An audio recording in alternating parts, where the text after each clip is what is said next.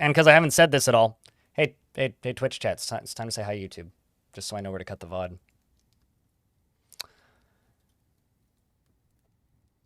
And I think it's time to start a fresh Embark. Thank you very much to the 181 of you here on Twitch and the 130 on YouTube. Let's go play some Dwarf Fort. So, the gimmick for today and the gimmick for the next fort is pretty simple, okay? When we initially start the fort, everything is going to be perfectly normal, meaning there will be 7 dwarves, and I will be playing Dwarf Fortress. But whenever we get the first migrant wave, a thing's going to happen. And this thing is pretty simple. When we get our first migrant wave, I'm going to select a dwarf, or we are going to select a dwarf from that migrant wave. Okay? That one dwarf is going to be the main character for the remainder of the fort, or the following 10 years of the fort. Okay? I was originally planning to do a vault embark, but after some shenanigans last night, there's one in this entire world vault, and it's destroyed. So it's kind of a null point starter as far as I'm concerned. So we're not doing that in this world. We'll have to do that in a different world. But the way this is going to work is once we get that main character selected, we are no longer going to, or I'm no longer going to be able to just unpause normally. What we are going to be limited to is on the 5s and 0s of the month, I can pause, okay? Whenever the game is unpaused, I have to be following the main character. That's what we're doing. So essentially, I'm going to have no field of view, just the main character. And the idea is going to be to make that character as interesting as possible in the world. And I'm going to try and do that for 10 years in game, because that's a solid amount of time. So we have to find somewhere to settle, somewhere interesting. We have to find somewhere that would fit this kind of theme well without, being unplayably difficult. This fort is going to be a lot less ambitious than other forts I've done because of this nonsense theme. But it's still going to, it's got to have some ambitions, right? So that's what we're doing. That's kind of the idea. That's the theme.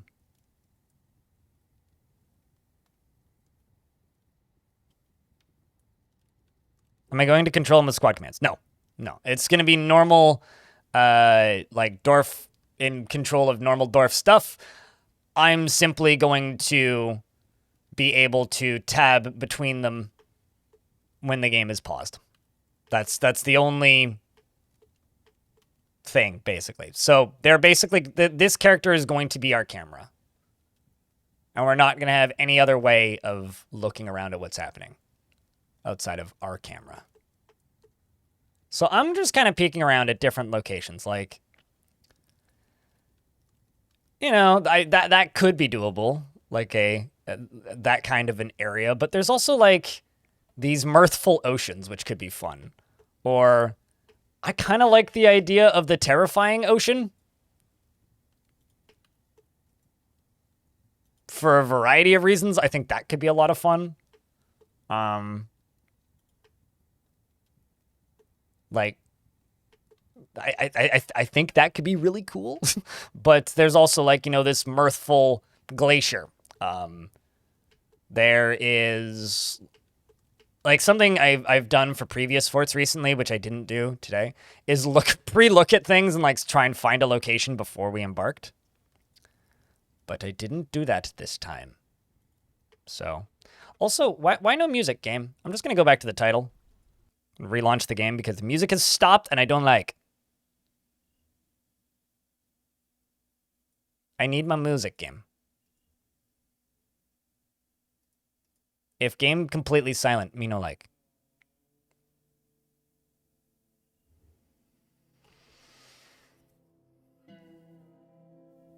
Then the fort's over.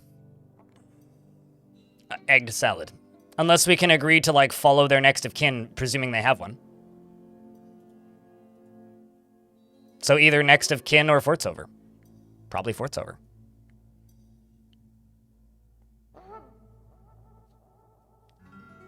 So like a Fortress Adventure mode? More like Dwarf POV mode. POV, you're a dwarf.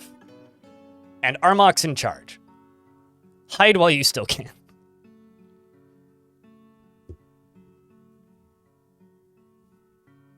An anchor for the fort. Yeah, and obviously we're going to need to try and make the dwarf that we're following interesting, right? Because if they're not interesting, where's the fun in that, right? You know, we're going to have to try and... How do I make this? How do I make this clear? We're going to have to try and create a character that's interesting. Yeah, and I can only pause on the 5s and 0s. So on the 5th of the month, I could pause. On the 10th of the month, I could pause. So I will be pausing relatively consistently, but it's going to mean for things like sieges, I'm not going to know exactly what my military is doing at any given point, right? So that's what's going to make it interesting, is the fact that I'm not going to actually be 100% aware of what's happening at any given moment. Because normally for me, and something that I often do, and this is what I was kind of talking about earlier, is if I'm under siege, I'm staring at the siege, right? And I think most of you playing the game probably do that as well. If you are under siege, you're staring at the siege. If you are, like, if there's a were creature, you're staring at the were creature, right? I'm not going to know where that is. This could be interesting, although it's just mirthful. And there's no metal. Because that's a real steep volcano. I was looking at that one once before. How about this one? Although we've done a lot of volcano forts recently. It's just so tempting when there's just volcanoes everywhere. You know what I mean? I mean, this could be interesting. Iron and tin. What's the elevation here? That's real steep. That's not a bad little chunk right there. It's actually a lot of different metals. Of course, the elves are settled right on top of a lot of different metals. There you go. Ardith Prime. Volcano hot, not cool. But I'll give you that. But the, like, dwarf POV stuff only starts when we get the first migrant wave. So I have until the first migrant wave, basically. I kind of want to do something with this ocean. Just because, like, it's a haunted ocean.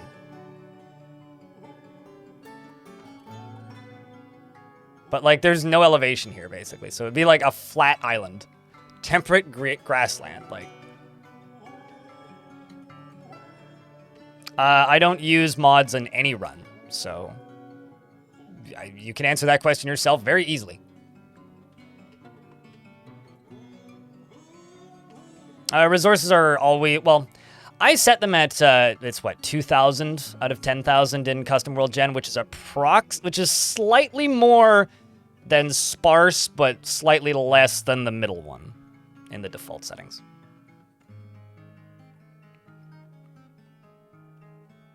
I mean, honestly, there's few things that you could be better, that could be better, Carib, than sitting on an inner tube and just floating down the stream. So, you know, floating down the stream while sitting on an inner tube sounds like a pretty good way to spend your day. Okay, there's actually some interesting beaches, like right here.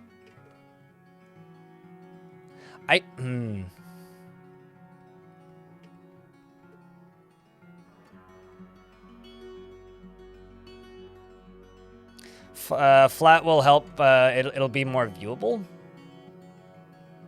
I mean, we'd be building underground primarily. I mean, we could see what this area looks like. I also kind of like this bay. That could look neat.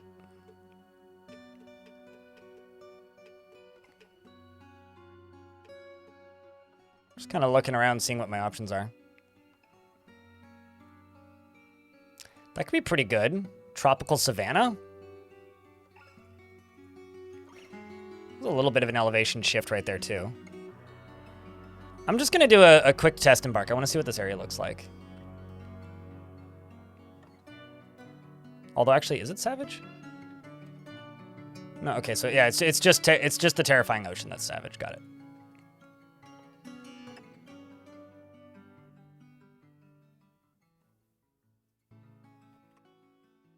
I'm immediately seeing peppers in the middle of the screen. Look at that. Pepper plants. This feels so small after the last map. I mean, it's kind of sparse on the trees. Let's just unpause for a second. We are mid-spring, which means I might actually have to wait a whole year before we get the first migrant wave, but Black Mamba? Ooh. What's up, Muragrim?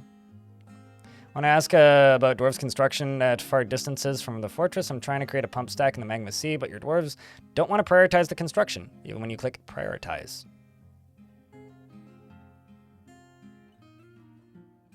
Okay, well, one, prioritize is a, like, DF hack thing. So you're already fucking with your game. Number two, remove other jobs? I mean, unless you're talking about, like, this. But that's not for construction. I get this question a lot, and it always perplexes me a little bit because I don't really know how to answer it.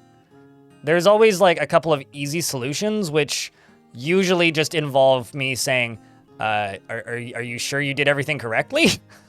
And aside from that, I genuinely, I cannot tell you directly outside of check for burrows, which is what Carib just said. Or you need to remember, construction is like it's like the middle priority. So if you have like 1 billion jobs queued up and not that many dwarves, they're going to do every other task first. And if you have repeating jobs queued up, they're going to do every single other task first. To me, it's usually just an issue of people have this habit of overworking their dwarves to the point where they're incapable of doing anything that you want them to do. So try going, like, hit T on the tasks and pause all your workshop jobs and see if they do it. Because if you pause all your workshop jobs and they complete the tasks, then you know that the issue isn't the task, it's the fact that you're overworking your dwarves. And if they still don't get it done, then there's something else weird in the middle. So. Like, things like smoothing are, like, very high up on the dwarf's priority queue.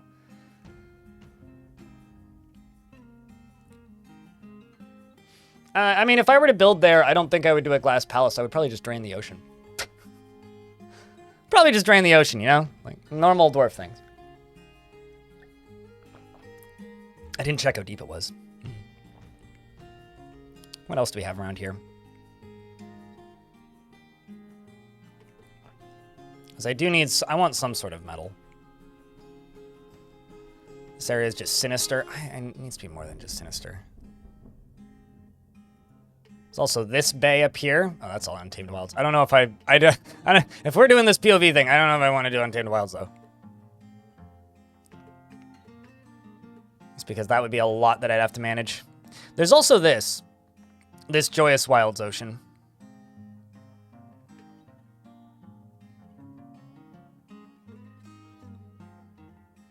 But there... Oh, actually, no, there is silver and lead here. This could be fun.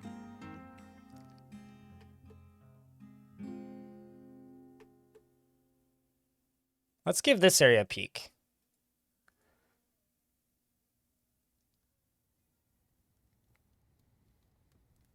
Let's give this area a peek. Maybe like...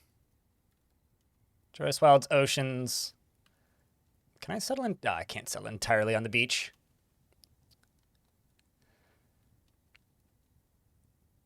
That's all joyous. Okay, let's try this right here.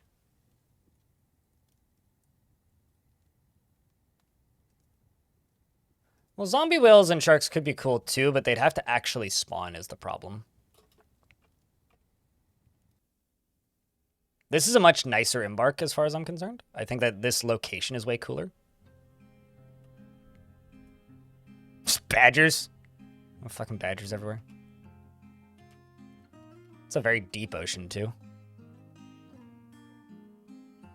I mean, it is summertime, so beach episode would be apt. Let me just do a thing. Exterminate badger. I want to see what other animals will appear. Kiwis.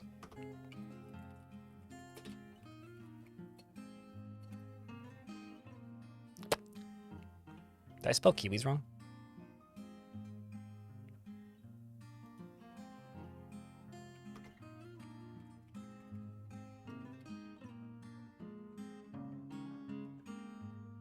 Oh, bird underscore kiwi.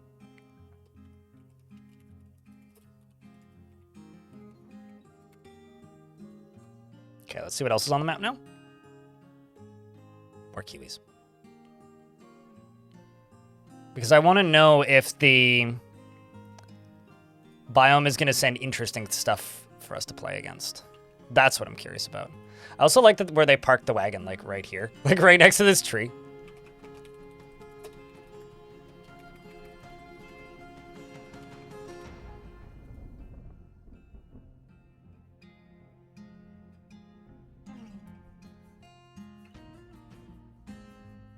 Making you imagine the dwarves in a bikini? I mean, you're welcome. It's just a dwarf running around singing Yellow Polka Dot Bikini. That's not the most exciting location, I guess.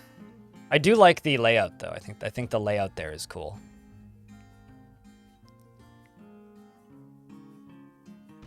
Hello, Presme. I also kind of like the idea of settling as this far on the other end of the world, purely because if we are very, very, very far away from the starting location, or from the previous fort, I'm less likely to get invaded by zombies.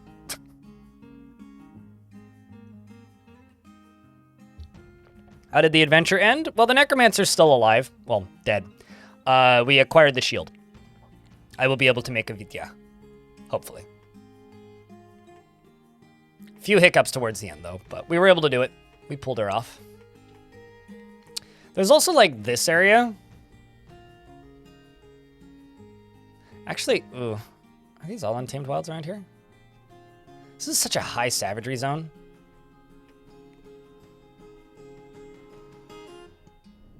I mean, If you guys want to be a little bit crazy, we could do this. Okay, that's just untamed wilds. What's the elevation here like? Because I don't think I can embark like right here, right? That's probably not embarkable, yeah. Silver, copper, tin.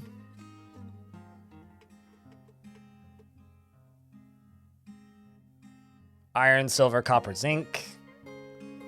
Fun metal industry stuff.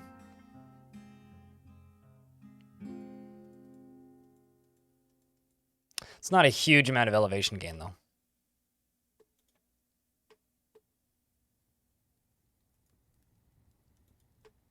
Temperate freshwater lake up there. What else do we have? There's like another one, isn't there?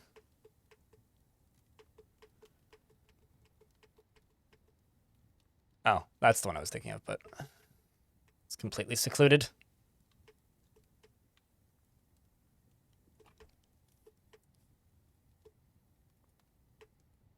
This is kind of bonkers, this area up here. It's like this massive good glacier. Plus the mountains up there.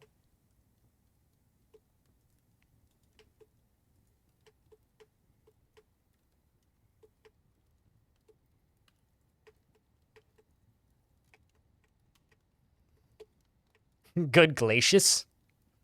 Good glacius, eh?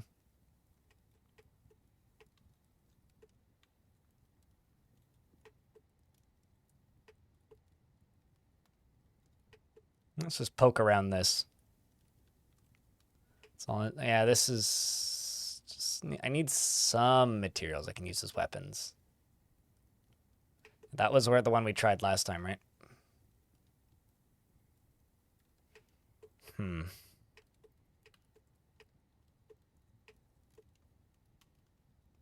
How about the terrifying ocean? Let's poke around in other terrifying ocean areas, because could make this work. Actually, this could be fun. Settling on either side here.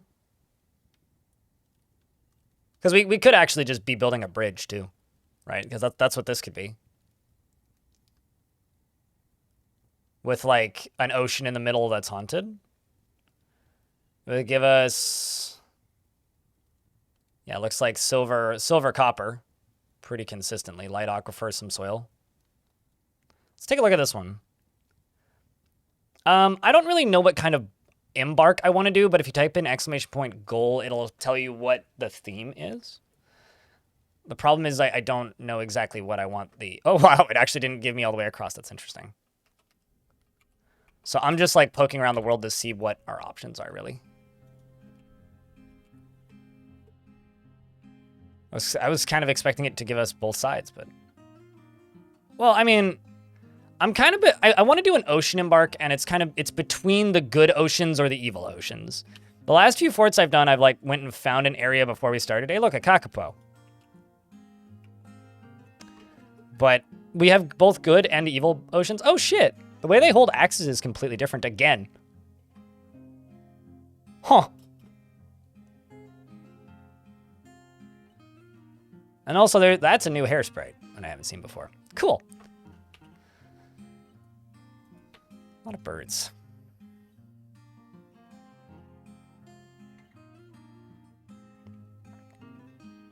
Or a copy of the channel tunnel. Copy of the channel tunnel with minecarts. I don't know what you mean.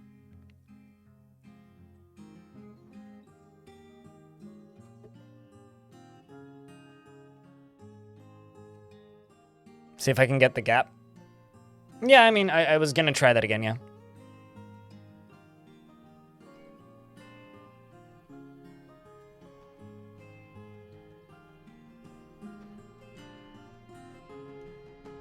I have to find one that's tropical.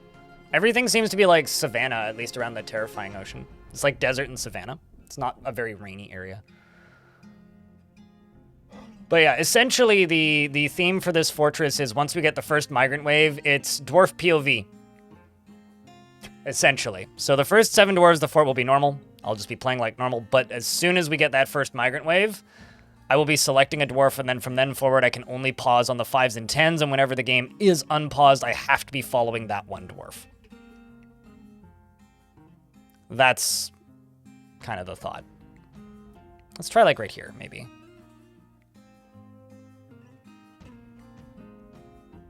Because this will give me silver and copper.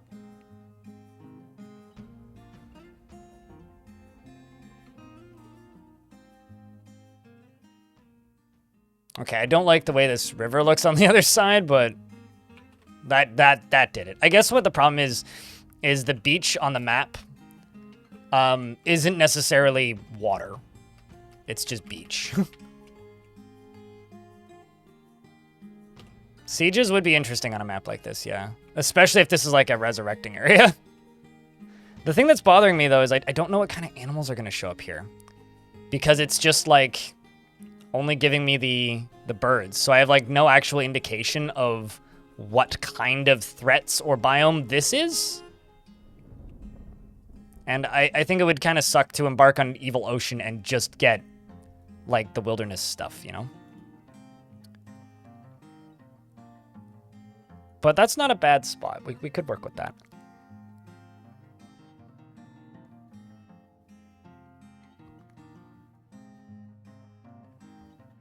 You don't know how I live without platinum? Because getting your hands on a rare resource through trading is more exciting than having every resource on your map with no, like, threats. Also, hey, JJ. Undead whales. I've never seen one. True story. I've seen sharks, not undead ones. But I have never once seen a zombie, like, sperm whale. Also, Twitch chat, we're about to get hit by an ad break. I won't do much while we're waiting. So if I'll just be poking around, looking for spots. You know, I don't know if anybody here watches the internet personality Italix, but he has a meme where he's still in the character creator. This is me with World Gen. Also, YouTube chat. There's 180 of you watching and 56 likes on the YouTube stream. Do us all a favor here. Please click the like button. Thank you.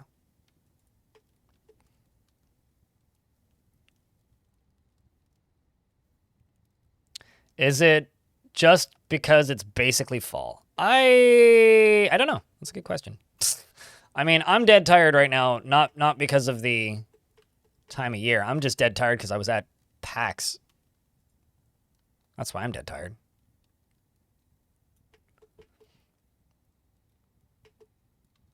This could be kind of cool.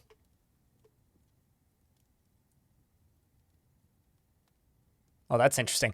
Beach is terrifying. Ocean is haunted. Okay, I kind of like this bay here.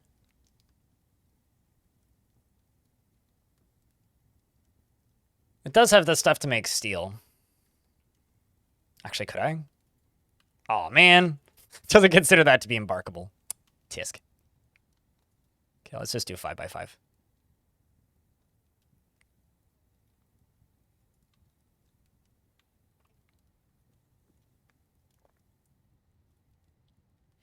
Yeah, no, you get to skip the ads, Rick.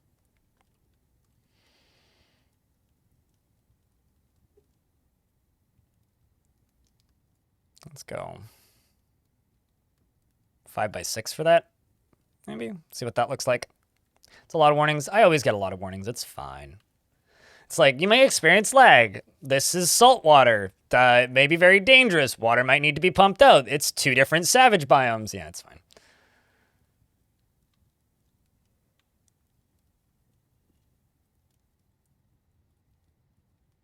If you're not seeing one, Disco, it's just because your region doesn't pay for that many ads, and there was no ads available to serve to you at that exact moment. TLDR winning. It's like annoyingly square looking, though. You know, okay, so if I just look at this, and if I shut my camera off here, does that look like a face to you, chat? It's like the beach is yelling at me. It's like the anime face where, like, their mouth just becomes the entire bottom half of their face, and they go "Bah!" really loudly. It's even more so in the mini map. It's like this giant square mouth is just trying to eat something. It's going like, "Bah!" Like pumpkin. Yeah, a bit like Pumpkin Jack, actually. There you go. It's a goofy beach. Exactly. Hello, Phantasmagore. Also, Big Red Jackass, thank you very much for the Prime subscription. You came up with the name, not me. You know, it's all right. You can't call me, like, rude if you made it up yourself. Well, there is a horseshoe crab here.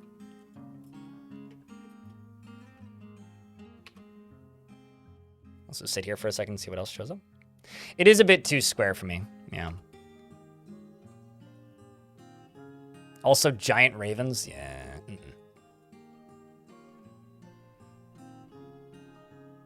It's got a little hand. It's a bit cartoony looking, I'll say that. It's a bit cartoony looking.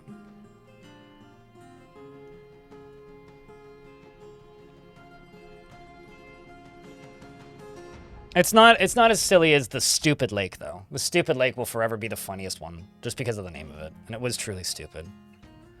I think I'm gonna, because I'm not really liking a lot of these Embark locations, I'm gonna go to that very untamed, wild, joyous, wild, small lake that's surrounded by the mountains. We'll poke around there a little bit and see if I can find something interesting.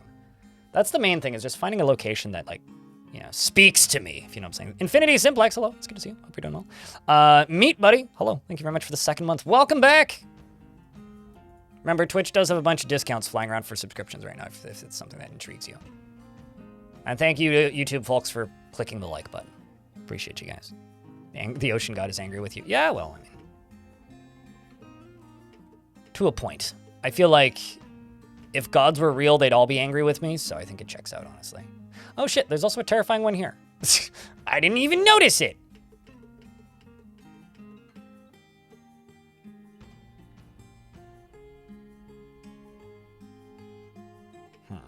What's the elevation here? Like, nothing. There is no material difference between the mountains and the non-mountains. Let's try this, though.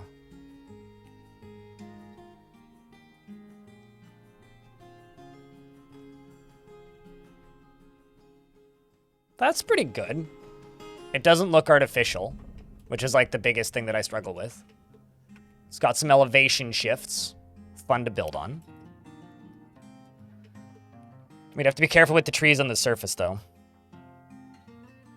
Another theme that I was thinking about doing was just like, I'm only allowed to use gather zones to get food, which would be fun if it was Untamed Wilds. Looks cozy, yeah, until like the earth tries to kill me. There's undead geese.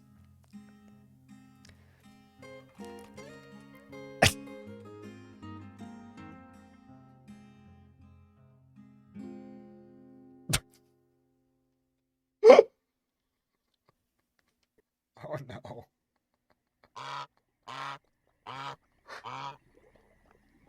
Oy, okay, well. Chat, did we just find our embark spot?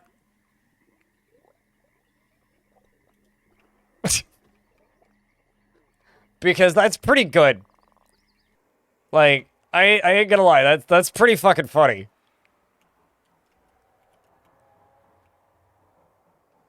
Actually, hold on. How deep is this map? Oh, wow. It's also really shallow. It only goes down to layer 7.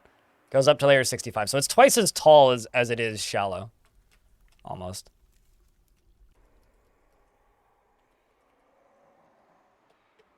Hey, chat. I'm going to do a little bit of cheating.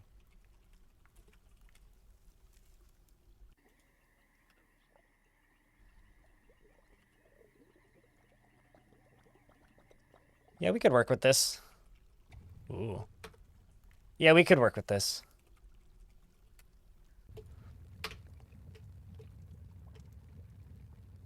This would not be a re-embarkable map, though, probably.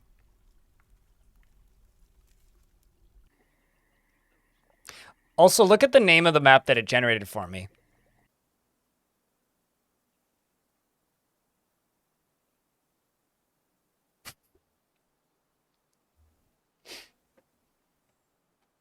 I feel like we should call it Goat Murdered, if dwarves have a word for goat. The place where the internet dies. No, that's just where beavers live. Okay, I'm just gonna nuke these geese. Well, actually, exterminate bird _ raven. I just want to see what else will show up. Too many M's and syllables. Net hacked? Can you... Is hacked a word in Dwarf?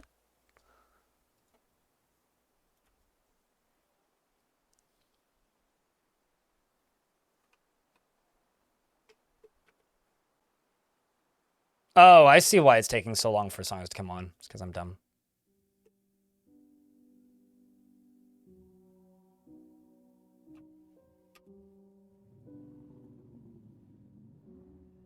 I feel like the Haunted Goose would be a really good tavern name.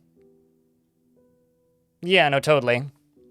I mean, hacked as in, like, to hack something up, yes. This is an ocean, yes. Okay, so there's also undead ravens. They are underwater undead ravens. Oh, never mind. So the ocean is a resurrecting biome. Oof, that would be brutal. Like, actually, that would be brutal.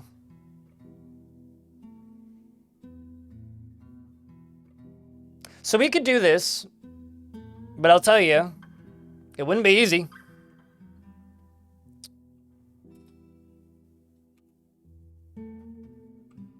No, not fishing. Well, fishing wouldn't need to be forbidden. In fact, fishing would probably be smart.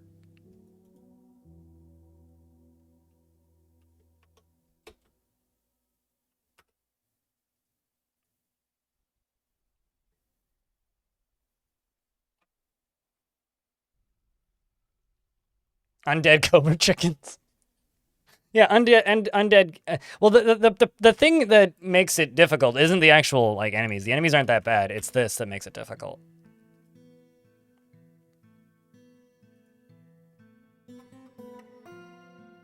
So once we get the first migrant wave, I would just have to be extremely cautious. And also, like, minimal pets.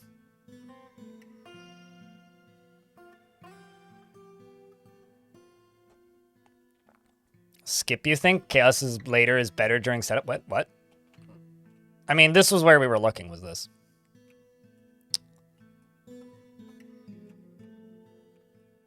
But there's a lot of interesting oceans / lakes. Actually, is this an ocean? No, okay, this is technically a lake, actually. This isn't even an ocean. Sometimes what the game considers to be an ocean is a little strange in these custom world general worlds. It's like, it's kind of between one of these two. Although, actually, I think we'd be completely secluded from the outside in this area now that I look at it. Oh, no, we wouldn't. This is accessible. So not completely, just mostly. It's like between one of those two lakes, like that area that we were just in as an example. If we just want crazy ocean wildlife, we could go for like one of these Untamed Wilds oceans. Like I could also go for like this, like what is it called? The Released Land would also work. The Furious Island. Okay, that wins just purely based on the name. Which checks out that it's like Untamed Wilds too. So like this could work as well. But I'd need to select a good embark on it.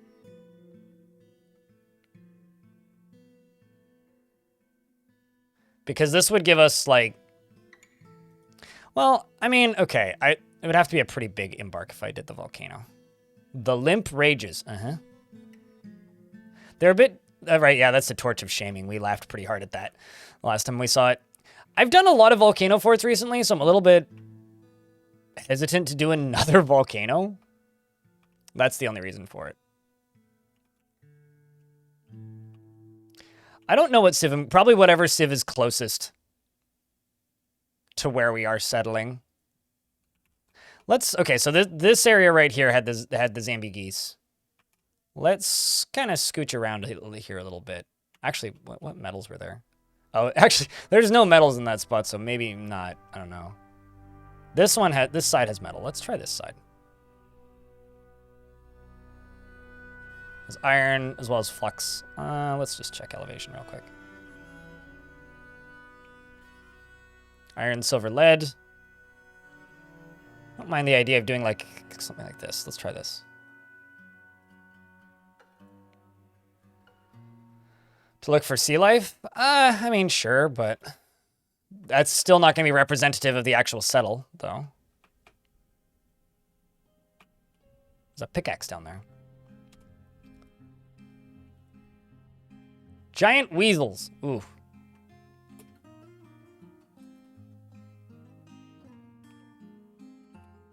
What else do we have? Is the weasel just going to run over and attack us?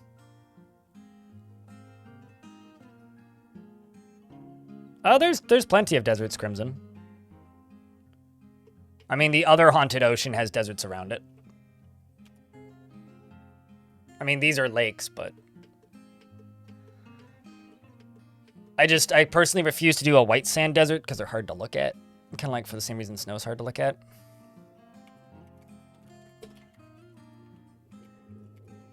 Did I spell weasel right or wrong? No, I didn't.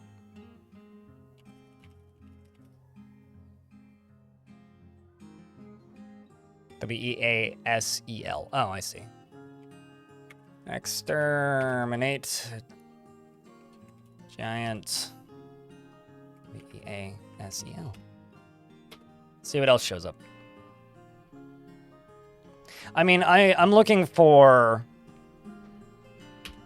like realistic kind of situations. Okay, so there's undead ospreys. So yeah, this is also a undead osprey man.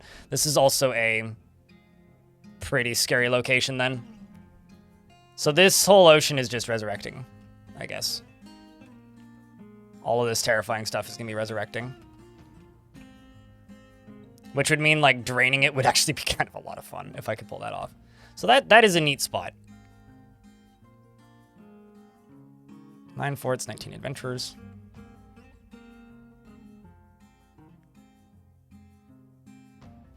Yeah, I mean the Untamed Wild stuff doesn't start assaulting you until you start like destroying the surface, really. So you're generally safe initially. Drink the ocean? Well, I mean that's a lake, not an ocean. But oceans aren't drinkable because they're saltwater. Like you can't even use them for curing diseases, really. Like you have to you have to make sure they don't drink it because it has negative effects. I mean, you can purify it, which isn't too hard to do.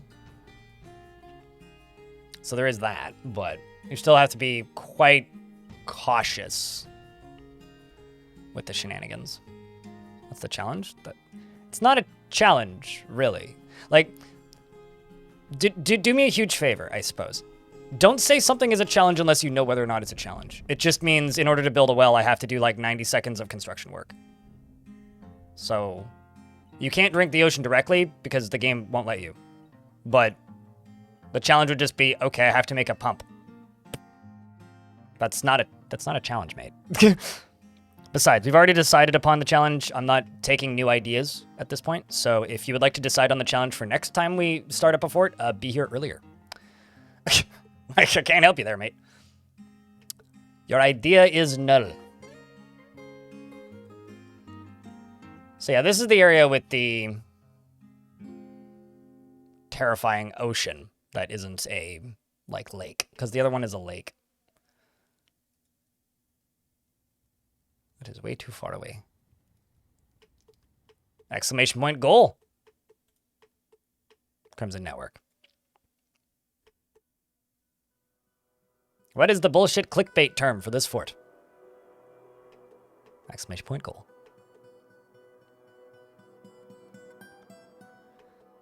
Like areas like around here could work. This is all Untamed Wilds. Yeah, most of the deserts and stuff are up here. I don't think there is... Okay, now there is a tiny patch of desert right there. But there's just like no metal there. Which isn't bad, but... The Elder Desert, and it's not a desert. It's a rocky wasteland game. Oh, okay, this could be fun. But it's a shame it's just calm and sinister. It's like, this is like the least, like that center island is awesome looking, but it's like the least interesting of all of the options provided. Oh shit, Bits. Matrix cheered. X400. Just wanted to leave this because I love the godly tombs and Goretusk videos. Looking forward to you strike the earth for this next fort. Well, the next one's going to be an adventure mode video whenever it's done. And then this will be the follow-up to that. Okay, we could try this spot. Got copper. I mean, that'll do. It's enough.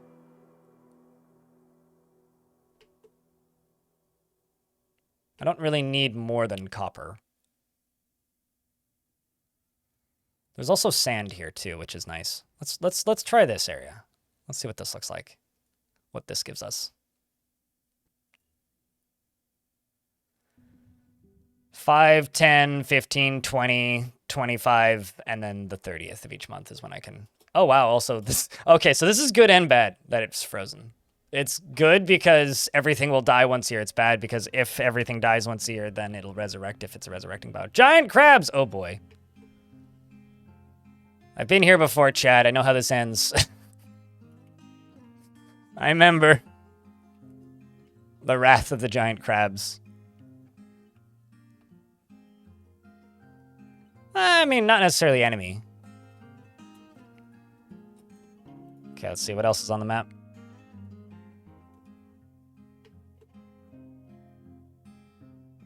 There is no 30th of the month? Okay, well, the 25th. It's 29 days, right? I've just been saying 30th because that's just how brain go.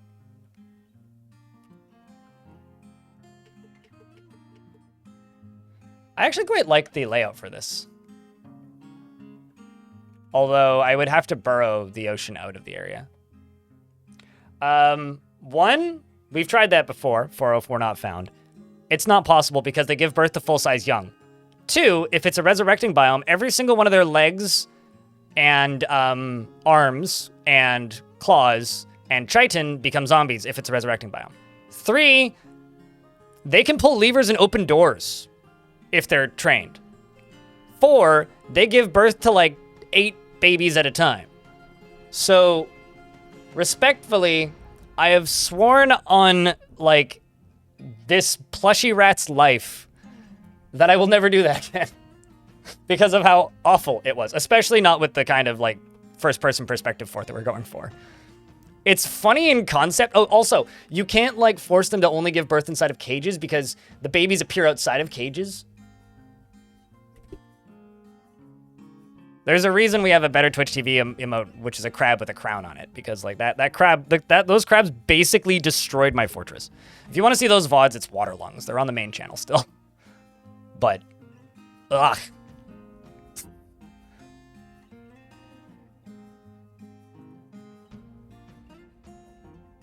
That could work though. We could do that area.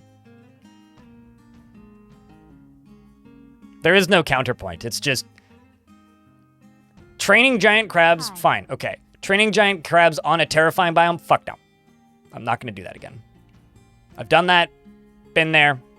I made a t-shirt for it, and I'm not doing it again. Rare Candy, thanks for the 11th month.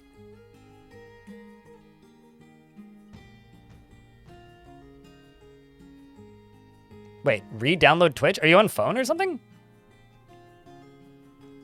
But you're welcome. Sitting here, read down, like the desktop app for Twitch has been dead for a while. And then I remember, right, yeah, people use phones. I so rarely use Twitch on phones that it's like, it doesn't even register that that's an option to me. This could also, if we just want to do like a straight up island, this is also an option. You're at work, gotcha. Well, don't, just make sure that you put the stream on in the break room, yeah?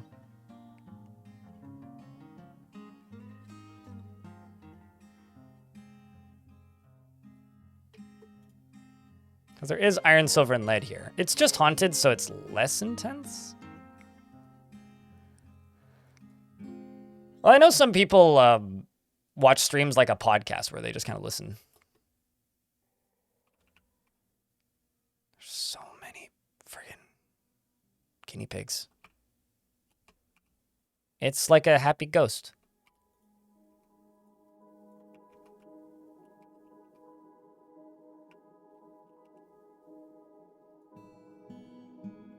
Someone's got horseshoe crabs and echidnas. I'm mostly just looking for interesting embarks, and I find oceans to be very hard to find interesting embarks.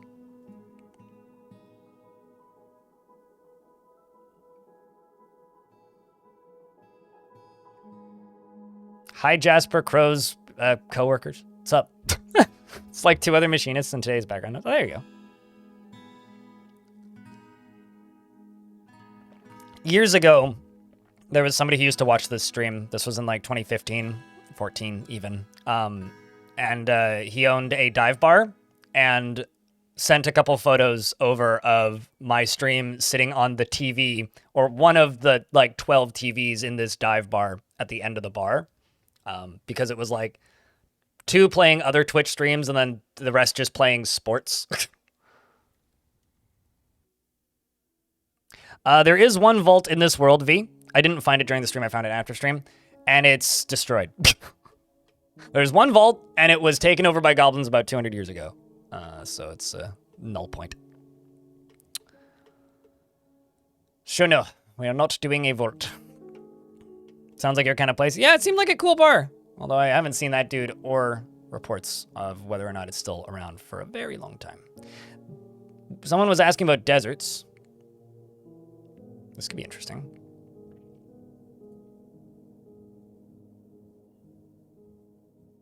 Because we could make a glass palace here.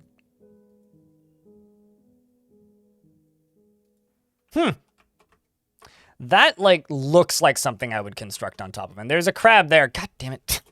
It's the fucking giant crabs, man.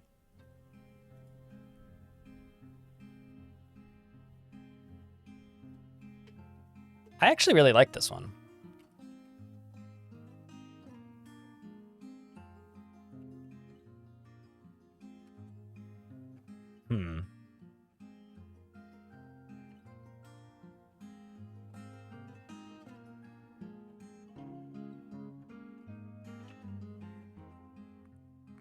It's kind of like camo colors. Yeah, kind of. How deep does it go? Oh, wow. This one's actually like a normal depth, too. Huh. It starts on like ground level 0, and goes all the way down to minus 150. Or 125, rather. Probably because of the lack of rain. It's also a deep as hell ocean. Happy to help, Mark.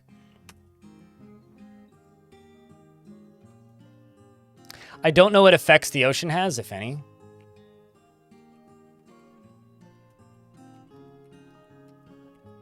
So that's the only... Well, I don't know if that's an issue, but...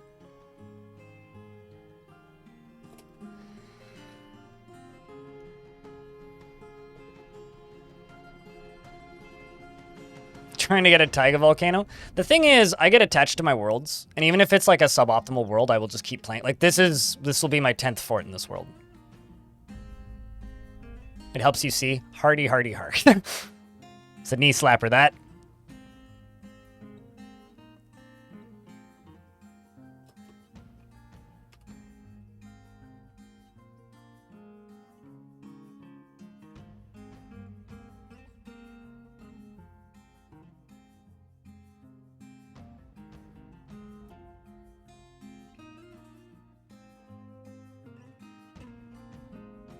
You really like to use it? Any tips for finding fire clay? Use the search functions in the menu and search for maps that contain clay.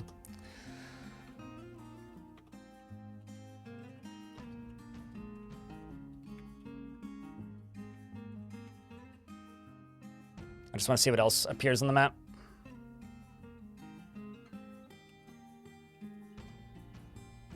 Camels.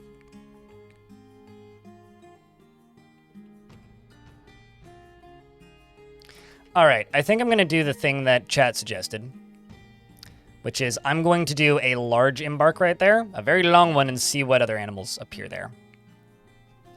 Because I want to see... Also, it's 385, not 383. 384, rather. Oh, no, it is right. Okay. Just making sure that the embark year and goal was set correctly. No, it's just that one crab got deaded. It's fine.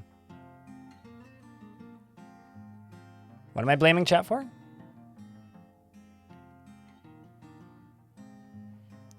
I mean, the one thing I don't like about embarks is embarks that just have everything on them. I want there to be weaknesses to embarks. And I think a lot of people just look for the perfect embark, and to me, ideal starting settings are boring. Yeah, so it's right here was where we were. So, ooh, that could also be good. Iron, gold, silver, copper. What was this? Silver, copper? Okay, so I'm going to do this. How wide does this need to be? 5 by 5 to get all the way around there. Then I can do this. Okay. This is not a real embark. Yes, we are going coastal. Crash in 4, 3. Oh, no. Look at how squished the map is. Okay, let's unpause. Whew. Frame rate go by.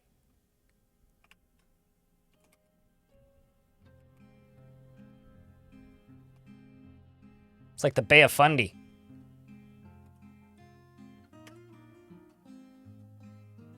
It's just full of fucking camels, man.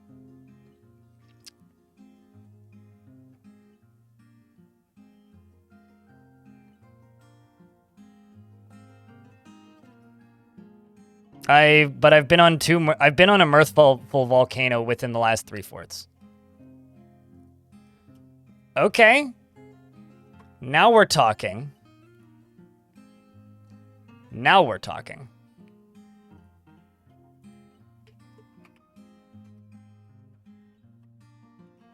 It's a nurse shark. So where's the doctor shark?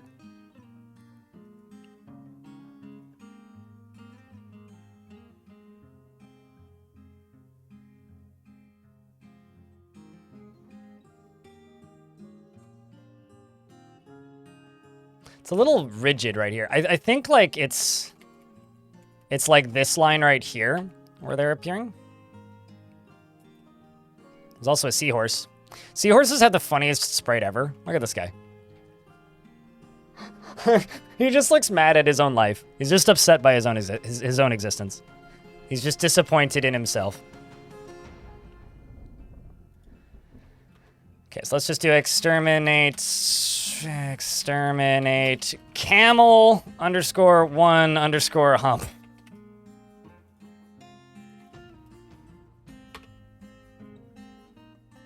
Let's see what else appears.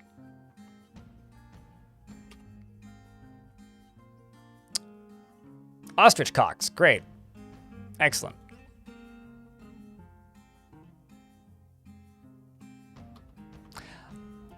All right, so I think we're gonna do this one.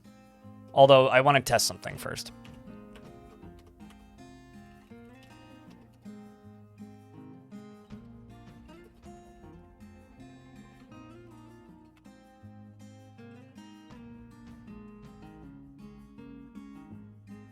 Is your horse amazing and should we give it a lick, Dragon Man?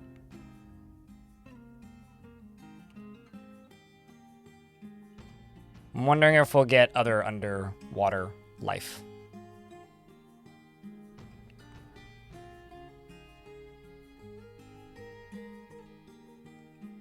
This is just turning into Shark Tale fan fiction YouTube chat. Chipmunk men are goofy. Wait until you see a leech man. They're like something out of a Silent Hill game. Oh, a cloud of eerie ash. Oh, okay, so it's murder clouds in this ocean. That's kind of cool. I haven't seen evil weather in a while, like of this variety. Nice shush.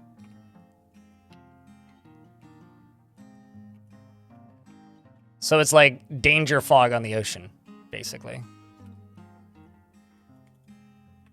Do you think so? Well, then I better not show you how the lemonade is made.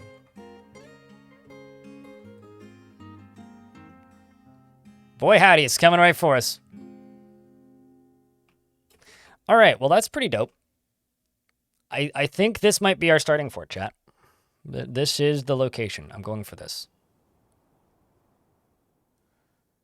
We don't know. It could make them sick. It could turn them into zombies. It could kill whatever it touches. It could make them dizzy. There's a lot of different effects these things can have, or all of the above. Should I wait until it hits the dwarves to find out?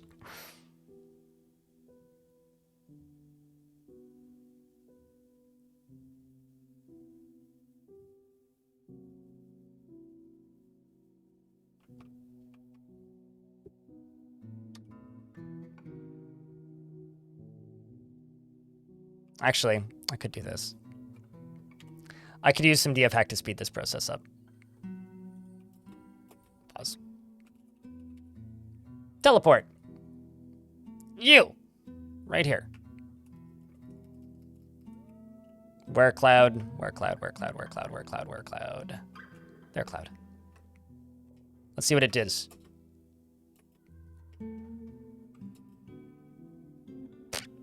Doesn't seem to care.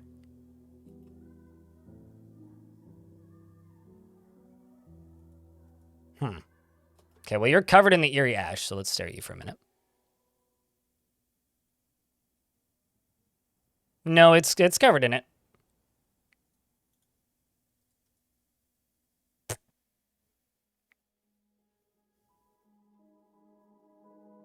Yeah, it's like choking on dust. It did make it experience trauma, though. Kind of thought it would make it opposed to life, but... I mean, it's like normal weather. Huh. It's just ash, yeah, basically. That's kind of funny, but also a wee bit underwhelming. It's like, oh yeah, no, there's evil weather on the map, and it doesn't really do anything. It's just kind of smelly.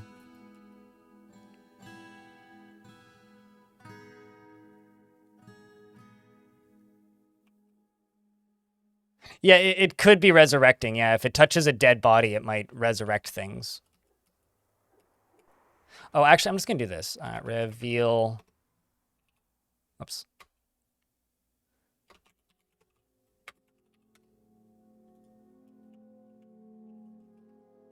Just curious what else is in the ocean, primarily. Oh, shush you. Hush now.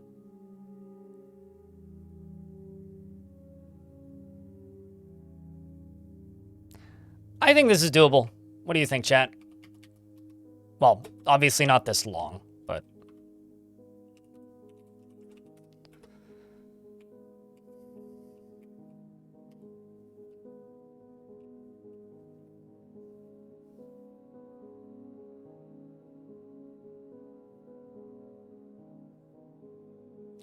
Usually weather zombies are pure evil. Like, will kill your dwarves on sight.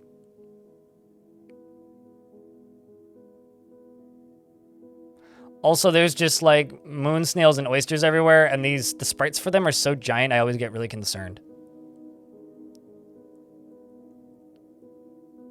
This is currently 5 by 16, actually.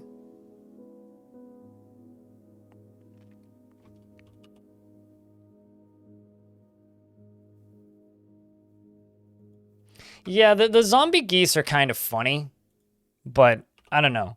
For me, it's between the Embark that had the zombie geese and this one. Purely that one purely because we had a shark on the map. So chat, now's where we make our decision. Yeah, that is a good question, actually. Is the dust from the deep sea? Because it could be like the next chunk up.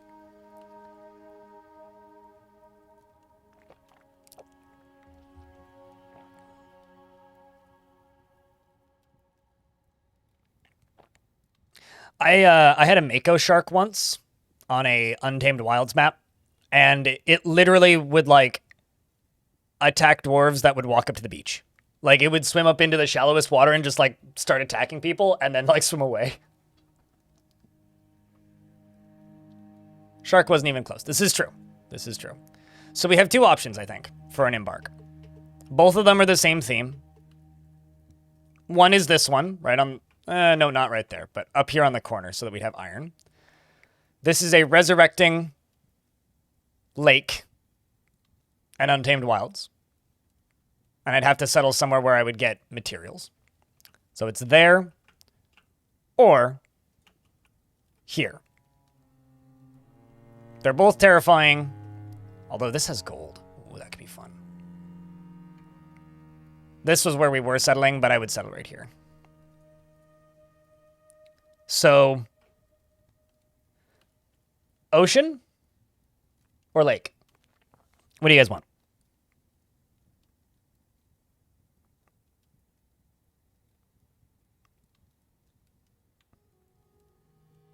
Because YouTube provides ads, I don't schedule them.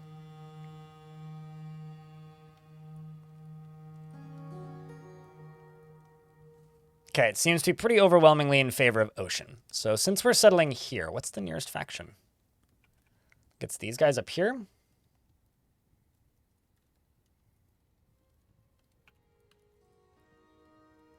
Crypt of Beaches. I mean, they're not too far away. It's just a funny name for this.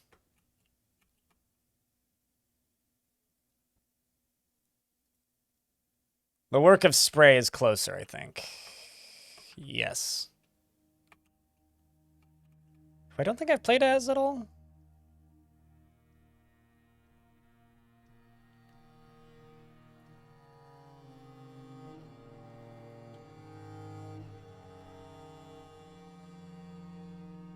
I think both of these names fit, and they're just like on opposite sides of the mountain range. Yeah, no, I have played the Cryptid Beaches. So let's go with the Work of Spray. Because this is a faction I haven't played at all. I've interacted with them a bit. I had an adventurer who went here, who then went and killed a bunch of stuff down here, which was fun. And it's also, like, close enough to other forts that stuff would interact. And meanwhile, the zombie apocalypse is happening up here, so... That's pretty far away from me, fortunately. So I'm thinking here, because it has iron and gold. Oh shit, there's actually a heavy aquifer a little further under.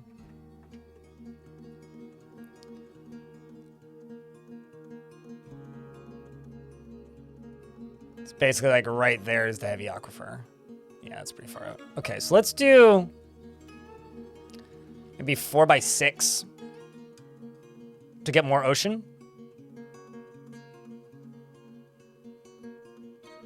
What do you think, chat? I just want to see what this Embark looks like. This will be the second to final one. Yeah, that works. Totally fine. Absolutely a buildable little desert thing. You can build a big old pier. How deep is the ocean? It's very deep. Goes down to minus 129. Yeah, that's great. I'm sorry, there's no animals on the map? Maybe I haven't unpaused.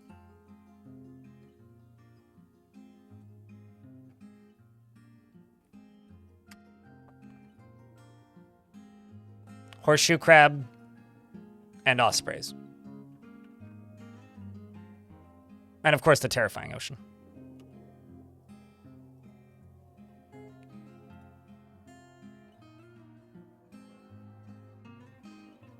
If you can drain the sea into the underworld. So I've done that. It refills from the edges.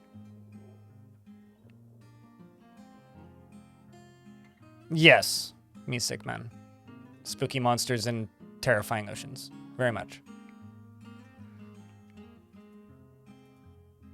Just seeing if anything else appears. Although, you cannot fully flood the underworld. One, because it drains off the edge of the map.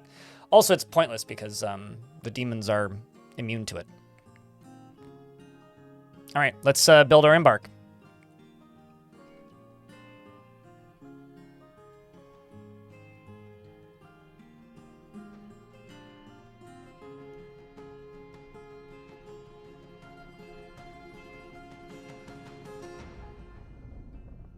If you have to dam the ocean, you have to dam the ocean if you wanted to flood it and make it stick. Yeah, no, you have to use, like... I mean, the easiest way to do it is just pour lava on it.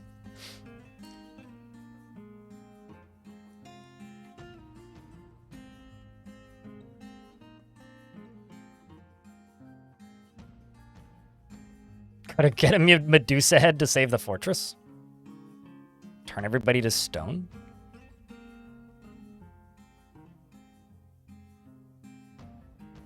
Okay, I'm just gonna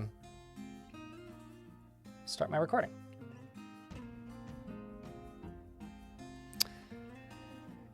Okay, so for anybody who's missed it, the way this fort is going to work, it's pretty simple. For a full Bioshock vibe, I mean, you have to move the water. And if it doesn't freeze, that's quite difficult. But is there any way? Certainly.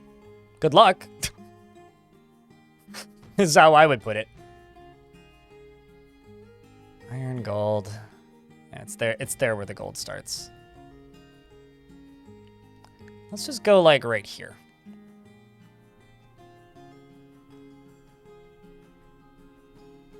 Although, let's go 1, 2, 5x6, I think, is what we'll do.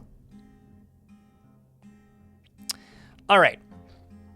So, to reiterate, the way this fortress is going to work, I'm going to play perfectly normally until the first migrant wave. When we get our first migrant wave, we are going to read through the migrants and select a main character. From that point forward, whenever the game is unpaused, I can only look at that character. I can pause the game on 5s and 0s, meaning on the 5th day of the month, the 10th day of the month, the 15th day of the month, 20th and the 25th are the only days I can pause on. If I miss it, I have to wait until the next one. And we're going to try and keep this fort running for 10 years like that. The goal is going to be to make the main character as interesting as possible, while also keeping the fort functional. Truman Dwarf show, basically. And now we need to name this challenge, I suppose.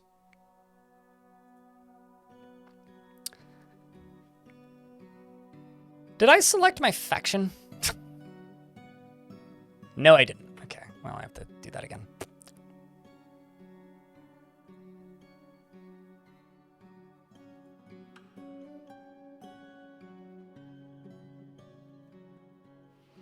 Ocean Man? Oh no. Take me by the hand.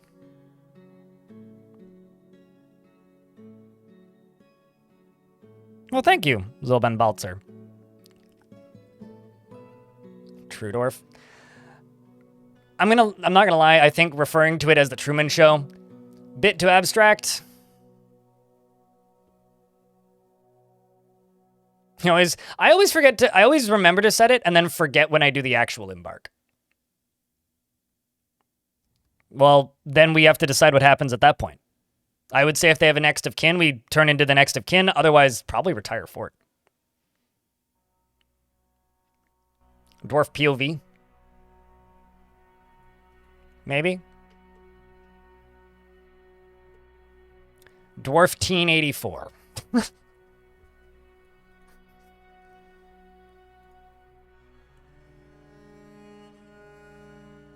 The work of Spray is going to be us. And we are going to be right here.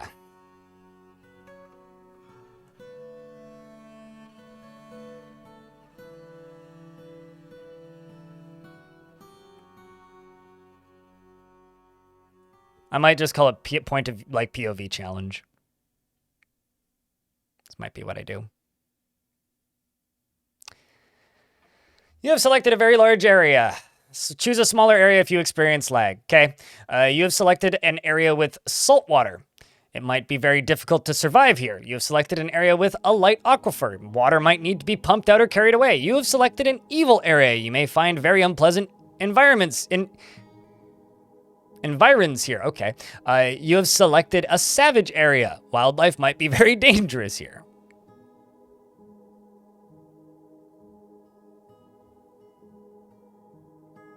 Although I would say most dwarven fortresses are 1984.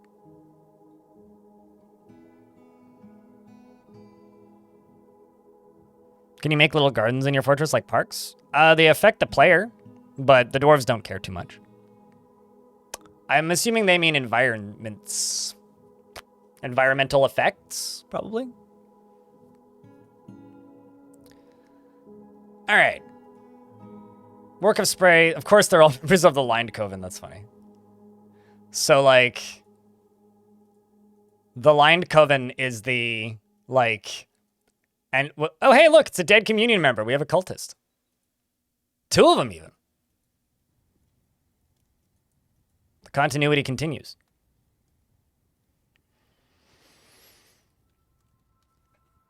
I feel like the dwarves just kind of walk until they get tired, and then they just, like, set up shop. So, what's our group name?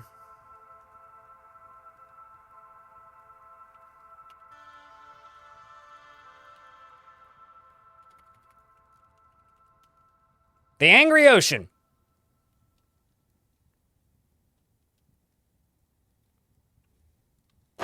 You know, there's a lot of words in this game wiki that I would never have learned if it wasn't for this game.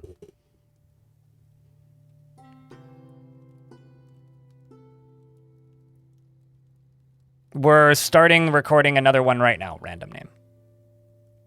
I talked about my plans for the next one at the end of the video, too. So if you watched all the way to the end, you would have heard that.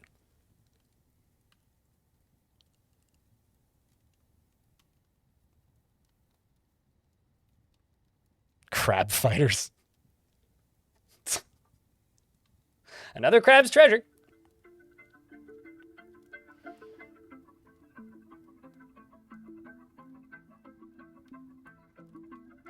I'm literally doing prepare carefully right now, Squillum. So I'm sure your question will be answered in the next 90 minutes. Love listening to me talking while studying. Enjoy your studying, Happy Plant. It's funny, because to me, I don't think of those videos as storytelling at all.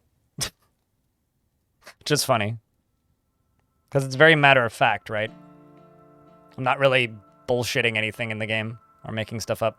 Well, with the exception of the cult. That was all just made up, but... Oh, no, it's all good, Squilliam. But, like, I'm staring at the, like, prepare carefully screen. I think I'm just going to go with the Angry Ocean for right now, and we can change the name of it if we want.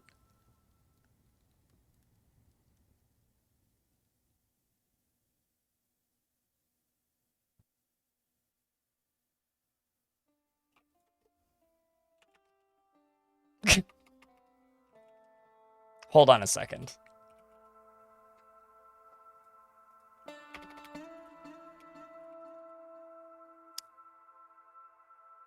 I'm not going to say I want to call the fortress Net Shack, but... I kind of want to call the fortress Net Shack. Because that's funny. Just because it sounds like NetHack.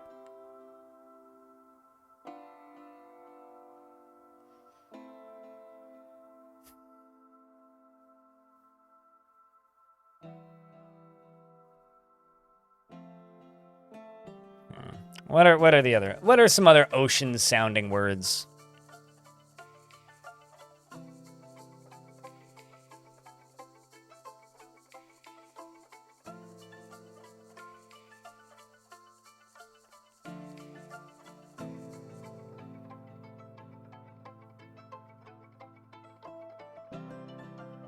Could probably call it bottle note. What's funny is dwarves have a word for coral, and they can like coral, but coral doesn't exist in the game. It's only a creature that Forgotten Beasts can be made out of.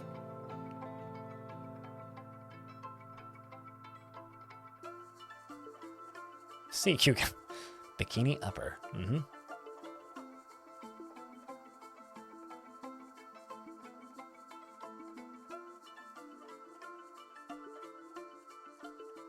Boat murdered. I feel like I've heard that one before somewhere.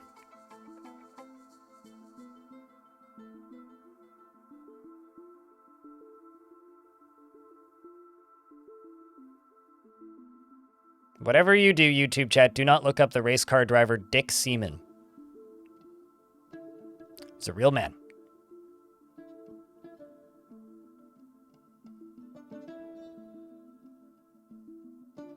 Spongebeard?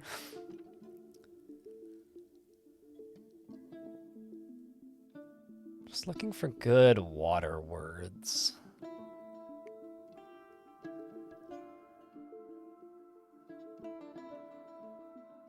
How about...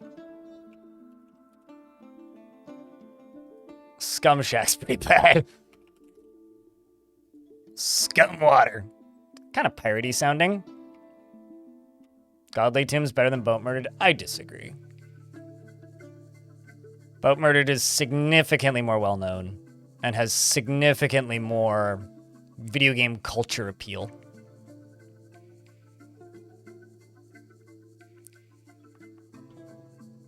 I read it in YouTube chat, Vercro.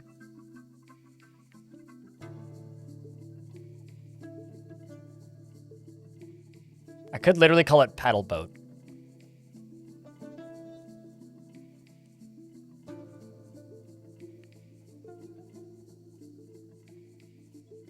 Wet sand? Is that like quicksand, though? Scumshore is pretty good. Cossack, thank you very much for the 13th month. Crypt L Crypt R. I kind of like Paddleboat, chat. Just calling it Paddleboat and like... Maybe the Paddleboat should be the tavern.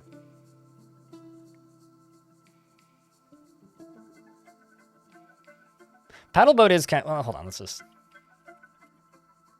let's try it on for size. Paddleboat. It makes it sound all like innocent and happy.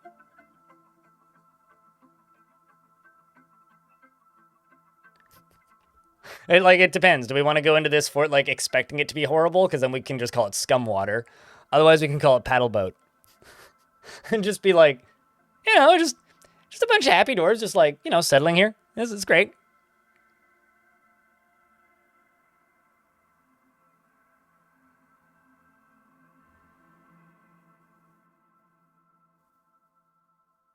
Gross.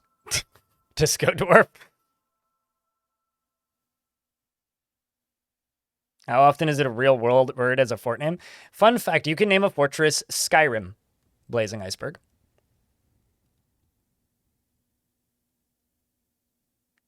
How do we know that they know that it's haunted though? Presme. You know what I mean? Like, do the dwarves really do that much prospecting before they get to a place? They just see a nice beach and they go, ah! That seems good. Let's stay here. What's a Greenland situation?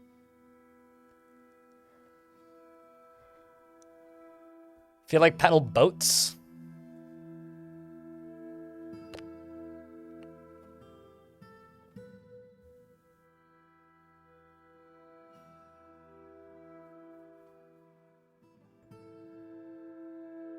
I mean, we don't know that it's not cursed yet. How are we supposed to know that it's cursed? I mean, come on.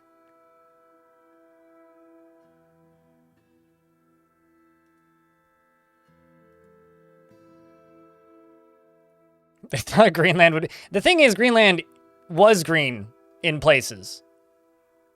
I think we're going to go with paddle boats of the... Okay, I'm going to change the angry ocean to something else. Let's say the...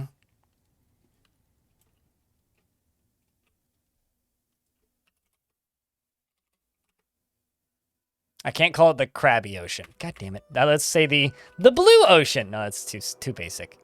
Awe-inspiring? Armored ocean? Bald ocean. Big ocean? The big ocean. We are a great big sea cover band. I mean, I've been cursed at before. How's that any different from an ocean being cursy? Come on.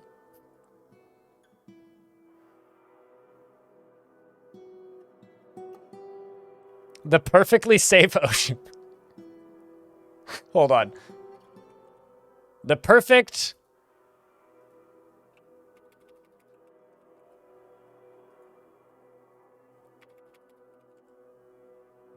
The perfect godforsaken ocean. How about... Nope. The lovely godforsaken ocean. Paradise Bay. I don't think... Yeah, I would have to call it the Paradise of Bays or something. I could call it the chill, probably. Well, nope, chill isn't an adjective. God damn it, how about hyphen compound? The lovely godforsaken chill ocean.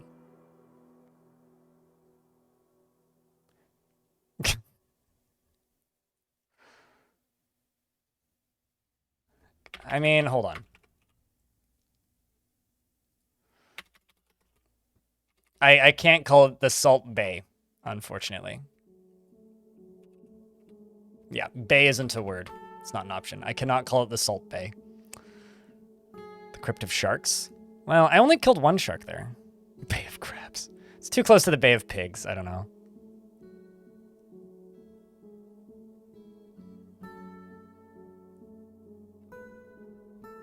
The Moist Mob. The chill ocean of moistness.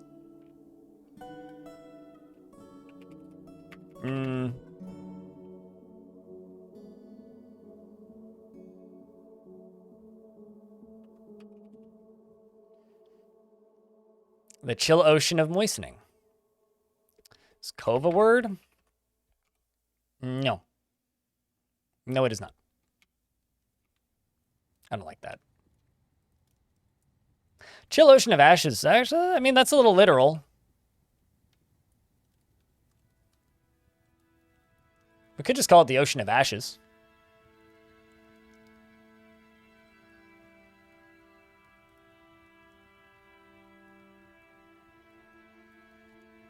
Yeah, but if I call it of moistening, then it is then the ocean is moistening everything around it, which would be accurate. We gonna make so much soap. Why? Because of the ash.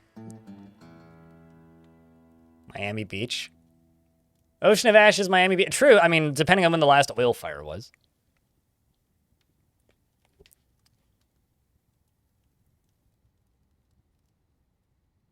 Yeah, no, they're not exact. Well, dwarves can be coastal people, but you're not wrong. They're not exactly very good swimmers. Although honestly, the more I look at Monaco, the more I go, this looks like a dwarven fortress. I gotta say, this looks like a dwarven fortress to me.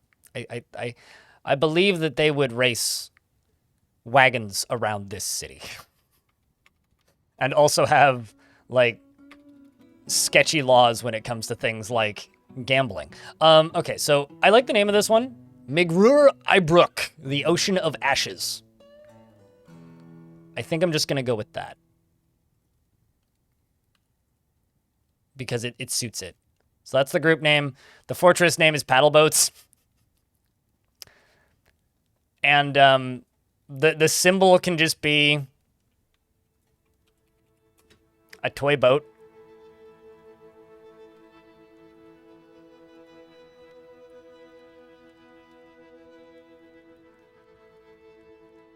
That is laughing.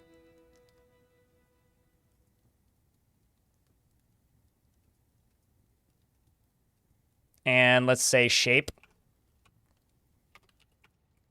No, a wave. That's what I want. And a wave. And the wave is raising the toy boat.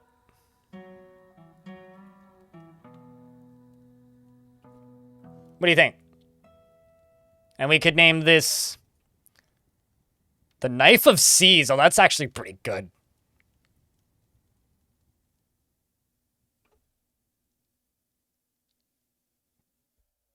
I quite like that.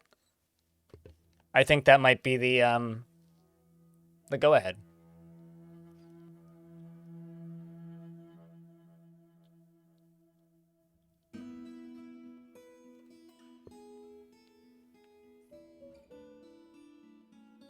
You hope a kid dwarf in universe came up with that idea? Oh, for sure. Most definitely.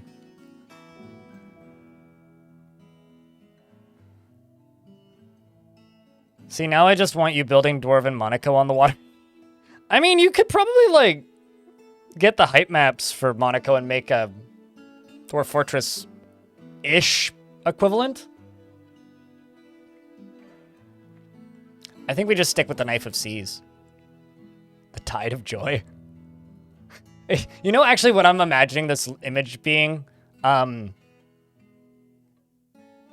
Okay, not Thomas the Tank Engine, but that series with tugboats. I can't actually remember the name of it. Something to Tug? Was it literally just called Tugs? That's what I'm imagining this being. Is his name Theodore? Jeez, boy. Ship it, send it. Okay.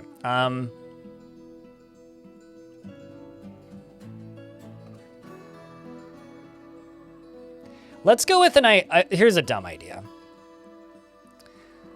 Let's pretend that these dwarves are not cut out for this.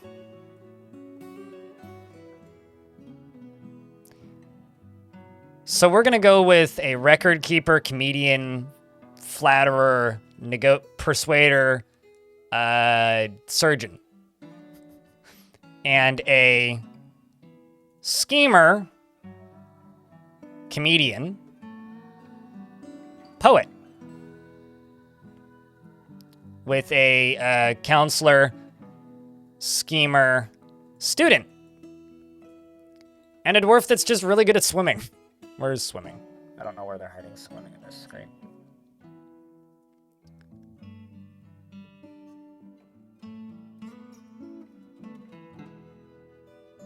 Ah, there's swimming.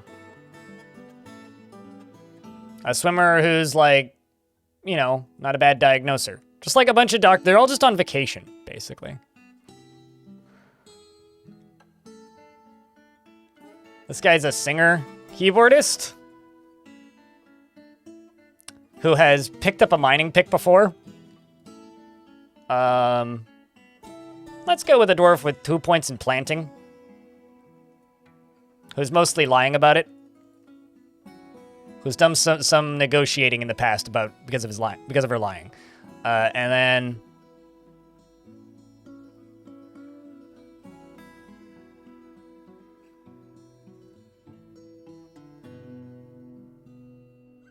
how about the camp cook? Who's also a comedian and a very talented flatterer.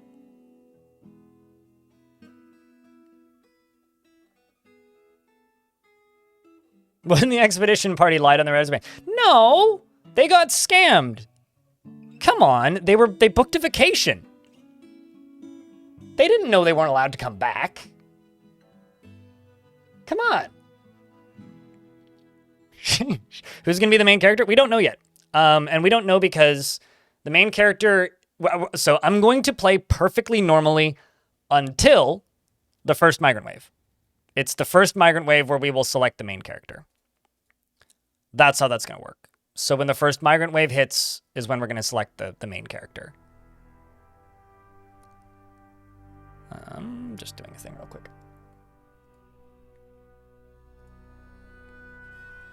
All right. Now let's go to items. Actually, animals. Items. Well, actually, what's our options? So I haven't played this faction. Is there anything interesting? Hey, we got elephants. I don't know, we did elephants in the last fort.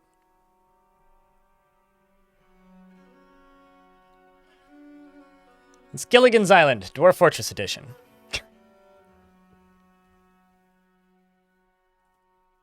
Yeah, most of these are pointless. Don't need any of these.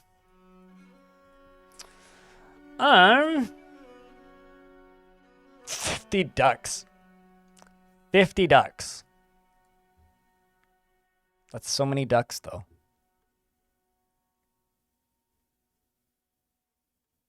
But Gore-Tusk is a different faction, though. No starting anvil? I mean, sure, but why?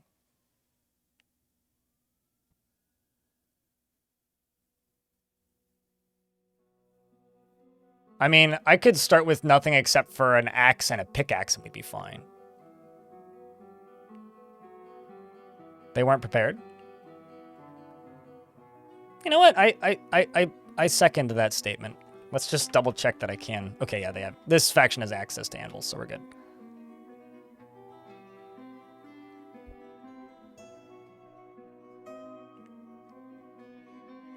We could also set some silly restrictions, like maybe my only export can be toys. Like, just export a lot of toy boats, you know?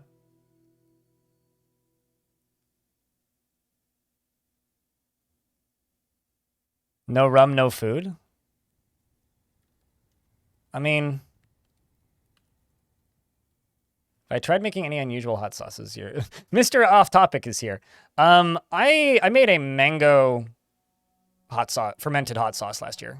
That was pretty good. But I generally stick with more just plain stuff because the peppers that I use, that I grow, are arapajos, which have a very unique flavor, and I like the taste of them. If I'm making something unusual, it's because I just bought a pound of chili peppers.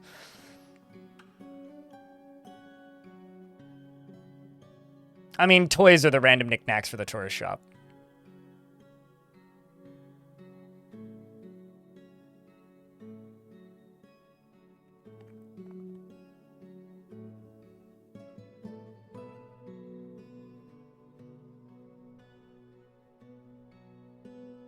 Oh, by the way, I am going to nerf the cavern creatures for this fort.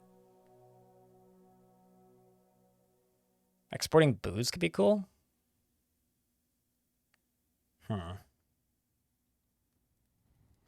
Well, okay. If we're committing whole cloth to the they weren't prepared bit, I go with 2 pieces of pigtail cloth. Cut the food down. Cut the lobster down. I mean, cut the plump helmets down. I'm going to keep the bags. I'm going to keep the thread. Don't need the ropes. Don't need the quivers.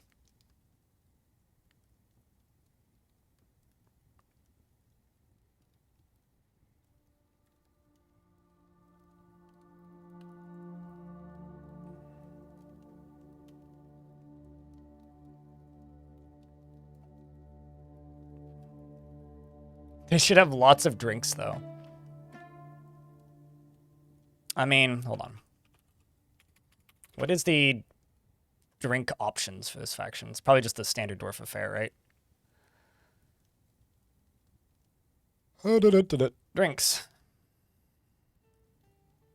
I mean, I got rum and wine so far, so we could bring some beer.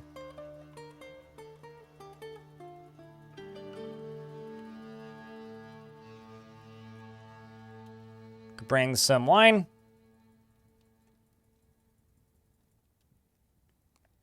And we could bring some rum. Well, we already have rum. What's the one that we don't have? Ale.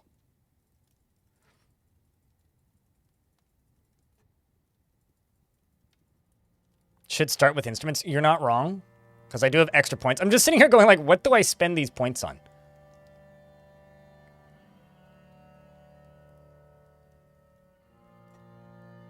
Maybe like just one of everything. They have kicks. That's how they get their kicks, I suppose. I like the candle nut look. That looks awesome. Grab one of those. Let's just grab a black cap, one of these. We're going to have a fully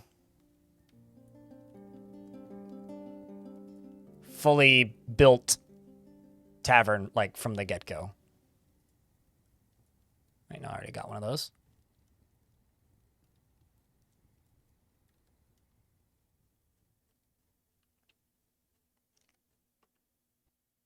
I don't think you...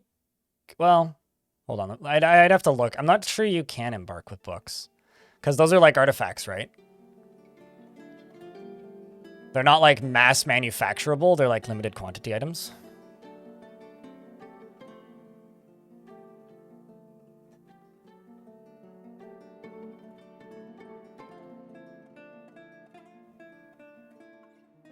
All right, so it's one of every instrument. I mean, I could embark with, yeah, scroll rollers. Or, like, blank scrolls. But I can't actually do anything with them, right? Because, like, yeah, you like, book bindings. And sheet, sure. Coal for the barbecue on the beach.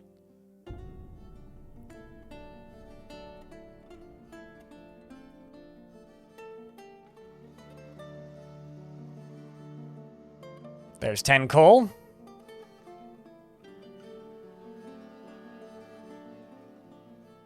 We already have one of each instrument. Yeah, we're heady there, Twipped.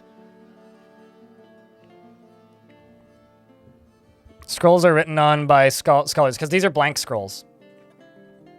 Well, I mean, I could start with scrolls, but they'd be blank. Then you need thread. Thread tends to get... Tiberium, thread tends to, like, get stuck in hospitals a lot of the time. Or automatically weaved, so you have to disable auto weaving. Cups.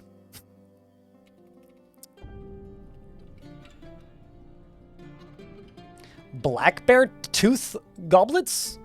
I didn't know that you could make goblets out of teeth.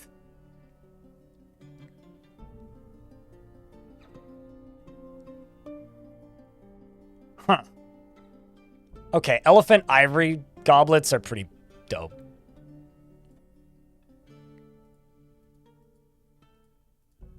I'm just starting off with 5 elephant ivory goblets. That's just too cool.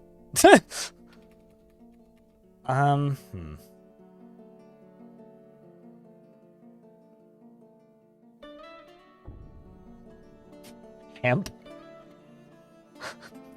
I mean... Okay, hemp isn't even available.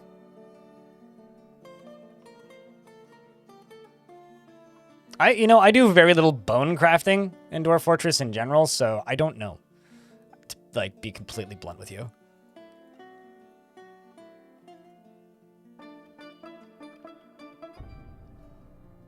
I could just spend the rest of the points on earrings and shit.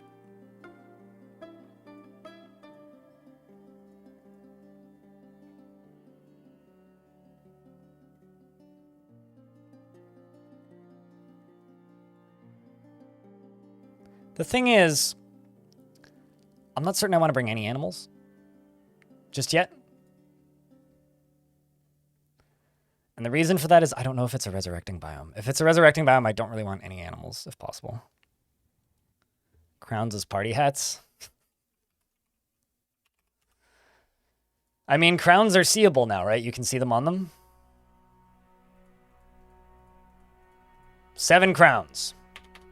Any other demands, you good sirs?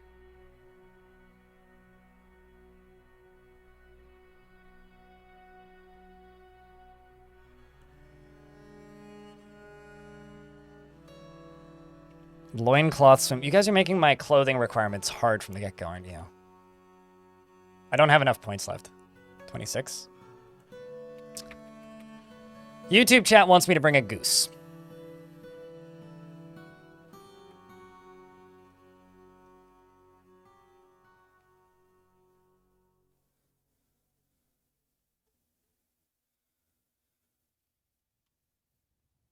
I've got no animals. And I've specifically got no animals because I'm a little bit worried it's going to be a resurrecting biome.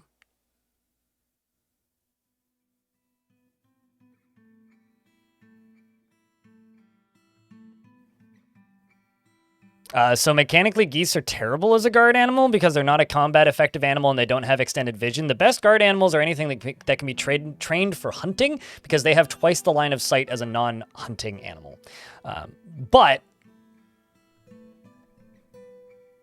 what are the consequences? Rather large annoyance.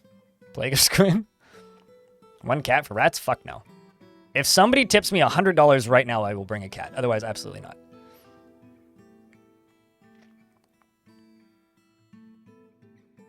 Giant panda.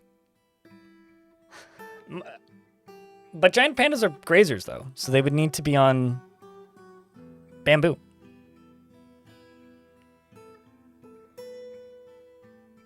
I'll bring a breeding pair of geese for the memes. And spend the extra money that we have on giant kestrel meat. That's us, kids.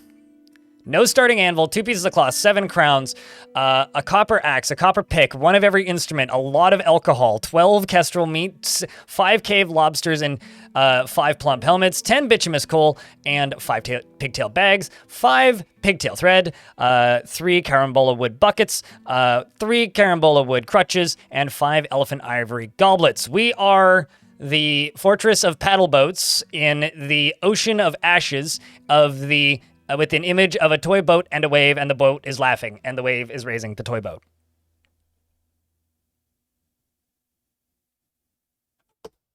And none of the dwarves have any skills of actual use, with the exception of like the planter and the cook and the one with 2 points in mining. Well, obviously we have doctors, so those are helpful. So, without further ado,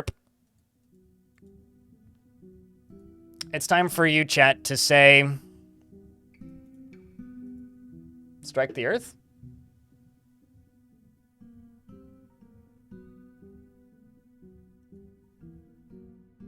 You ready?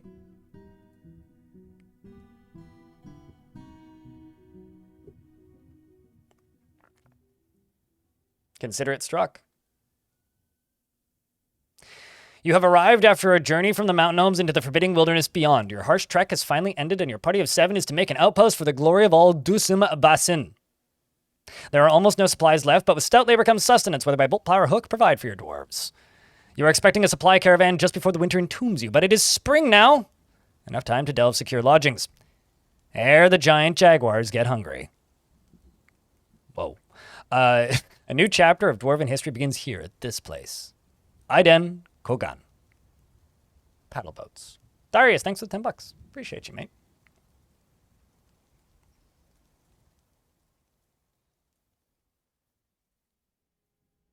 Well, it's better Jaguars than Pontiacs at the very least.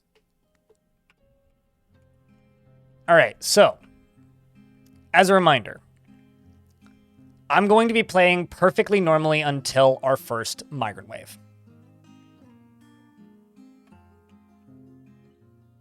So until the first migrant wave, things are going to be normal. This is the ocean. It's quite a big ocean. I don't entirely know what we're going to do with it. Probably something. Dominok nailed a dwarf to the wall. So you want to be one of the starting 7, hey? Well, which one? Thumbs your options.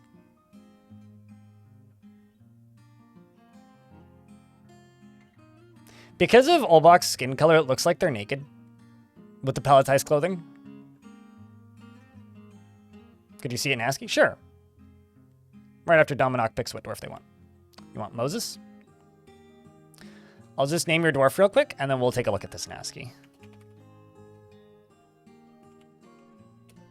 And I'm also going to do this real quick, which is save and continue playing, and I'm just going to call this Paddleboats 01, because I should probably do this throughout the fort periodically, because it'll actually make my life a lot easier. We're going to part the goddamn sea.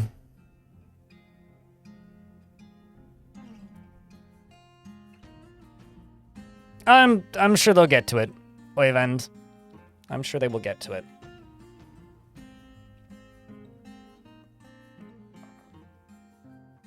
Also, I'm starting to think that saving for this fort is going to be really slow.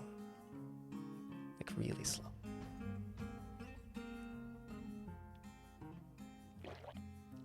Also, bad news. I'm out of coffee. Sad days ahead.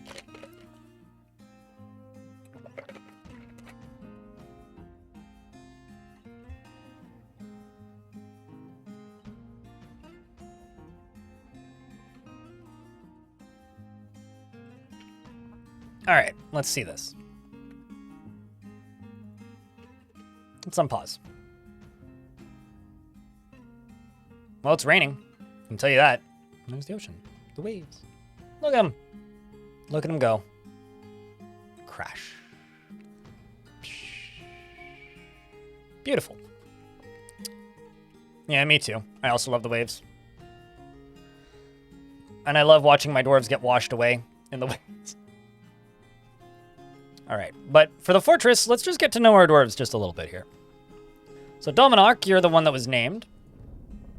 And he has a very calm demeanor and an active sense of humor. He does not have a great aesthetic sensitivity, and he is conflicted by this as he values artwork and its creation.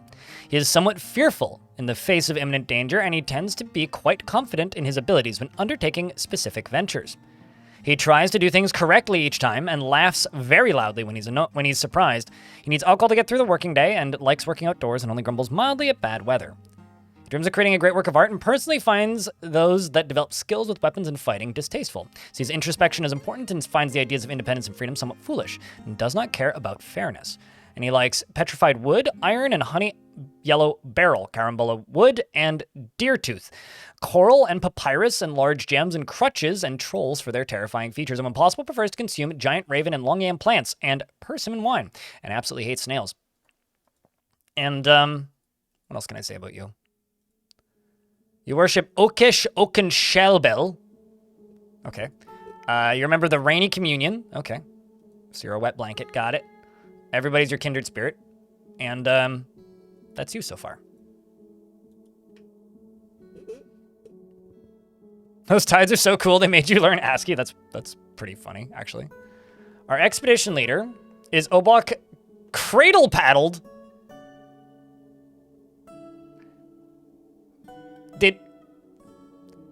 I didn't know. Wow, that's... I think we need to give our expedition leader a nickname, chat. What do you think the expedition leader's nickname would be? Right, the last one was... We've had the founder. We've had the elephant tender. Captain. I mean, depends.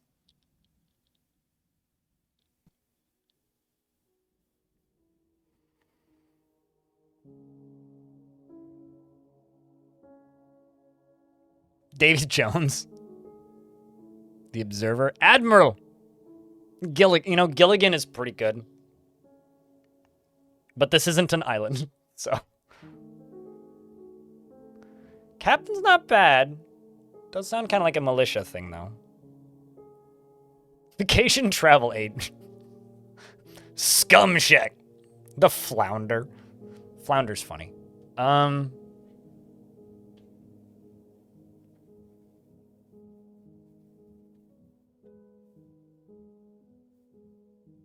Is vengeful, greedy, thoughtless, and not musical, which is funny as well.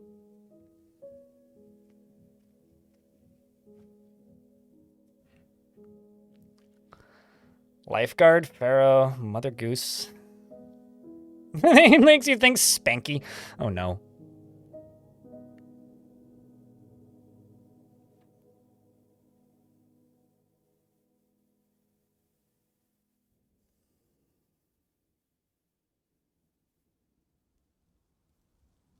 I'm trying to think of like characters' names from Master and Commander.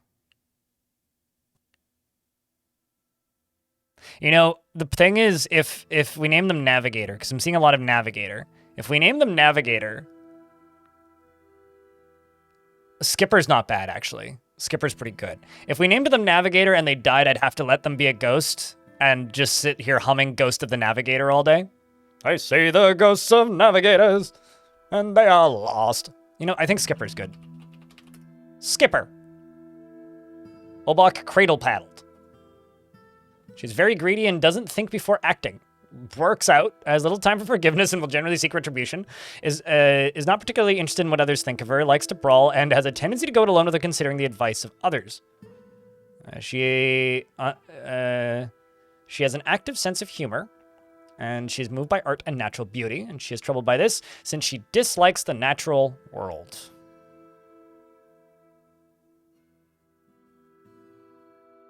Lesser of the two Weevils. I squished the last Weevil I saw. One of them has to be named Gilligan now. I mean, you know. She personally treasures leisure time and thinks it is very important in life. Leisure time, hey? Foul G, thanks for the 21st month. Appreciate you. 21 years. Chat, can I get a round of beers? Also, real quick shout outs to the people with the hats next to their name in Twitch chat. You guys keep me funded and keep these streams going. Mostly ad-free and independent. Thank you much. Generally doesn't think, pretty much. Who needs to think? Worships Avos as a member of the Copper Fellowship.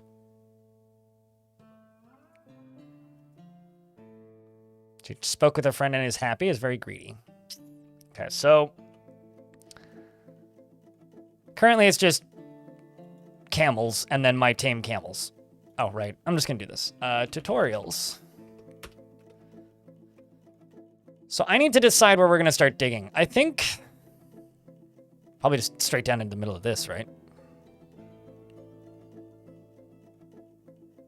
It's probably the way to do it. That or like channel out like a little circle thing. Although I do only have one miner, so it's going to be kind of slow going.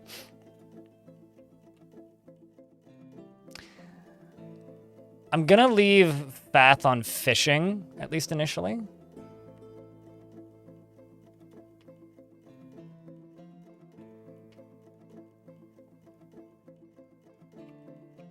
I need a tree to chop down. We're just going to chop down this one.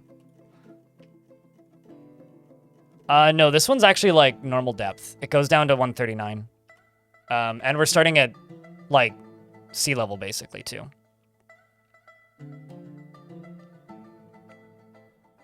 If you jam them underground, because the ocean is terrifying. Coffee tickler.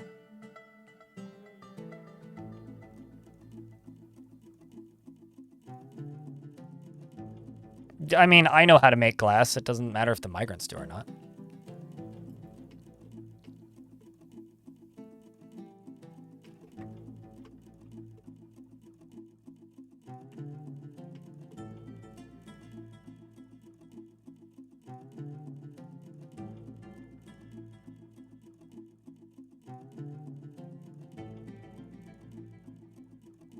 I can't remember if digging agitates the wilds. You know, hey chat, how many people here have legitimately seen a zombie sperm whale in Dwarf Fortress? Just press 1 if you have. Press 2 if you haven't. And by that I mean you didn't like stumble upon one that happened to be in a arena that you've seen.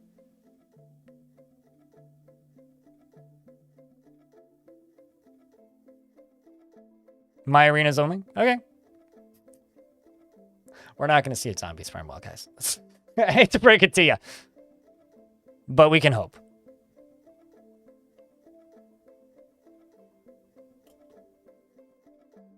Channeling agitates. You don't think mining or stairs does?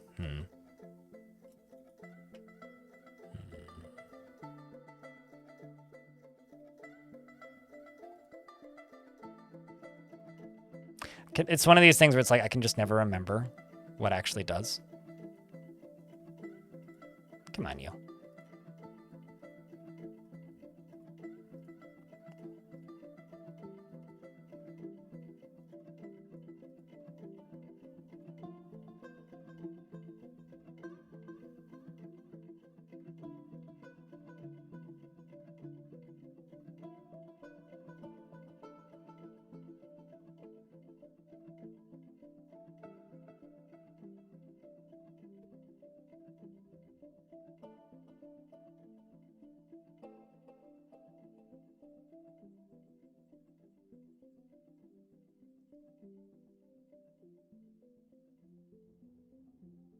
Yeah, that'll be fine.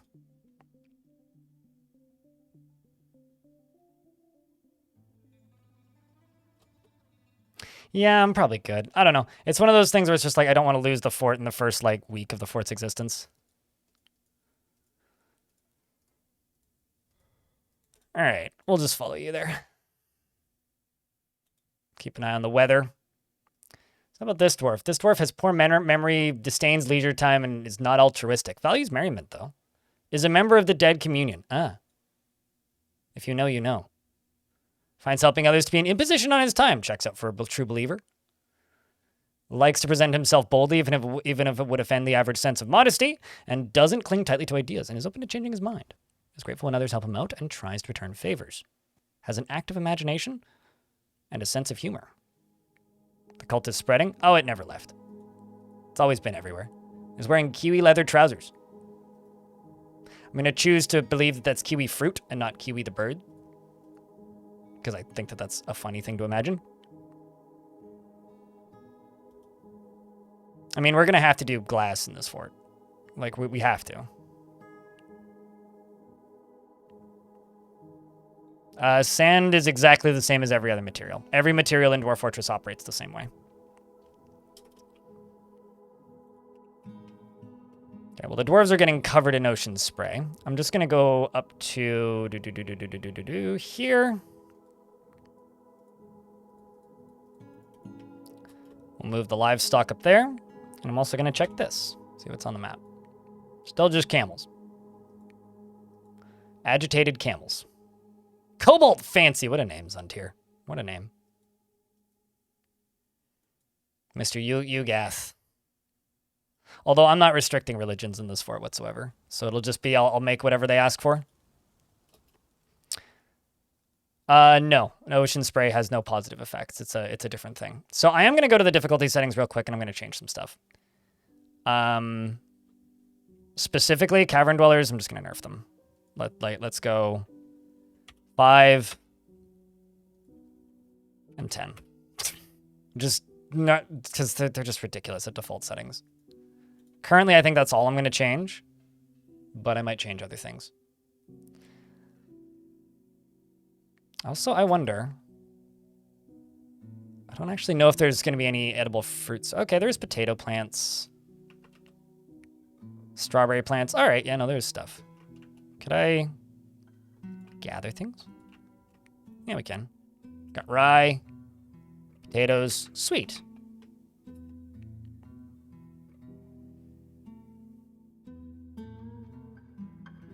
So many kiwis are needed for his pants. Yeah, no kidding. Well, I mean, dwarves are pretty short, but like still.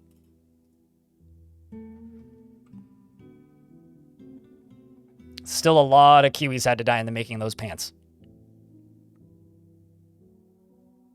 Can you make sand blocks? No, but you can make glass out of sand.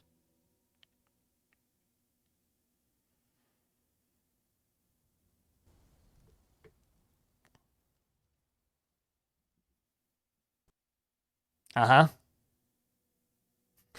Go on, Disco Dwarf Dork. All right, so this is our initial entryway thingy, which isn't symmetrical, so someone's going to get mad at me. So let's make it symmetrical. Doop. I am going to ruin it in a moment, but...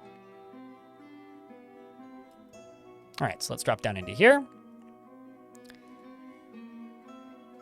And get rid of everything except for maybe here.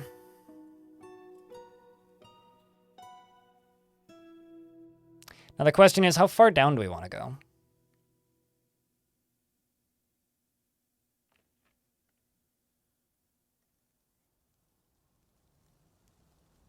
Because I'm thinking I just do a little set of ramps down and then a set of ramps down. Thunder sounds. At least till stone? Yeah, that's probably the bet.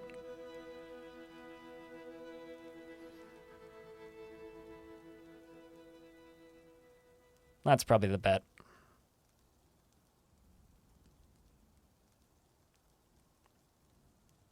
Under ocean? Yeah, probably, actually.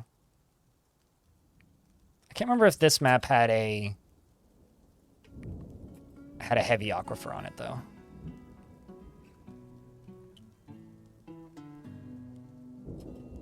Need to be close enough to send a message in a bottle. I mean, that's how we're going to ask for help, right?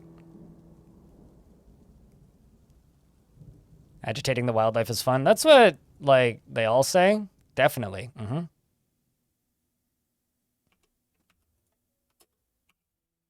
13 months already? Dang. Time for a beer, Crypt beer. Thanks for the 13th month, Shanira. Welcome back. Checking to get a round of beers. The Ultimate Sandcastle. Ultimate Sandcastle is right up there with American Ninja Warrior for my favorite dumb reality TV show ideas. Sandcastle competition's awesome, by the way.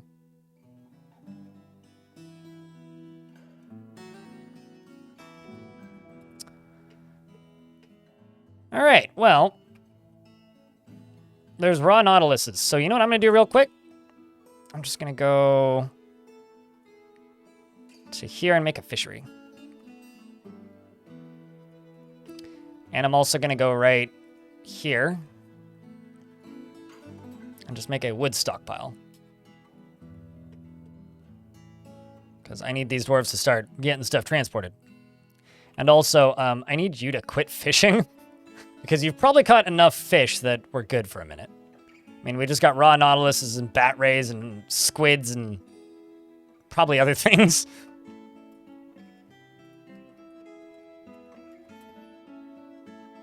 I think I'm going to go one more down.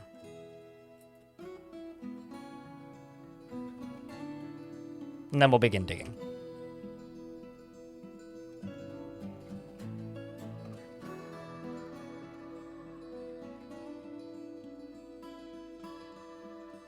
The land is Untamed Wilds.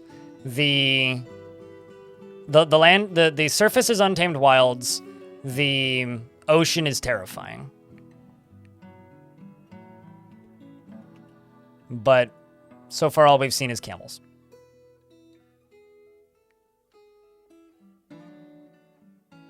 What's my max FPS at the start of the fort? It can run at like 200 frames a second if I set it to that. But I don't know. I don't really test that. I've seen forts running at like 1,000 FPS. Like in the starting 7 dwarves can run at pretty ridiculously high FPS. But I cap it at 70 because that's about the point where chat starts to complain that things are going too fast for them to be able to reasonably follow. Which I know this might come as a surprise to some of you, but that is my priority, is that you can see what's happening. What are you linking this? What's this link to? Presme? Oh. Yeah, that's funny.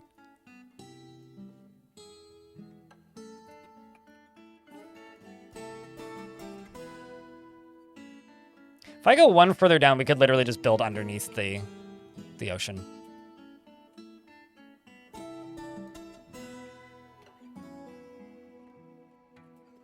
Sorry, what was that? I saw a giant snail there. Oh, there it is. Oh, I see. It's a soul. Okay. It's very upset. Oh my god, there's so much fish! I always forget how many fish are in oceans. Under the sea, yes. Down where it's wetter.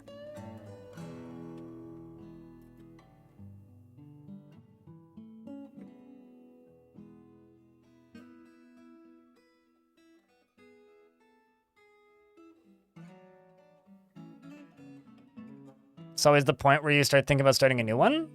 If you want high frame rate, lots of small hallways. Don't worry so much about big open spaces.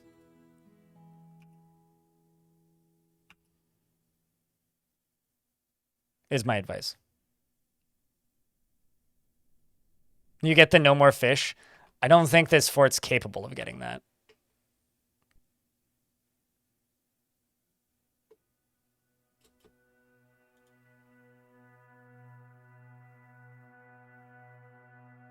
I mean, I very rarely settle in oceans, so it's not that strange that I would forget that.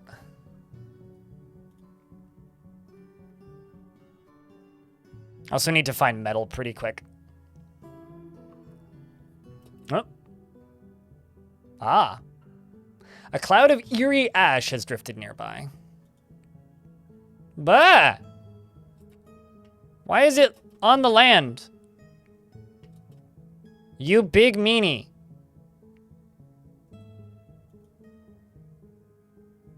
Okay, so it's making piles of eerie ash on the ground.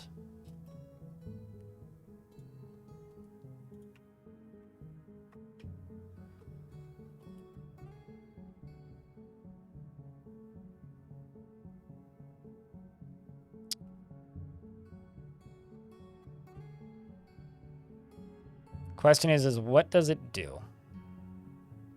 Does it just really annoy the camels? Fortunately, that cloud is missing us.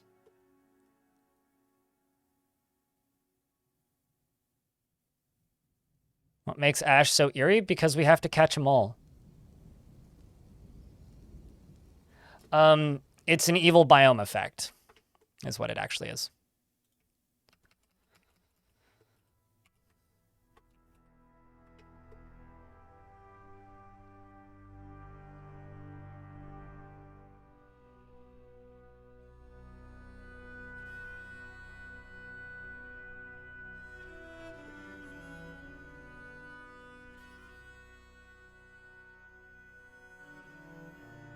I'm trying to make a boat. Does that look like a boat to you, chat? Causes black lung. Yeah, probably. That would be a problem.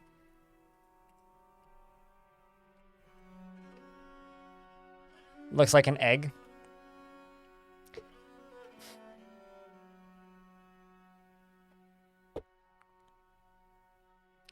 They're longer in their widest part. Okay, so then I would do like this. How's that? Does that look like a boat? I could also give it some masts.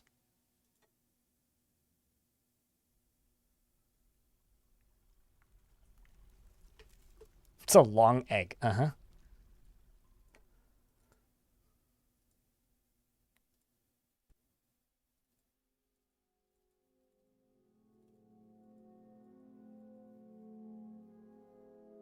Tower with windows. Or actually, I could do an upper floor area back here with like a deck on it, maybe. Like I could build like a floor up here at the end, which could be like a squad zone, and then one layer beneath could be the expedition leader's quarters.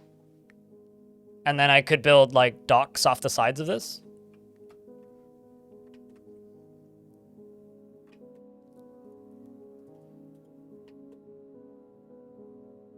You like the idea? I think it could work.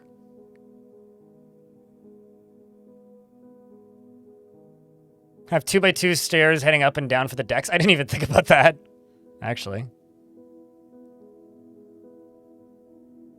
I have a question. Why are you censoring the word weed? I beg your pardon? I could totally bring water down here. Okay, why are you censoring the word wood? Censoring just makes you look stupid. That's all it does. The Tunneling Dutchman. I don't think I could call the tavern the Flying Dutchman, but we can in our head.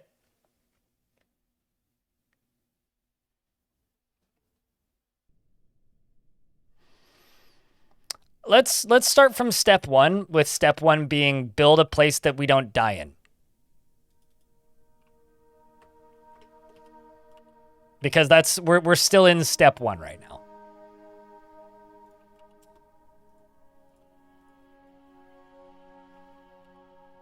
Once we get past step one, then we can talk about step 6 and 7, which are like, you know, carving out the entire space.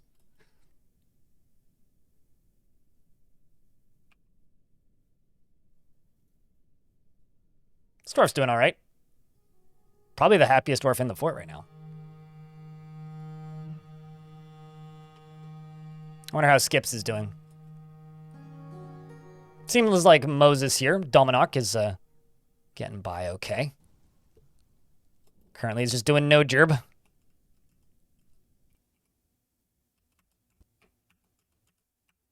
All's we done into here. Then you right here can just do a raising drawbridge. I'll also just make it out of wood.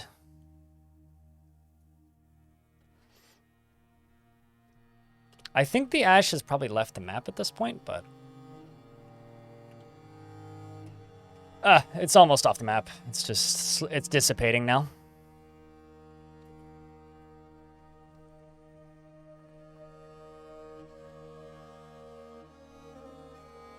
Skipper's just storing items. Doing laps back and forth.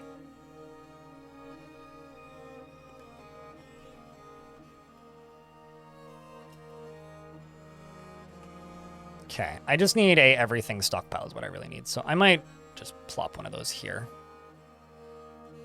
Let's just put a everything stockpile right here. Like just an all stockpile, except I'm gonna remove wood and stone.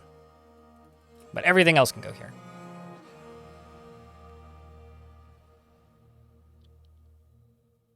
Your phone always capitalizes Ash. It's because it's a name, so checks out.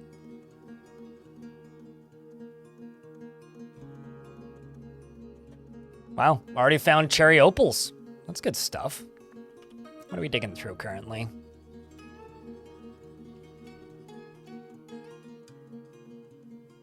Seems like the eerie weather has cleared.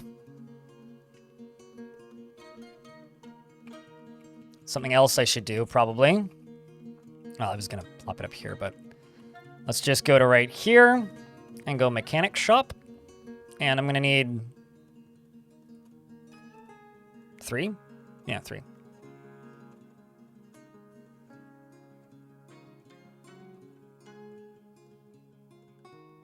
I think it was ancient Egypt would build boats under the ground in caves and then launch them into the Nile through underground channels. That's kind of dope. Jeez. I've never heard of this before, but I'll take your word for it that it was real, because that is way too cool to not be.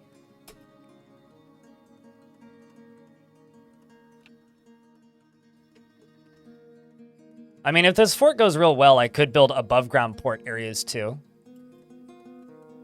Am I crazy, or do all these dwarves have poor memory? It's like they just forgot where they were going to go, so they just, you know, settled here. Whoops.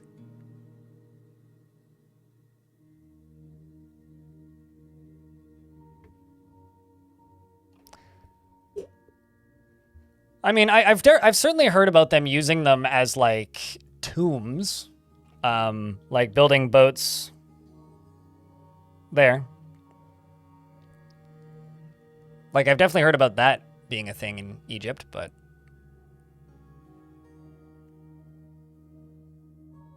Reg shot helpful. Did you shoot the person who was helpful, or are the shots that you give helpful? I have questions.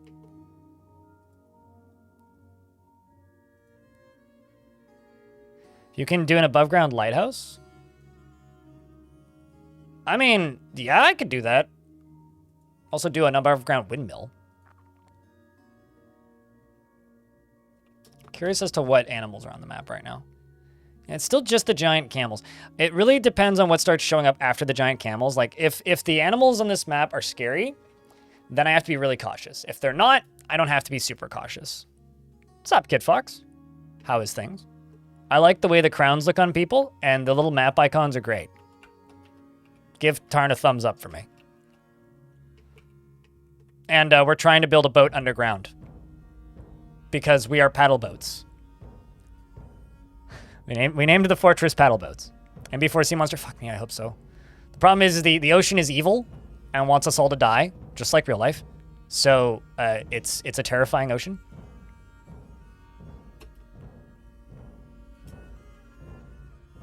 But what's up? We just started the fort. The world is... This is my 10th fort in this world, and I've done like 15 adventurers.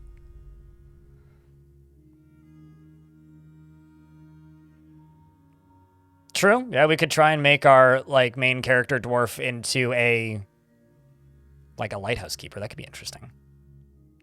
Why am I channeling all this instead of mining? Because channeled areas look cool and it gives you twice the materials with half the space usage. It's just productive. Hey, Skipper grabbed a crown. Look at you. They kind of look like RuneScape party hats. I'm not gonna lie. In like a good cheesy way though.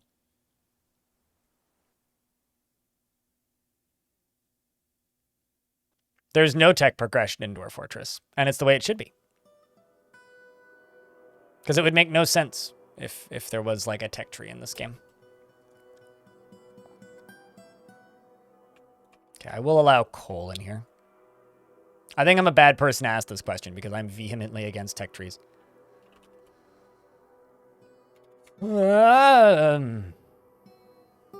Tech trees ruin video games. You can't change my mind. Enjoy your snoozes, Stone. The crowns were Tanya's idea? I mean, what, the way they look or making them appear? Because them not appearing has been a crime, to be honest.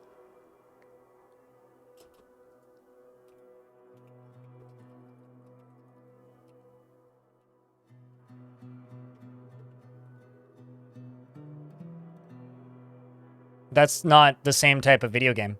That's like me saying I'm against violence in video games and then also responding with, even in Call of Duty, it's like, well, I don't play Call of Duty. But I'm not against violence in video games. I was just using that as an example. It's like, why? Yeah, there you go. Fair, fair, fair. So Tanya demanded it is what you're suggesting. So I'm stating that I don't like tech trees in this type of video game. I don't like tech trees in city builders. It just makes me feel like my time's being wasted. Civ is a game based on a tech tree. Without the tech tree, Civ isn't a video game. So obviously it's fine in Civ. But in games like this, especially if you're focused on like sandbox storytelling, which is what Dwarf Fortress is, then you ruin the video game. Factorio is a game that I hate playing, so it's just a game I don't like. So, I don't know. But here's the thing. Factorio isn't a colony builder. It's a factory game. Like you're automating a factory. You're not building a colony. Very different type of video game. Which is also why I don't like playing it. I will never fully understand why people seem to think that Factorio is like Dwarf Fortress. Like maybe in complexity, sure. But it's a completely different type of sandbox.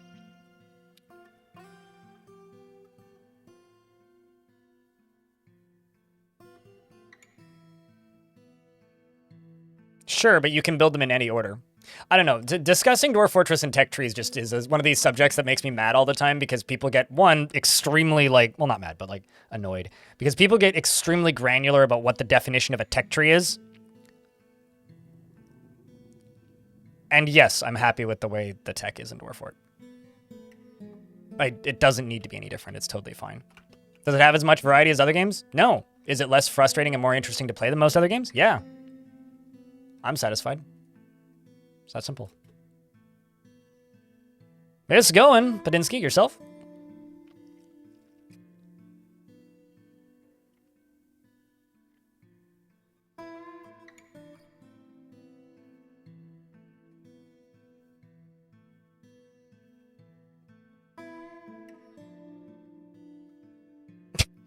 See, this is why I hate this stupid fucking subject, Ron. This is why this is a dumb subject. You reach that point the second you start the game. I like that. Because it just lets me build what I want in whatever order, right? It also removes the need for a meta in a game like this, which I believe would ruin this game, right? So, as an example, most people start off by building bedrooms and starting to build their fortress. I've had forts where I don't even build bedrooms, right? There is no needed progression in Dwarf Fortress, which is why Dwarf Fortress is interesting to me. One of the reasons, right? But when you're just like, is it needed? No, because I've played tens of thousands of hours without it. Why would it be needed? This is a dumb subject. I don't know. You've lost me.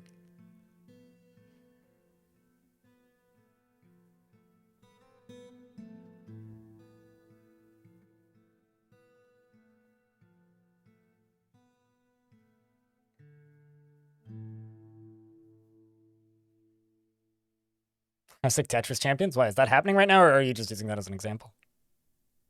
You love Ballista? They're so bad. They are really bad. I've had a lot of people in the Gore-Tusk comments asking why I didn't just build Ballista and why I built, like, minecart cannons. I'm like, well, minecart cannons are automated. Ballista are not. That's the main reason. I can't wait till I have a second pickaxe. Okay. So I should probably just make a burrow up here. Or not a burrow, but like a meeting zone. And also, check this. We've got an echidna and a bunch of camels. We're into early summer. I might not actually get a migrant wave until 385. Okay. I am not going to discuss takes or opinions on tech trees because I genuinely believe that a locked tech tree for Dwarf Fortress would ruin the game for me. So stop asking. For mining down and not stairs? Any reason to make stairs and not mine down?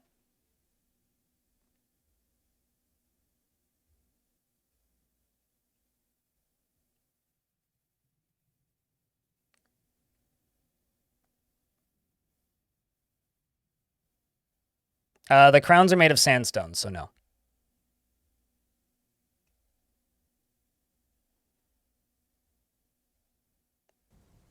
Can caravans drive over stockpiles? Yep, they just can't drive over constructed traps.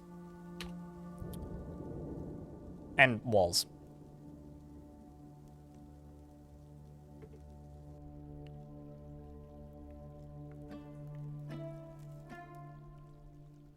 The V in that sentence confuses me, Darius.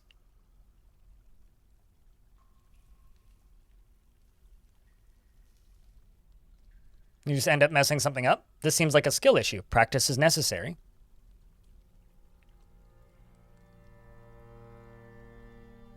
Technically, there is an ocean tide, but because a day in Dwarf Fortress is about 30 seconds at the current frame rate, it's really, really, really, really, really, really fast. But the waves are partially tidal simulations.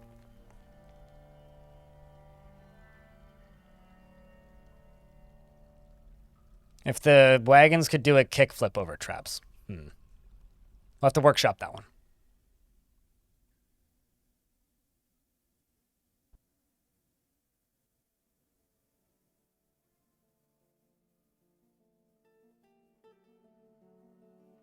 Still, you've been playing this game for so long.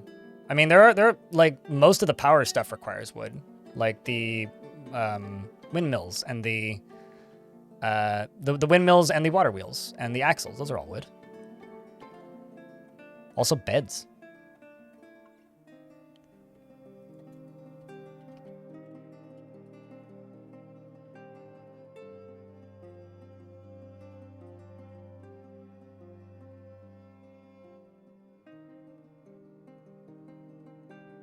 But you give them enough room to go around, will they? Yeah, they can. As long as they can go around them, they'll go around them. They just can't go straight over them.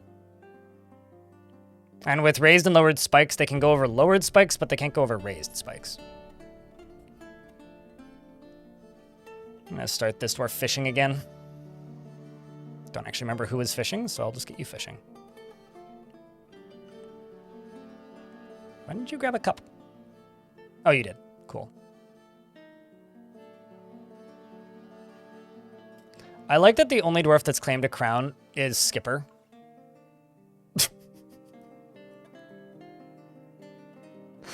That's funny.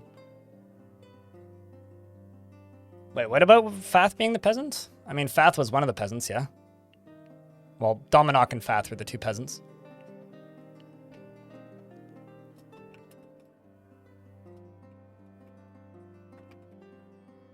It's like, I guess I could get them smoothing these walls, but... Just trying to think about other things that I could do.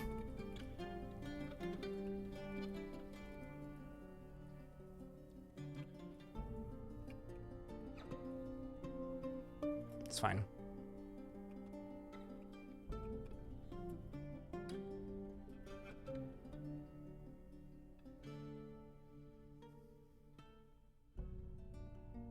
Start adding lower decks? I haven't finished the first deck, so why would I start adding lower ones? I have to finish the first one first.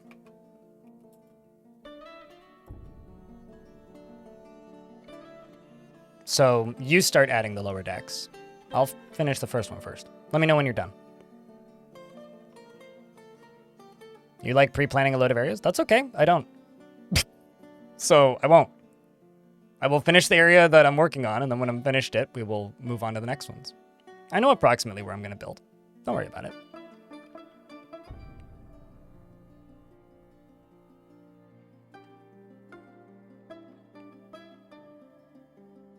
Well, this seems like you shouldn't order them to do 2 layers at once then. I think that's your problem. Also running an ad break, so I will pause. Exclamation point goal should make it clear. But we don't begin the actual theme until I get the first migrant wave, which is going to be probably fall? Probably. Because I haven't gotten one yet in summer.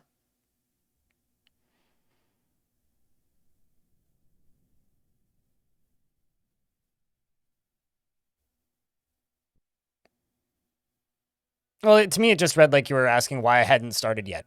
That's because I do want... Maybe if I had more dwarves, sure, but... The population is still small enough that I need to do one thing at a time. One thing I can do, though, is I can go here and plop one of these down. Get some orders rolling.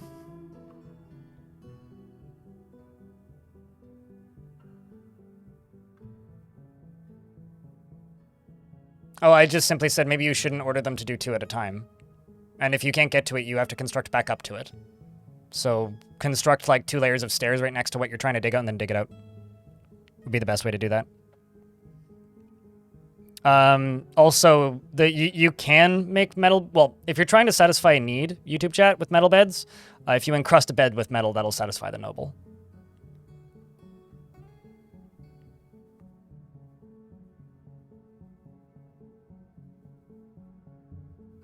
I mean, I'll be completely blunt with you. I know almost nothing about the Truman Show, outside of the name of it. So I'm just going to say no because I don't have the knowledge base to be able to say yes. So no, that's not what I'm theming it after. If it ends up being that way, then cool, but that's purely coincidental. Well, I mean, I don't know exactly the location of the block you're trying to get to, Big Jeff. So it's kind of tricky. But build stairs to Z level, up to the higher Z level that you're trying to get to if you can't reach it. Yeah, I've never seen it, so. Are the support columns necessary? No. I do it for aesthetics, unless you're trying to drop stuff on things. I will never do a hot tub stream, but I will ban you if you ask again. YouTube chat, James V. Go sexually harass your own coworkers instead of people on the internet, please. Keep it far away from me. I don't need that in my workplace.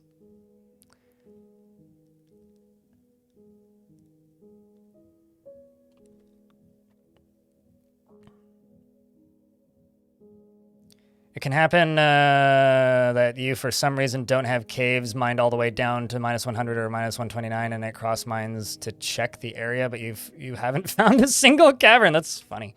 They must be really dense caverns. I mean, there's a few ways to, like, gimmick check it, but Yeah, don't do that. But to be fair, the wording I was trying to go for, which I definitely didn't word out correctly, was you should just go, like, see how you like it when you get sexually harassed by your coworkers, is probably what I should have said. But, you know.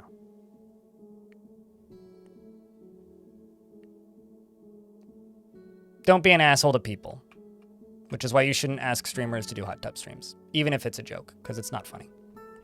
It's not cool. People have been fired from jobs for saying things half that mean to their coworkers. This is my workplace, and you making it less pleasant isn't appreciated.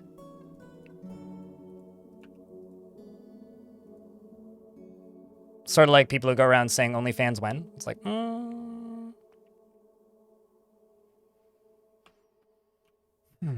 What's a dwarven ground penetrating radar?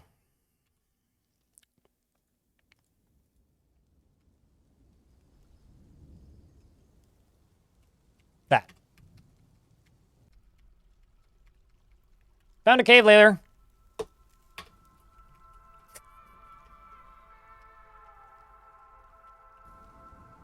Bug as old as time.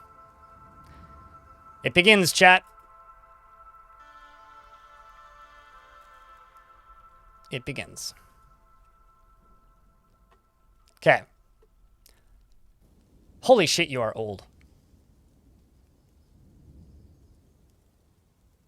Damn, dude. This is an old-ass dwarf, man.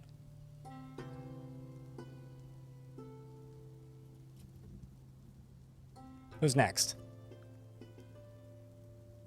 Worships id Software, as do I. Go to the Church of Quake.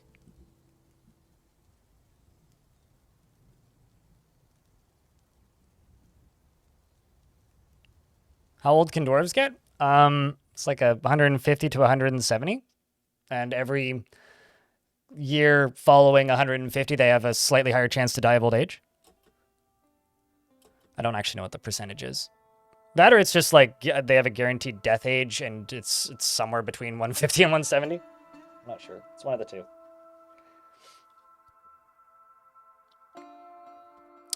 He's on Death's Door? Not quite. At 50's Death's Door. That dwarf's just 1 foot through Death's Door. It lasted till 166. I had a dwarf die at 170.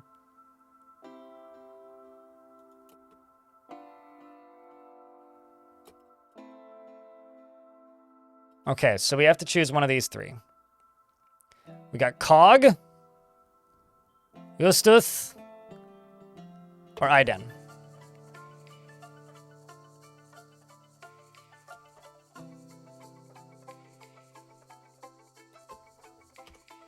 We think Cog.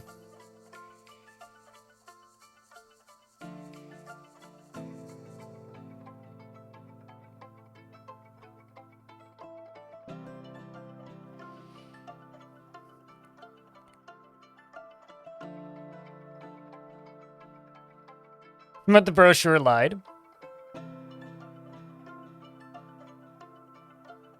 He's not gonna last 10 years.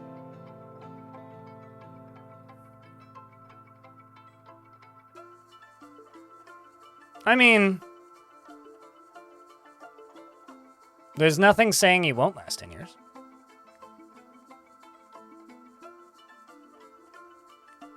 He has a wife, but he doesn't have any kids. And that's also not guaranteed that the wife is still alive or will show up here. He's a former member of the Dead Communion, so there's continuity there. He's brave in the face of imminent danger, generally acts with a narrow focus on the current activity. He's quite confident in his abilities when undertaking specific ventures. And he is conflicted by this as he values artwork and its creation. He has a greedy streak and he scratches his nose when he's thinking.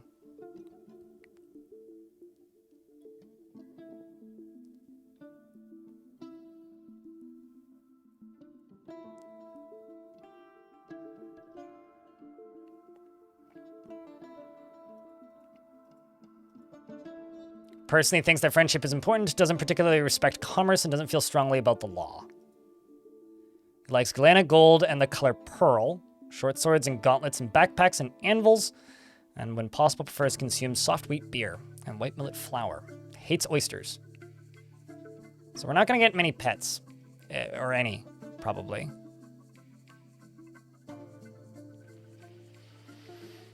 Although anybody older than 170 is probably actually just lying about their name. Tongue portals! Oh no.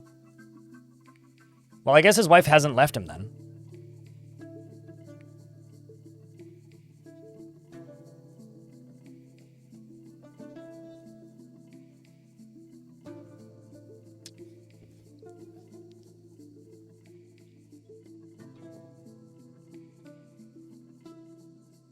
Also, just an FYI, Dwarf redeeming is available on Twitch currently. So someone could redeem a Dwarf. But let's do a vote here. All in favor of this Dwarf being our main character until they die, or we hit 10 years? Press 1.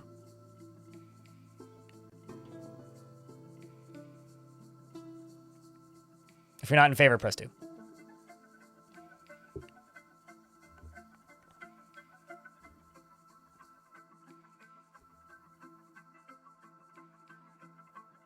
Because I think this dwarf would be a solid military dwarf, so that could be interesting. I think they'd also be a decent... Yeah, because Telenartho just got it, Oblivion. I think they'd also be a decent tavern keeper. Oops.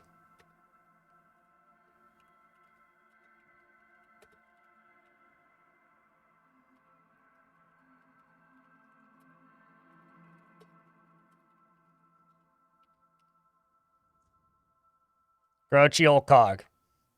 I don't know. I mean, he's brave. Also, thanks for all the follows, by the way. I have to just state this because I've kind of been ignoring it quietly. The YouTube stream has 130 people watching, which is absurd.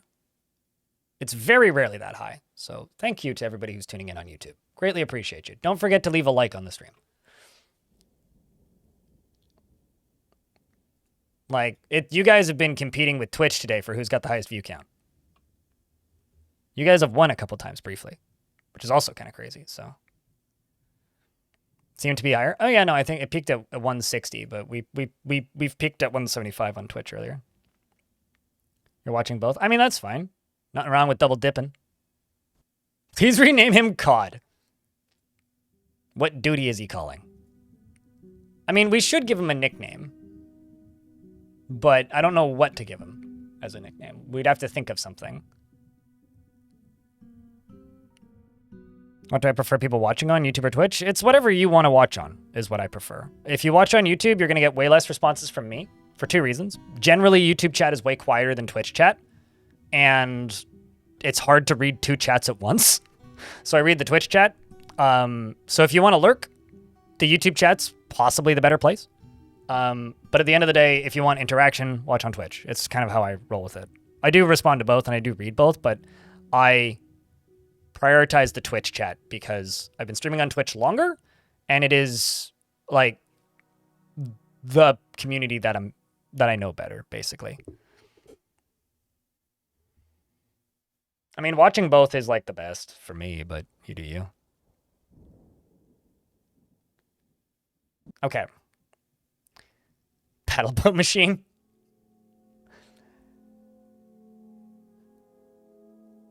Well, one of the first things we need to do is we need to make some beds.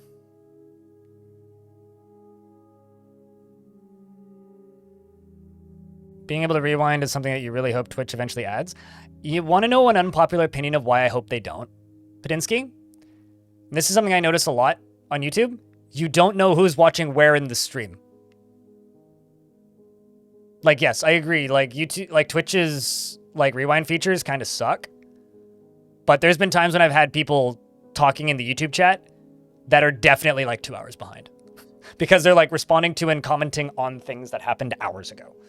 So, Avarius, thank you very much for the Prime subscription. Your whole fort just died. Rip. Ready to play like 100 goblins with beak dogs? Okay, so going forward, I can only pause on the 5s and 0s for days. So before I unpause again, I'm going to go down to here, and I'm going to queue up table, table, table, Table. Door. Door. Door. Door. Throne. Throne. Sure. And then I'm going to go here.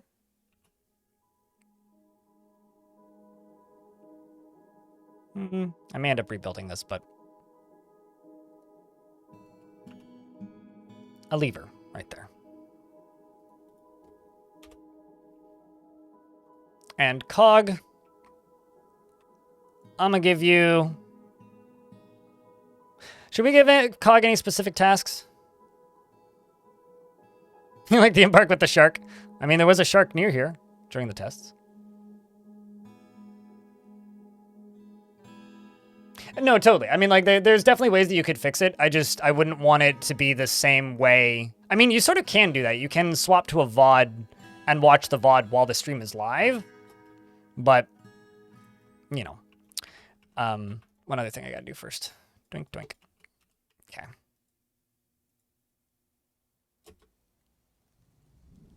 Let's go.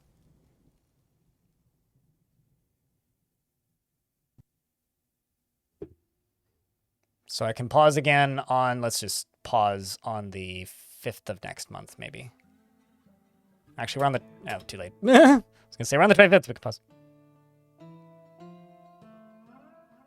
Can make cogs. Well, let's just get to know him right now. And then when we pause next, I will read Telenartho's dwarf, because I owe Telenartho a dwarf. He's a friendly individual, and he is brave in the face of imminent danger. For things that he likes, preferences. He likes gold morion and the color pearl, and short swords and gauntlets, and backpacks and anvils. I think this dwarf is going to be some sort of smith. That's how that reads to me. This dwarf is going to be a smith. Because he likes a lot of things that are very smith-oriented. He's currently hauling a table. I think early tavern keeper becomes a smith. He's making friends. He's developing acquaintances. We would have to decide, like, what we would do if this dwarf dies. Glennon Gold is very much a smith thing. Totally, yeah. Could also make him into, like, the bookkeeper or something, but he's probably not going to be as good at it as other people. I mean, okay, he doesn't respect commerce and doesn't feel strongly about the law. I can't wait until I have to convict this dwarf of a crime.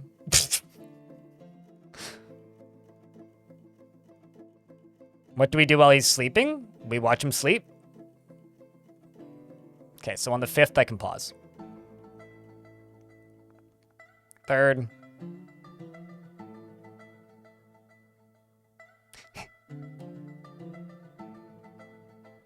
Always follow the oldest dwarf, huh? He's carrying another shield table up. 4th. Sir Nicholas, hello! How are you on this fine day? And I can now... pause. Okay. So, Telenartho, what dwarf do you want? Because I owe you a dwarf.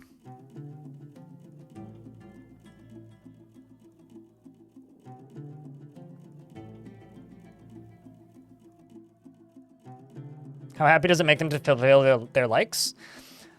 It's impossible to fulfill every need for every dwarf in the entire fort. That's the first thing. Second, you don't need to fulfill them all. If you fulfill enough of them, they become focused and they get a speed and efficiency boost. And they get happy thoughts for their needs being fulfilled individually. You do not need to fulfill all of them all the time. That is impossible. Ustus. This one?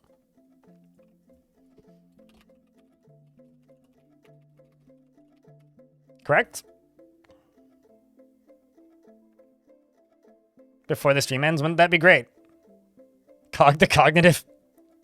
Cognizant. She drops any activity at the slightest hint of difficulty or even the suggestion of effort being required. Has little interest in joking around and tends to be a bit stubborn in changing her mind about things. Is not particularly interested in what others think of her and tends to be swayed by the emotions of others. Can handle stress and occasionally overindulges. And always scratches her head when she's trying to remember something, and she laughs very loudly whenever she's surprised, and she idly chews her lips when she's bored, and she talks very loudly whenever she's exasperated and she needs alcohol to get through the working day. She dreams of mastering a skill and personally sees war as a useful means to an end. She sees no value in holding back complaints and concealing emotions and does not care about friendship and doesn't see cooperation as valuable. She likes native gold and nickel silver and moss agate as well as white spotted puffer leather, naff fabric and rhinoceros parchment and the color moss green and anvils and dogs for their loyalty and orcas for their great jumps. Okay. The sound of the tenebrous embrace and the sight of the intricacy of glittering and when possible prefers to consume brown bullhead and cranberry wine and watermelons. I like watermelons. And you hate oysters. And you're a member of the Copper Fellowship worshipping Avus and you have a pet bunny. Welcome to the fort. All right, so before I can unpause, I'm going to go down here and I'm going to make a carpenter's shop. And I'm also going to go down here and I'm going to make a crafts dwarf shop. I'm going to say these right now, but this is probably not going to be that true. These are all going to be temporary. And then this is going to start making blocks. And I'm just going to press repeat on that. And I also need, what, 2 more thrones? Yes. Okay. While they're in with a barrel of oysters. That's mean. Although if we ask her to start engraving stuff, she'll probably draw pictures of oysters.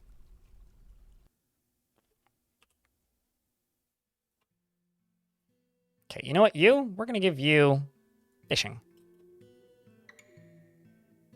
Now I can't unpause again until the 10th.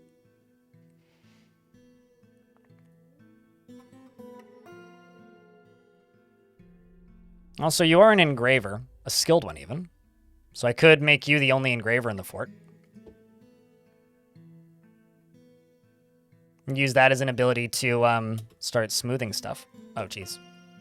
I need to get out of muscle memory. Crap. I'll get better at this as we go. But that was bad. I will learn. Also, I guess I need to go into the settings and set it so that only this dwarf can do that. Tisk. I also need to make a unbind space. Nah. I'll learn. We'll get there. Found more cherry opals. No more creepy weather since summer has started. What I really need to do is just, on the 10th, I need to make a proper meeting zone. Just a better meeting zone. And we also need to make a trade spot. Trading depot. What's the deal with the no pause rule? There you go. I can only pause on the 5th and 10th, and if I miss it, then I have to skip 5 days.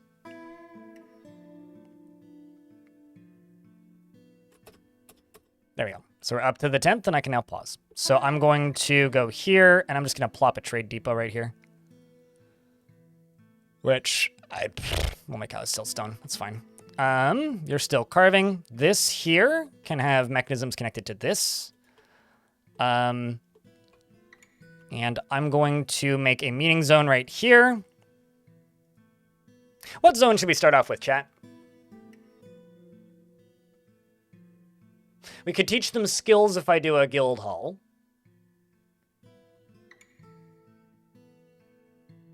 Tavern is just more social stuff. Hospital is not a meeting zone, really. Temple's probably the best starter bet. I think we'll just do a generic temple.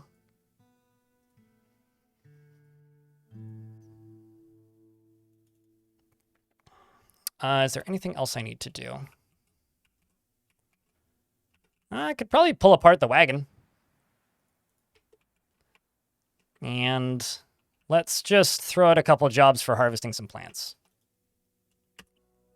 Check what's on the animals. Okay.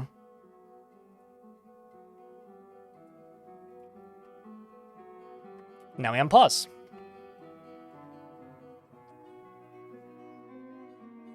Oh, shit, didn't do that. Well, we'll wait until the 15th. Then I'll set him so he can only smooth. Sea mist has no positive or negative effects on dwarves. Nest box for geeks. True. Yeah, we have to. We also need to make a manager's office. How's your long-term memories doing? Grouchy upon dwelling upon getting caught in the rain. Well, off to a good start here, I see. At least he's satisfied at his gerb. Dwarf likes gerb. We will be successful. I appreciate your optimism there, Cog. I'm not sure I second it.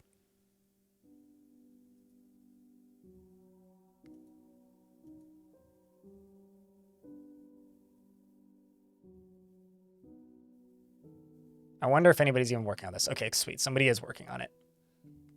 That is good to see. I can click on other things like this. Chat, I have a question. While I'm following the dwarf, can I click on other shops and just like sign up jobs here? Like, can I queue up beds right now? The game isn't paused. His wife isn't here. Yeah, that makes me sad. Yes, okay. So as long as I don't pause the game.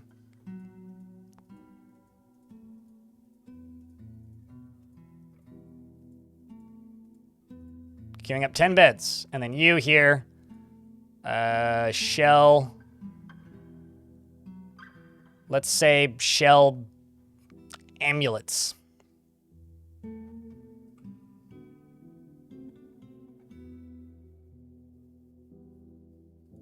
If nearby, it should count. Got it. Manager is required to add these work orders. Yes, nah, duh. Euphoric due to inebriation. Oh. I should also get rid of this meeting area. Send them to the temple instead. Seems like they're all meditating. Cog isn't, though. Maybe his biases from his faction are making him feel bad about spending time in this. Oh shit! I missed the 15th. Crap. Okay, well we'll wait until the 20th. This is gonna happen a lot. I'm just gonna be like, damn it! I can pause soon. No, I can't. Shit.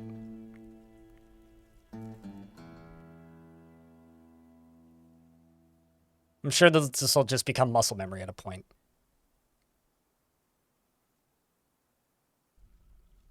Makes a bed. Man, you got all the farming skills.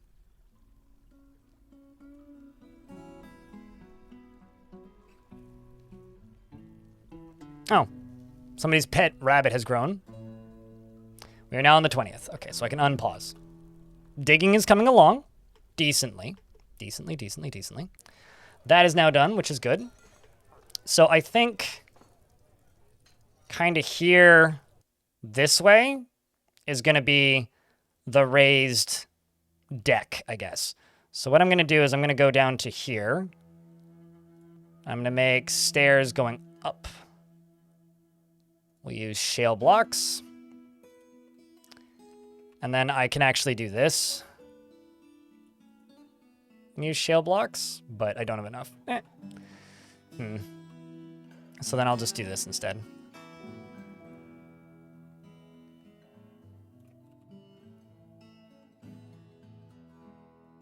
It's the maximum I can queue up.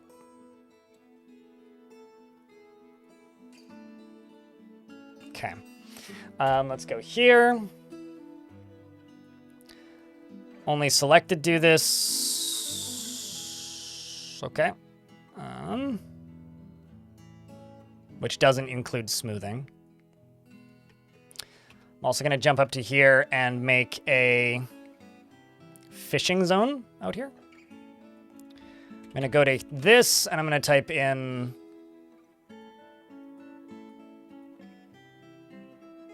where is it?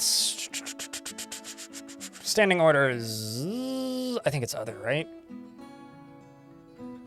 Fish only in designated zones. There we go. I'm also going to go down to here. And I'm going to set this to a lower priority. Probably priority 6. And say, right here, go down 3 layers. I think that's everything, unless I'm missing something. Seems everybody's praying. You have returneth, Rick? Welcome back. YouTube is chanting about wooden ship. I will be using some wood. Don't worry about it. Okay. Locked back in. Making beds, it seems. Manager's office. I kind of want this, like, that zone back there to be dug out because it's going to go underneath that deck that I'm building. I mean, it highly depends on if it decides to. It could have crazy enemies. It could be completely underwhelming. I mean, so far what it seems to do is it has these clouds, these evil clouds that go across, which very much upset creatures that they touch. So it's like, but it doesn't seem to have any super negative effects or syndromes outside of that I've noticed. But I'd also need to stare at them a little closer, I think. I mean, the majority of the excitement here is the... Man, okay. I'm just going to pause like this for ad breaks, because it doesn't actually disturb the gameplay at all, and I can't do anything.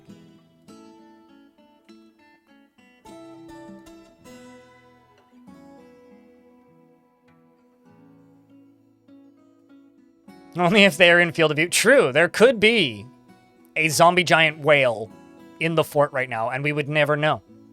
I mean, people probably would have started dying, so I would have noticed.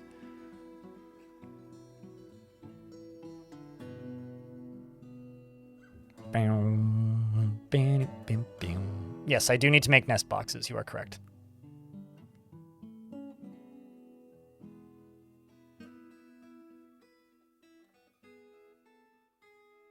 Small chance? I mean, it's Untamed Wilds and Terrifying Ocean. Untamed Wilds, Desert, Terrifying Ocean are the two things we have.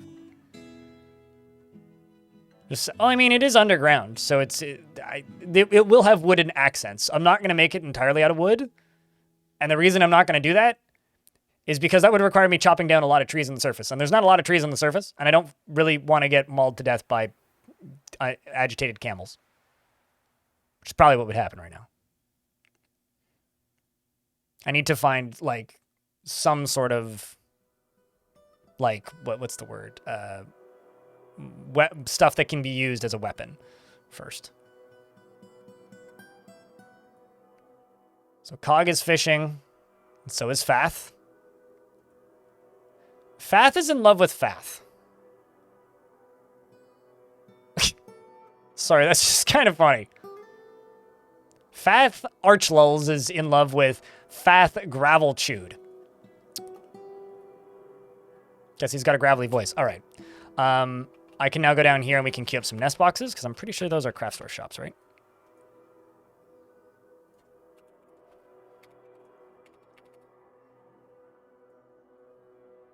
Yes, rock nest box.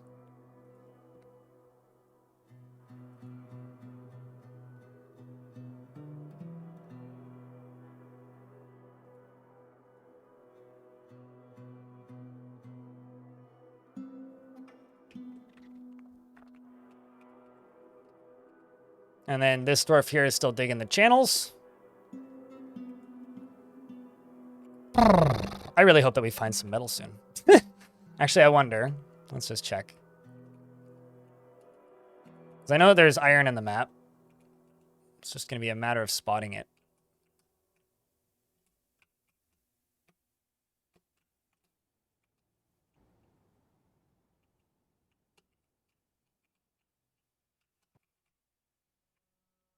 Nope, that's just siltstone.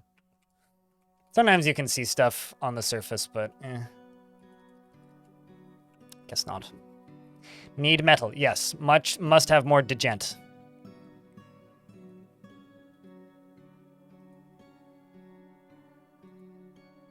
As I slowly start building out this down here. Needs more design. But, I think I'm going to put the geese down here. Probably.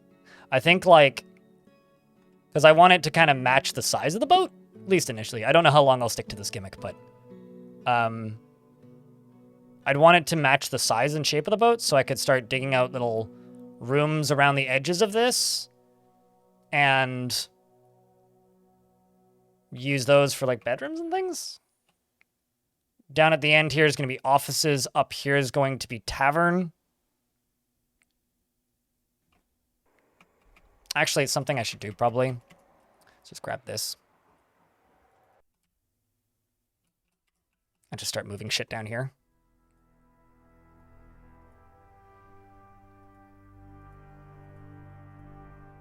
So not wood, not stone. Let's also not put gems down here. It's like the stuff that fills up stockpiles. And let's follow Cog, who's currently fishing. We could stop him from fishing halfway through, though.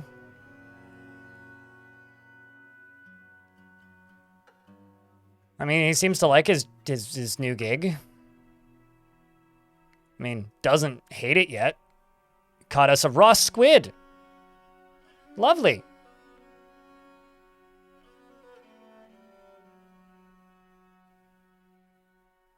I mean, you have to be fearless to fish in Dwarf Fortress. This is a fact. Surround yourself with friends that you can trust and you will be unstoppable. We're going to get a lot of inspirational quotes, I think. I think I'm going to remove this dwarf from fishing after he catches his next fish. What are you doing? It's weird to like seem so like take so long to pick a spot. You've had so many fisher dwarves drown. They're probably getting knocked in by something. You guys hear the spooky sounds? They're pretty faint, but the ocean is screaming, basically.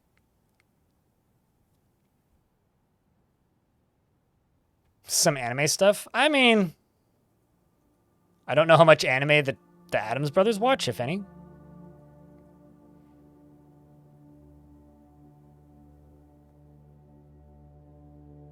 Oh. Telling Artho cancels make bed. Reason job lost or item destroyed. It means that it was moved from one stockpile to another, probably.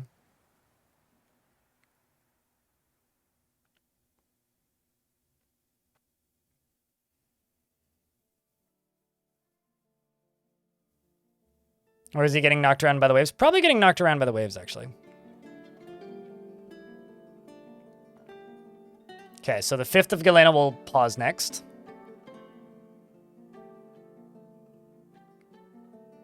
Be very funny if he just fell into the water and drowned. I should really make a swimming pool in this fort, though.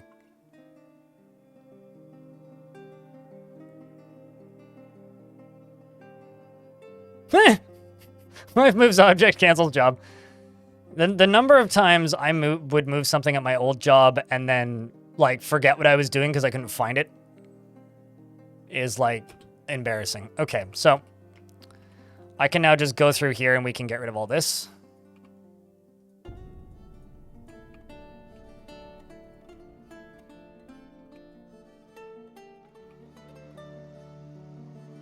Okay.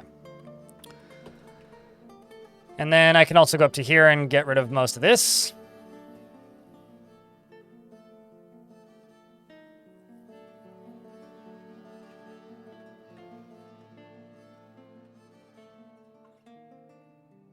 Wait, what'd you want? Would you want to see how we do? I guess I missed what you said you wanted to see how I do it. Big Chief. Although your name is Chef, but I keep saying Chief. I don't know why.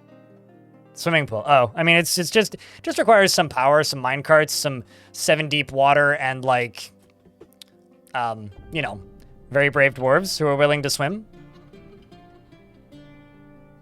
Interested after being near a fine trade depot. You know things could be better when.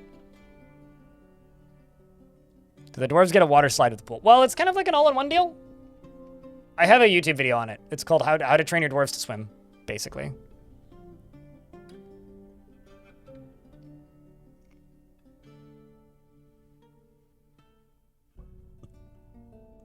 Happens all the time, don't sweat it. Yeah. I guess I'm just so used to people being, like, named, like, Master Chief, you know?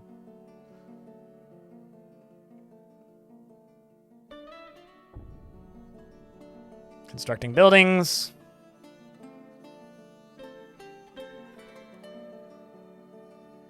Plenty of shale. So we have until the 10th before I can do this again. I guess I just don't appreciate art. Well, we'll have to teach you there, Dwarf. Well, Master Chef. Yeah, I mean, Master Chef, definitely, you would get that.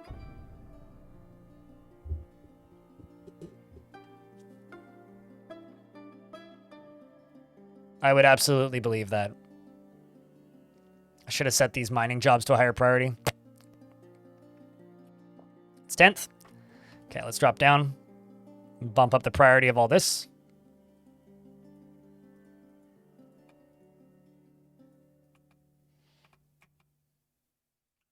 So that he does it instead of deconstructing, basically. All right. And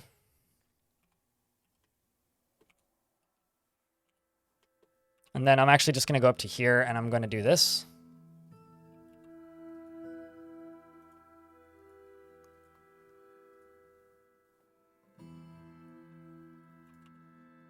Let's see what kind of thrones they made us. 2 of each.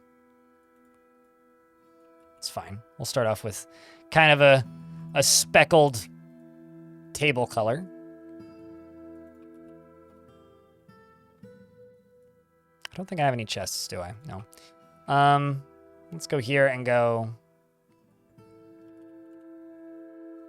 Let's make 2 coffers. Let's make a hatch cover. Maybe 2.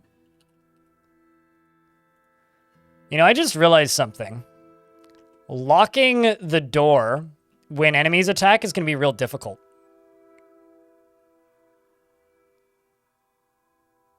Because I won't be able to lock the door unless my camera happens to go past the lever.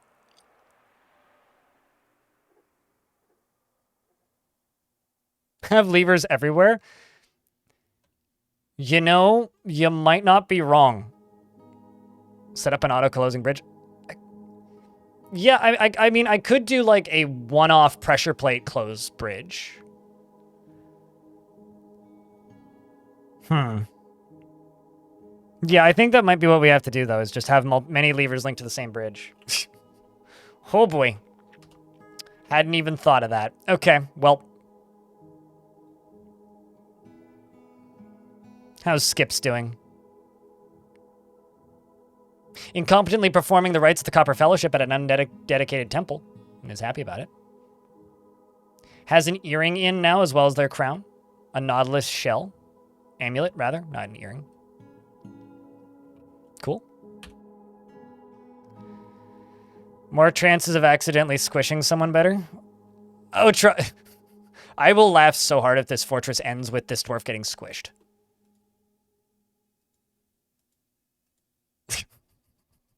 Like, that would be a genuine reason to laugh hysterically. What should we name this?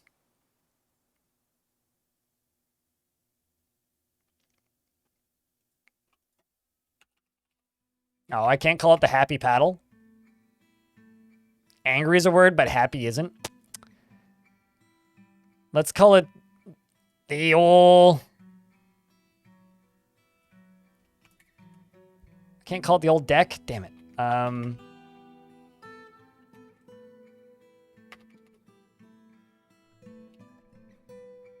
The old paddle.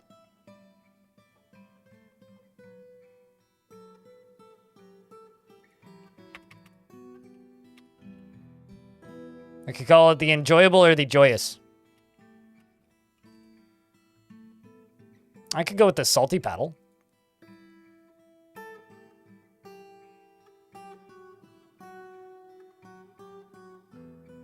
Oh, you're trying to say the nest paddle?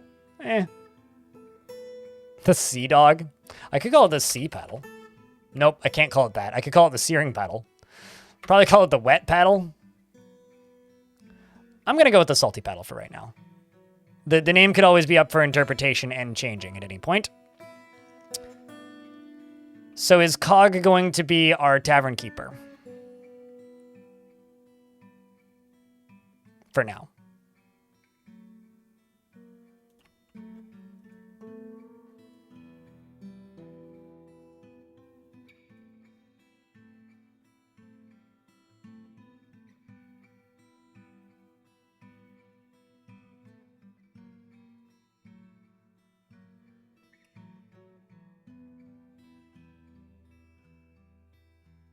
Make a lot of friends that way. That's kind of the hope. But we can also remove him pretty quickly. We don't need to keep him in this job for too long.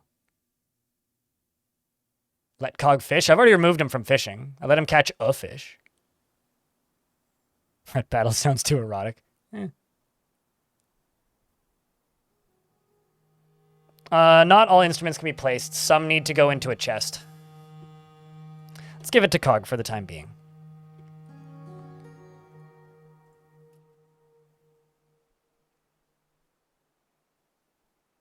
Maybe he came here because his wife's last name has paddle in it.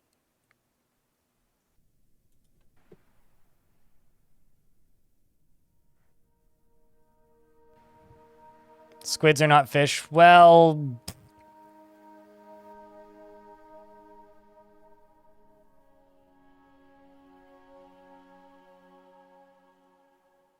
This is the earliest I've built a tavern in recent forts. Like, far and away the earliest.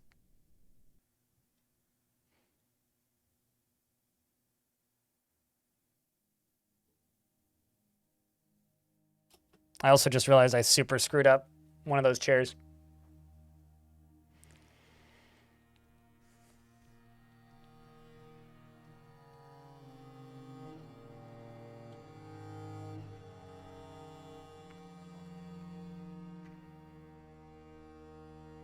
Tell that to the incredible Mr. Limpet, Sophie Faye. Squids are the dominant space gods biding their time? I thought that was octopuses. Our future overlords that just haven't decided to destroy us yet. All right, I can pause.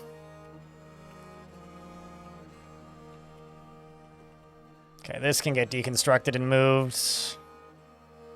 Can plop a chest there.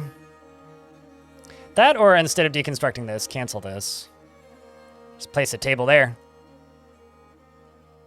That'll work. Can also go up to here. Don't actually have that much in the way of blocks, so let's go to here. 16.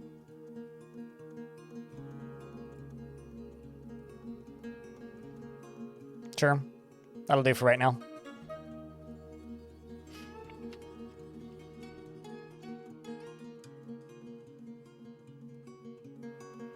What do you call a cat that's lost one of its lives? A slightly less alive cat? I don't know.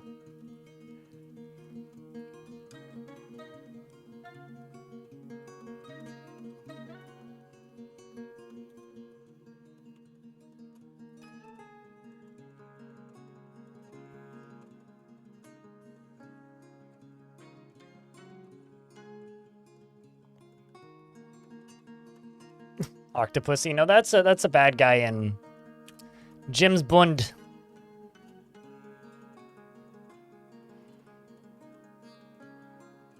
Okay, let's follow you. Here, the nest boxes. Too late. I keep forgetting about the nest boxes. Although, if I should put the nest boxes one further down, I need to queue up the zone for them.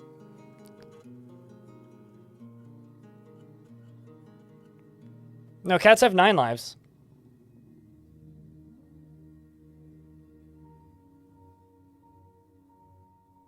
At least that's how I've always understood it, is that cats have 9 lives.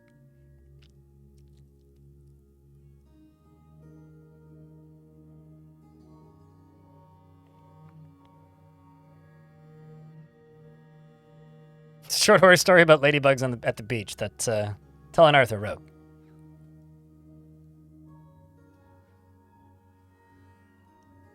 '18th. About to hit the 19th.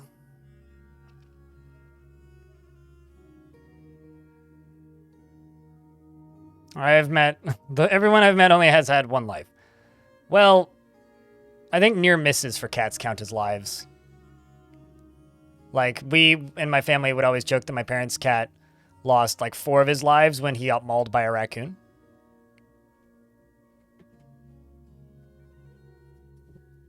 All right, I can pause. Okay, so next box zone. Thinking something like this, maybe.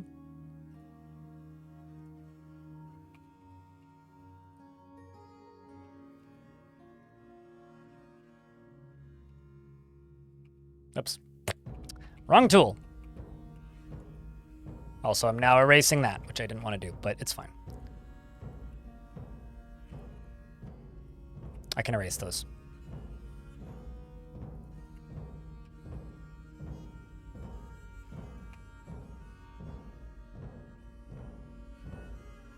I may also replace these supports with wood.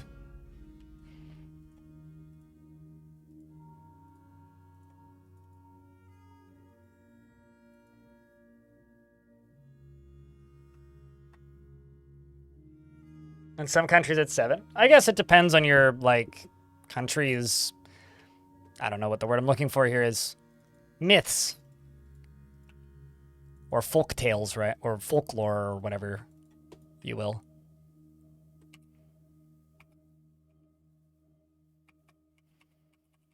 I'm also going to just make a burrow. You know, in case of emerge. Just a bunch of ostriches. There is no giant animals. I'm kind of wowed by that, actually.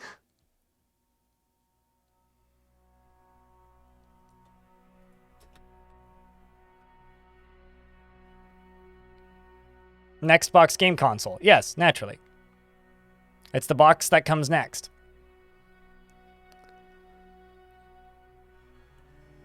Yeah, now I'm curious. What country is its 7 lives? I'm sure this is something that Google would tell you, even in the days of inaccurate bad Google.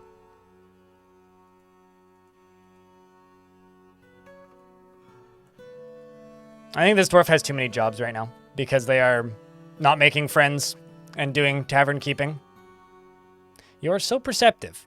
I mean, we are staring at you, so naturally. Yeah, when I was talking about the idea for this fort, we kind of decided that it could go one of 2 ways. This fort's either going to be awesome and super entertaining or absurdly boring. And there's like no in between. So, fingers crossed. Fingers crossed.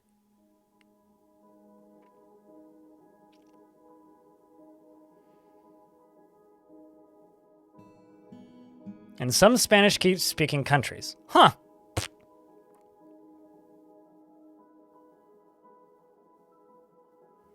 I can't speak that language, sis. But that's okay. Also in Germany. Got it. It's the 25th.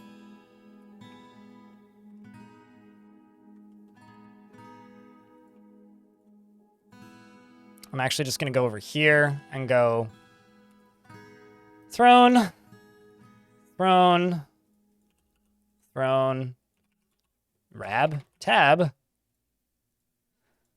tab, tab. One final table.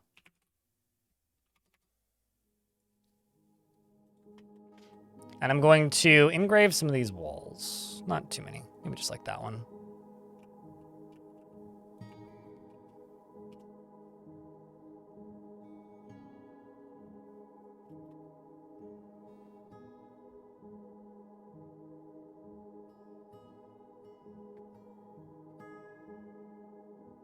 Still dwelling upon being caught in the rain. It's got, like, no permanently good thoughts. In before we end up with just the least happy dwarf in the fort, the one that we're staring at. Like, in before. I will need to click this to see. He wants to cause trouble, uh-oh. And eat a good meal. And fight. No, I want to... It has started raining outside. Well, at least it's not awful mooding again. Okay, if you walk up this way, I can click it. It's an image of 2 oysters by Cog. Don't you hate oysters? Or was that Telenartho that hated oysters? No, he hates oysters. Thanks for expressing your anger. Now he's socializing. And hearing a story, probably. Well, we're into autumn. It's almost trading season.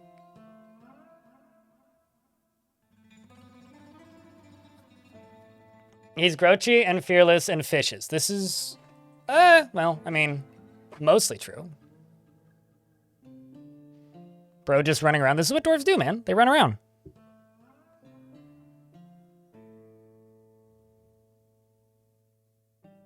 What can you do to be a warlord in adventure mode? Be strong, beat shit up, and claim places yours and give it a name so that you're a lord. That's about it.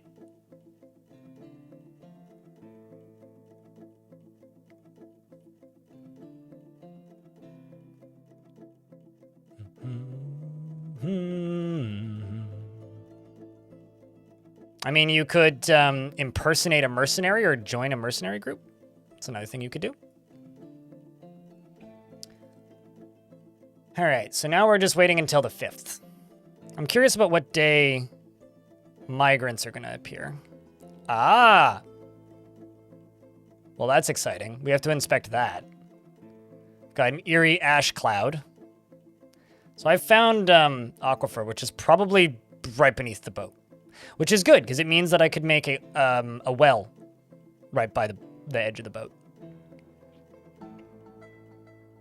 Although, I'm not going to lie, digging through aquifers in this map is going to be an absolute pain in the ass.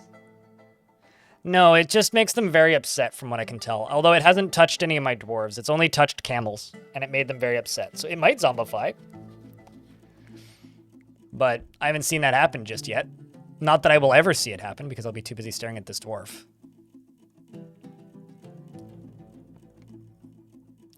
I think we actually have selected our main character who's rapidly become the least happy dwarf in the fort. Can your adventurers show up in fortress mode? I don't think so. If they can, I've never seen it happen.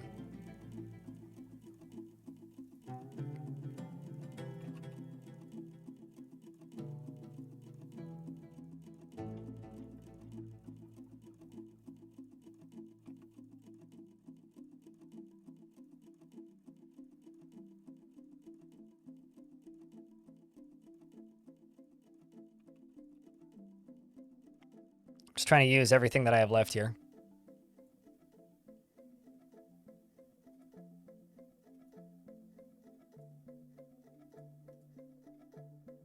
There we go.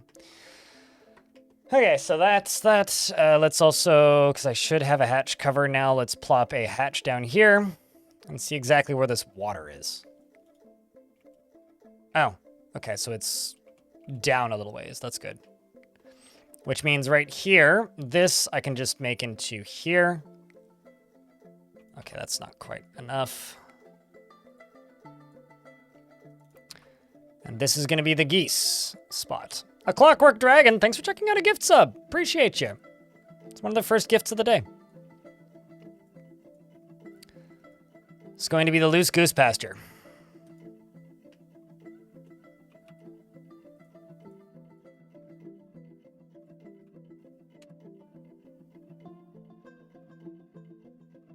And now we're going to jump back over to Cog and see what he do. And yes, Cog is the least happy dwarf in the fort, which is funny. And we've only just begun. Only just begun. So 394 is going to be the canonical end of this challenge.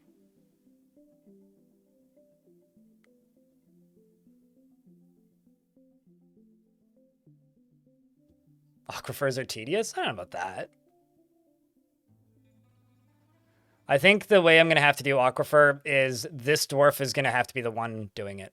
I'm going to have to give this dwarf a pickaxe. Because I'm going to have to be able to see it.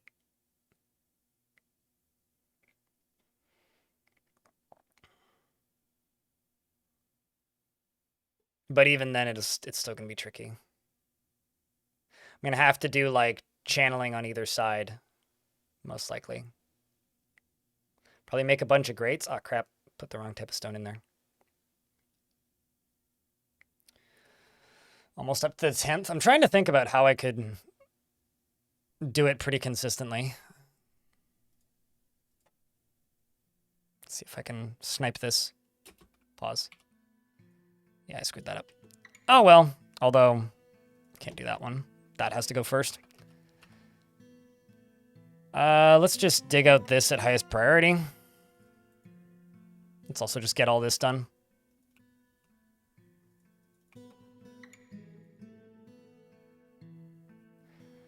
Can't do the drop and plug approach?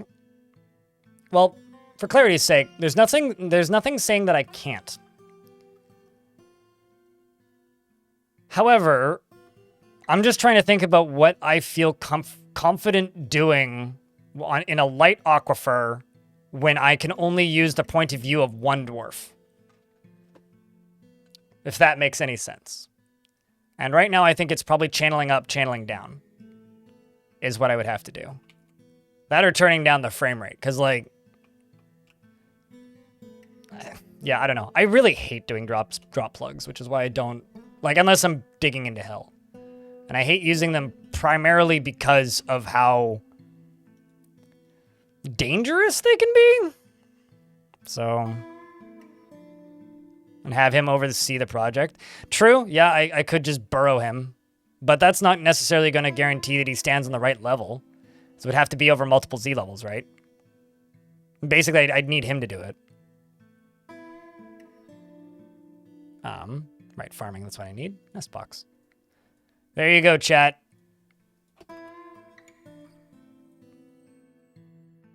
The geese can begin taking over.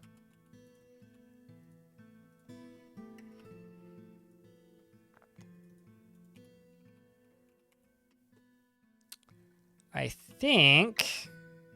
Right, the other thing I need is down here.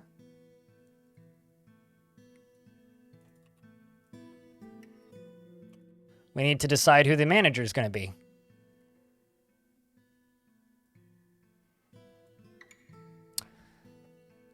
Whomst mixed us the manager is.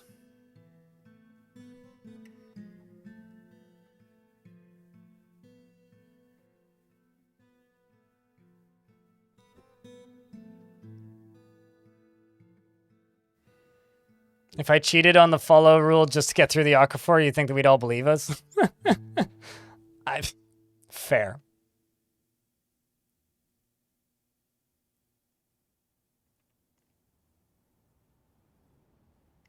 Surgeons make great managers? Well, I mean, it would be Fath and Fath.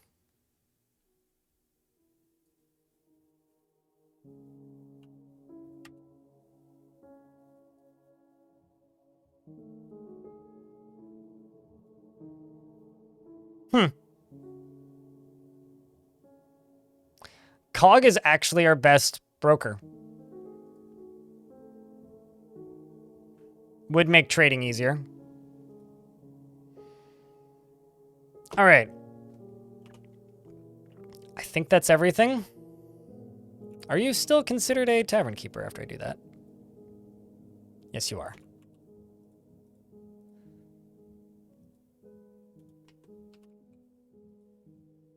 Okay. I think that's everything. Unless I'm forgetting something. Well, I should probably start queuing up bedrooms is something that I'm definitely forgetting. So let's do this.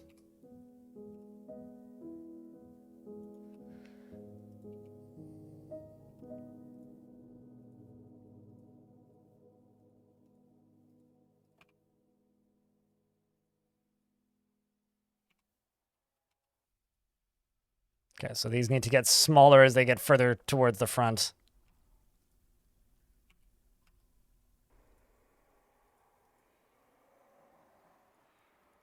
Nobody wants those 2 bedrooms. Those are the crappy bedrooms. I don't know why I'm dedicating so much to this boats theme, because it's not that good, but... Although I do kind of have this idea of, like... Once we're done with the boat, I can start building, like, a town on this level to the left and right of the boat. Like, I can build, like, a little dock. Maybe make a false river here with water wheels and stuff. Make the 2x2 rooms dungeons. I don't think we need a dungeon just yet. But I don't necessarily have to make them bedrooms. Also, how many does that leave us with? 1, 2, 3, 4, 5, 6, 1, 6, 7, 8, 9, 10, 11, 12. That's 12 bedrooms. I mean, I could do a few more on this side as well. Just queue them up.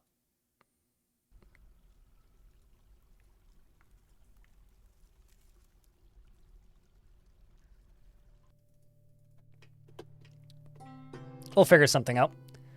Let's go back to COG and follow. I've discussed my problems with an acquaintance and I am relieved. You are eating what? He's eating a strawberry plant. Aren't you supposed to eat strawberries? There, dwarf.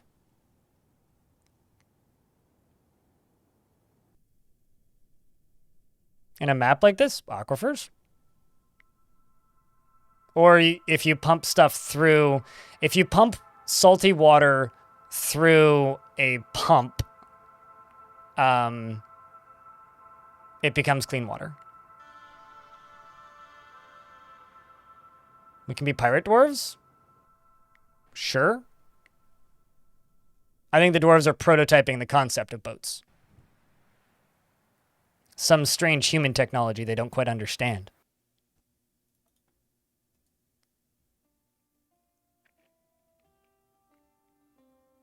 Thought the water was contaminated or something? No. Not the aquifers. Only if you pour the salt water into the aquifer.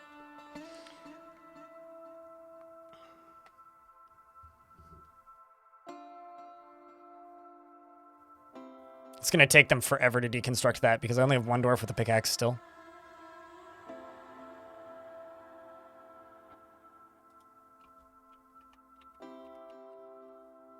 I was trying to click on the I was trying to click on the craft dwarf shop. Now I can't. There it is. Okay, you. Shell. Let's say earring. Repeat. There we go.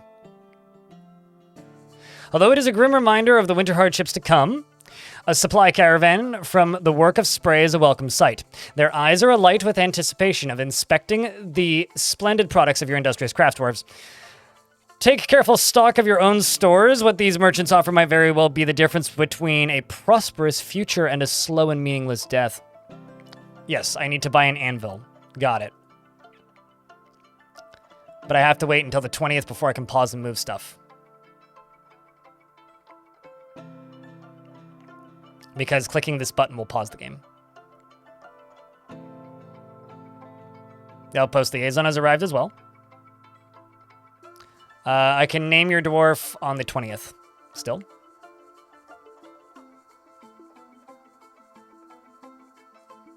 Someone else is fishing Havoc.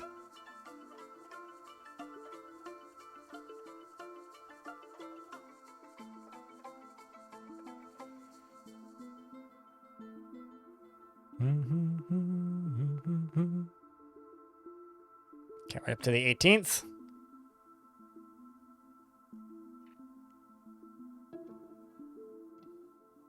And the 19th. How long is each day? It's about 90 seconds for between pauses that I'm permitted.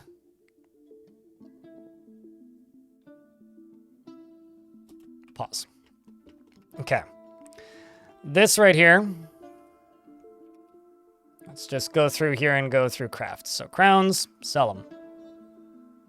Earrings, sell them. Goblets, I wish I could sell them.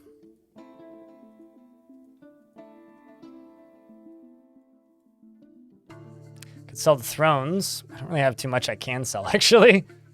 Sell the mechanism. Could sell the doors. I guess all the dwarves claimed them all.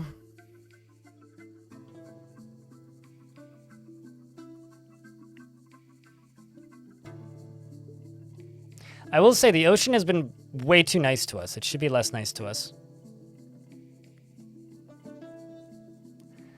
Yeah, I need a jeweler, I think. Up here, Skipper meets... where did Skipper meet with them? Just curious as to where the outpost liaison is. Oh, there you are. They're out in the hallway? Irel Dorleapt. Look at you with a wife and a lover.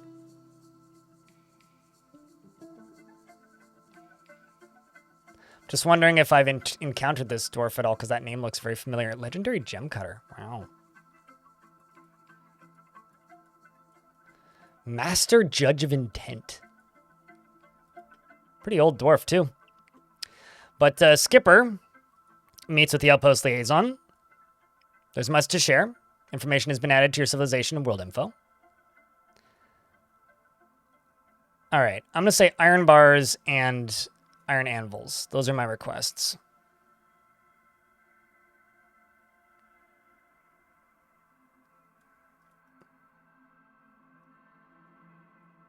And also, I'm curious about something.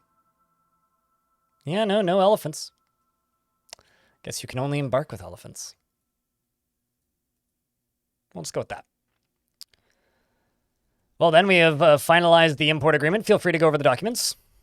They want bracelets. Excellent. That's perfect for us.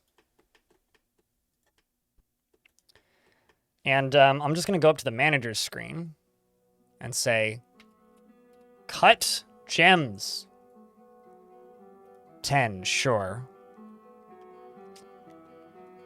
You're down here doing stockpile records. I'm going to increase the priority of this to get deconstructed. I'm going to check where my miner is, who is digging currently. Ah, digging out all of the bedrooms, it seems. So I should actually go down to one of these and fill these up with some blocks. So we can get bedrooms rolling.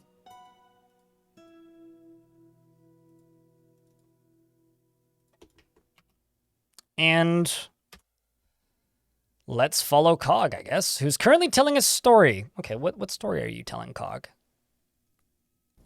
In the early spring of 384, the Ashes of Work founded Paddleboat. Well, okay, so you weren't even part of the founding crew and you're already telling the story of your... I guess he's practicing for later.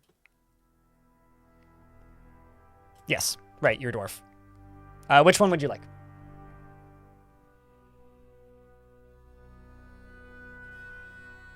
So what do you guys think of this gimmick so far? How's it working for you? Well, hi, Gazoom. What's up, dude? I think this is going to get really interesting when there's a lot of shit that needs to be done in the fort. That's what I think is going to get interesting, is when there's a lot of shit that needs to be done. I also like the fact that we managed to pick the dwarf who's the least happy in the fort. Simply put, I can only pause the game on the zeros and fives. I can only pause the game on the zeros and fives, and that dwarf, Cog, is our main character. So whenever the game is unpaused, I have to follow Cog. Essentially.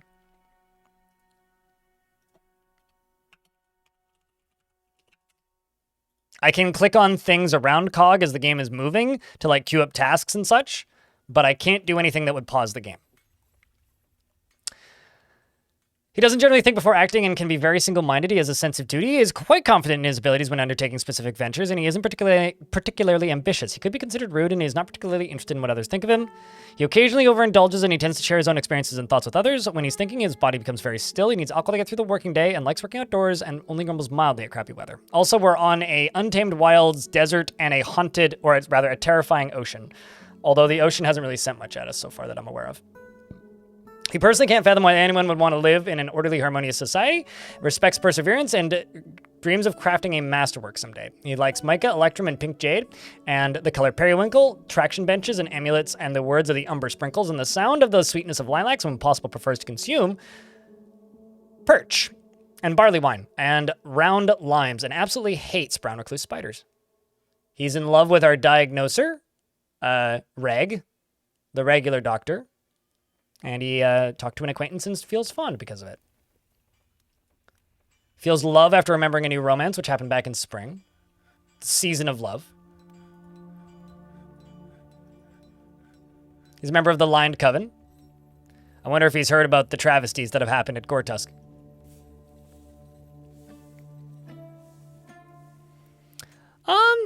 I'll tell you this. I don't hate brown recluse spiders. I just don't want to be bit by them. So I would say I hate brown recluse spider bites, but brown recluse spiders are fine. When he's thinking, his body becomes very still. There's also an eerie cloud of ash right now, which apparently has left the map. Let's also just check the animal lists. Yeah, it's just a whole bunch of a whole bunch of ostriches.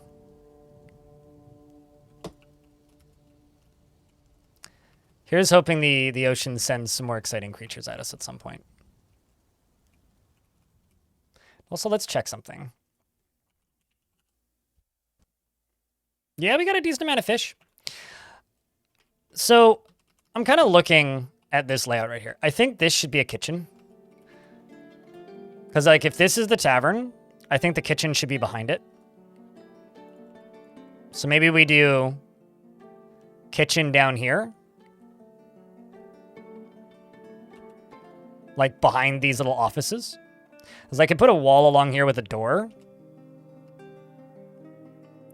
And then have, like, one or two kind of open plan offices and then just, like, a little kitchen in front of it.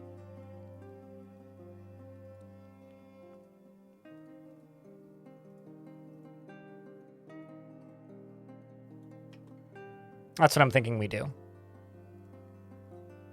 So we can start making some nicer meals for these dwarves. All right, let's follow Cog, who is currently going to go yell at somebody in charge. Oh my god.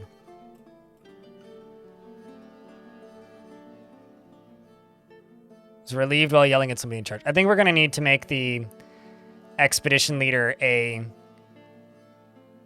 office. Man, I really like the right-handed and left-handed art. Is that shield upside down? What's up? Suited giraffe. I will ignore you.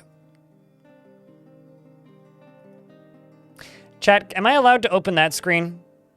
No, okay, we'll wait for the 25th. I'll stick to the rule.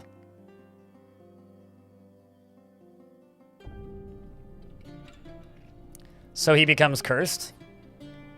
I would like there to be some happiness in this dwarf's life before their slow drift into insanity, but that's just me. 23rd, we're up to 14, 15, 16, 17. 17 dwarves in the fort. His wife did not come in that group. There is children, though. Plenty of children. 18 dwarves. We're not quite at the 25th yet. And a duck, it looks like. And another child. Well, lots of kids in the fort now. All right, so for the new arrivals, we got quite a few, looks like.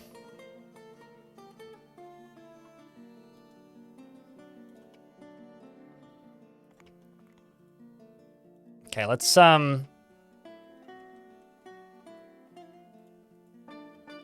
see what we can do with this initial trade. We've got a value of 140. Seems like the dwarves didn't bring me an anvil. I don't think.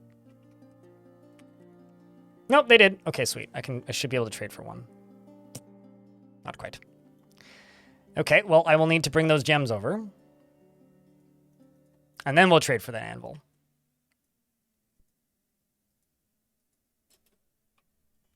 $5 days. Cog has dibs on the first bedroom? Possibly. I mean, I think he needs it, or he's going to go nuts. I think Cog, Expedition Leader, and maybe the other named dwarves get the first bedrooms. He's demanding somewhere to sleep. I mean, he's a senior citizen. You know, he's 146 years old. He very much demands a bedroom.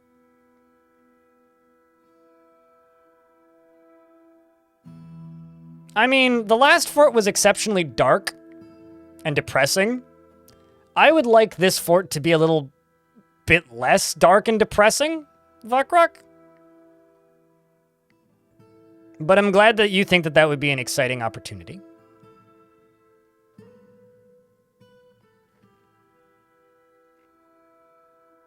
Oh, I just realized, yeah, I have to wait for the 5th. Not the 30th, because there's no 30th.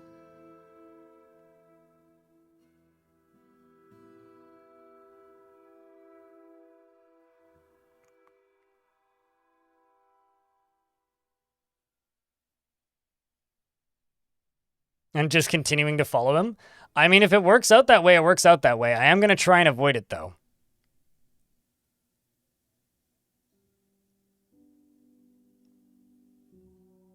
There's just like...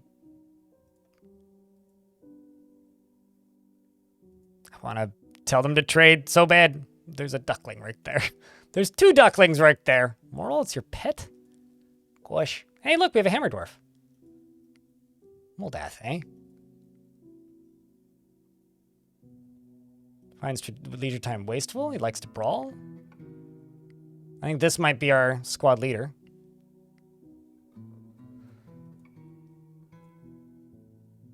Okay, broker, you're requested at the trade depot. Now. Dwarf, you're making this very inconvenient. Okay.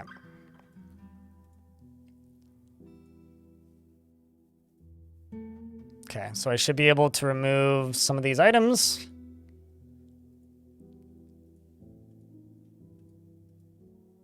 Nice. Be able to get more than just the anvil. Okay, so I'm going to trade the anvil for a single cut gem. Mark the rest of these. Get rid of this. I mean, we got milk and wine. Maybe we should just buy that stuff. Buy the milk and wine. Or, maybe we buy weapons?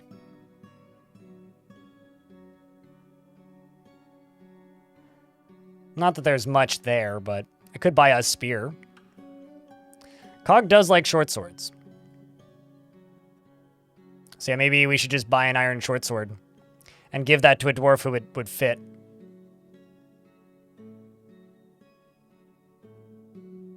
True, yeah, you're correct. Pickaxes.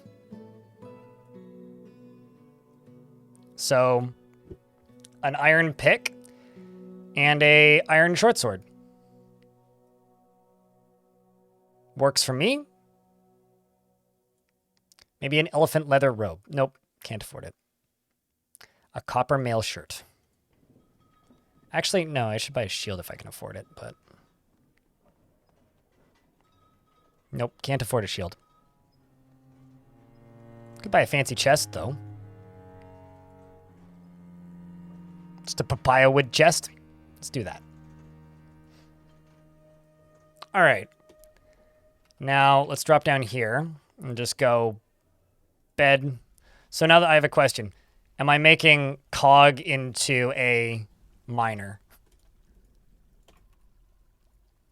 Or am I giving it to somebody else?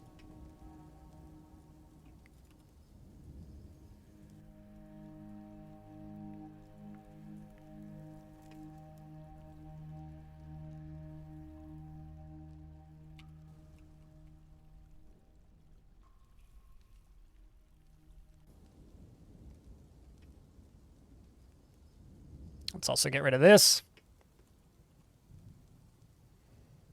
He only mines the aquifers? It's like a project manager.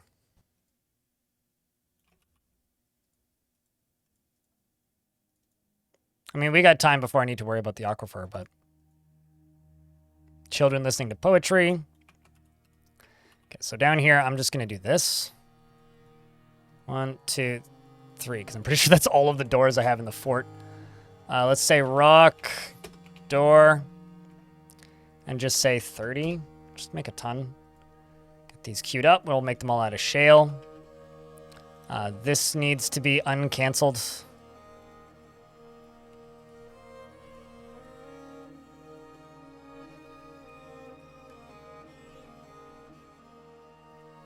And that's going to be the kitchen. I guess I could make this into a food stockpile. Let's jump up to the surface. Float around a little bit. Hack down one of these. Oh. Hey, chat. You know how there was camels everywhere? Well, they got bigger. You know what I think we need? I'm just going to say this out. I think we need some cage traps. I have a slight suspicion that we are going to be in need of cage traps.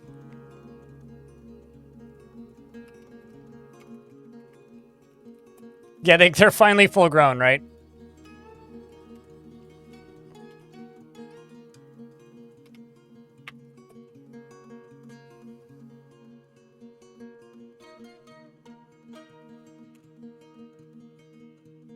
Let the real project managers do the actual work. Yeah, there you go. Okay, so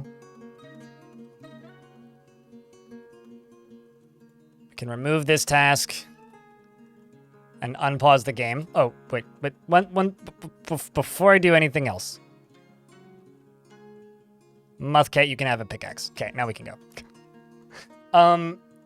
I am gonna let the game sit unpaused. If anything terrible happens, please shout real loudly, and then I'll come back over. But I'm gonna go grab my lunch. I will be back in a sec. Can I get a round of beers for good luck, and hopefully nothing horrific happens while I'm gone? Back in a moment.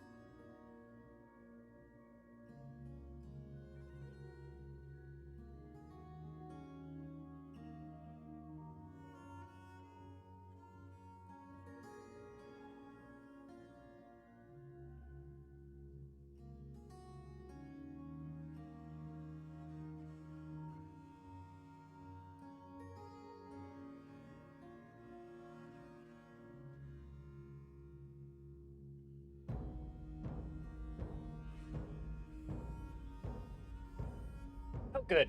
We're not dead yet. Question, when it comes to forts, is it better to have wider corridors? No, not really. It doesn't matter, is like the short version. Wider areas tend to impact frame rate more on most people's computers. All right, I can pause at the 15th. Sweet. You're back and he's gone. I mean, I had to use the toilet and grab my sandwich. 'Tis lunchtime in the old streamer planet.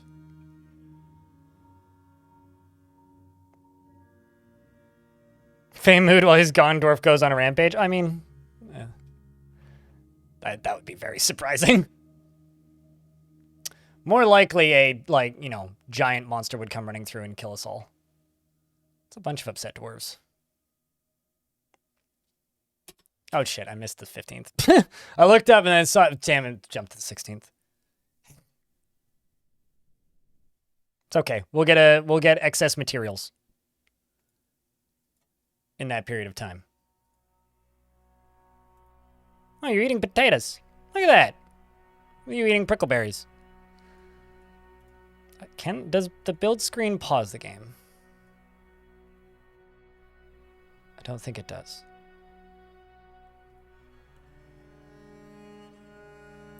Probably just end up putting a tavern or a brewery up here. Let's go. Okay, that pauses it, so I can't do that.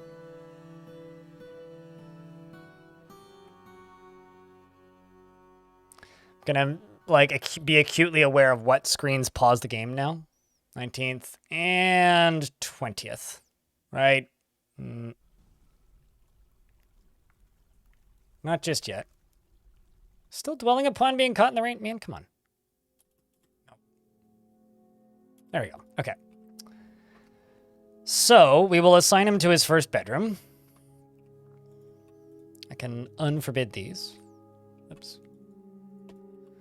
I can go doors. 1, 2, 3, 4. Bedrooms. Multi. Boom. Okay. That can be Cog's bedroom. This can be Skipper's bedroom. Where's Skipper? Skipper. This can be Fat's bedroom. This can be Tell and Artho's bedroom. This can be Dominoc's bedroom. Slow progress. Plop a chest. Chest. Out of chests. Can I do cabinets? Don't have any cabinets just yet, I don't think. Yeah. But I can pop up to here. And do this. And this. Drop down to here. And I need to put the ducks into the place with the geese. No, let's do a kitchen. Kitchen first, still second. I should probably also make the farmer shop, but farming and kitchen. Let's use siltstone. I'm going to go up to here, and I'm going to say meal, lavish, 10. Well, let's do 5 monthly, I think. That'll be fine. Need to go to kitchen orders and set it so that they're not doing the wrong things. But also, hello, Piranha Pearl. Hope you're doing well. How many giant camels are on the map? It was just the one, I guess, and it left. That is interesting. I also need to try killing something to see if bits of it come back to life. Is something I need to do. And I also bet you I can make cage traps already. I think that's my friendly one. So cage traps. Cage traps. Cage traps. Cage traps. Cage traps. Probably deconstruct that soon.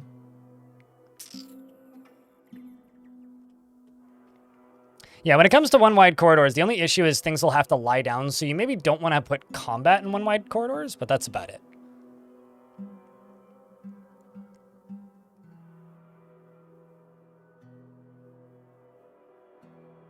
Gimmick is annoying. It blocks knowledge of interesting occurrences. All right, well, that's too bad. All right.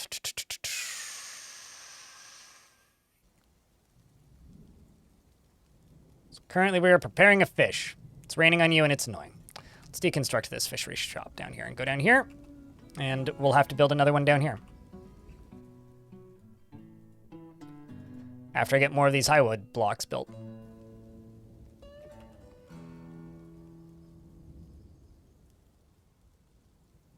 Or highwood logs, rather.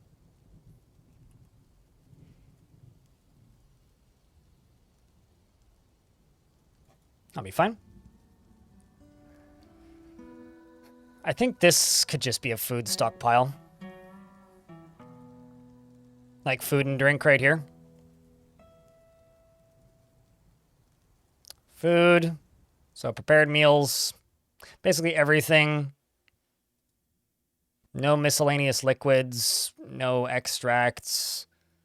We'll leave that. None of this. None of this. None of that. No seeds. Actually, we can leave the seeds in there for right now. That's fine. It'll be fine in the short term.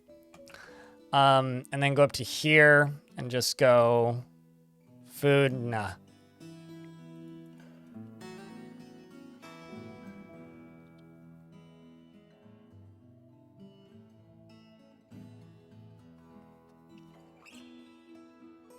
After searching 2 days, you finally found a giant panda embark?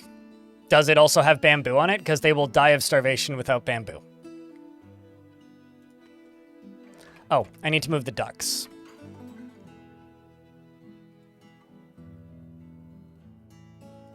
It does? Well, there you go.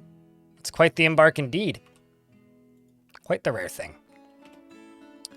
right, let's follow Cog.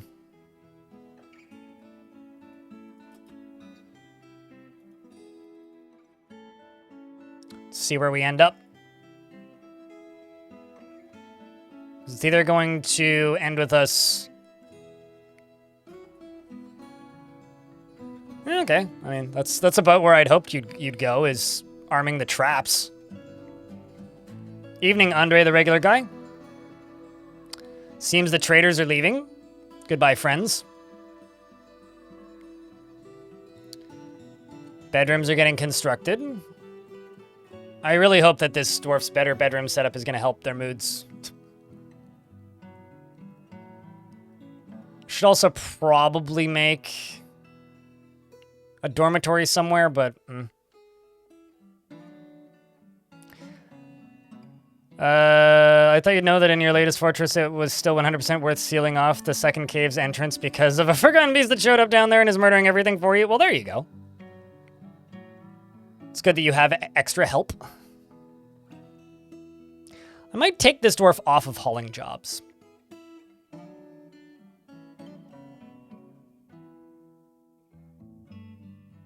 I can pause on the 25th.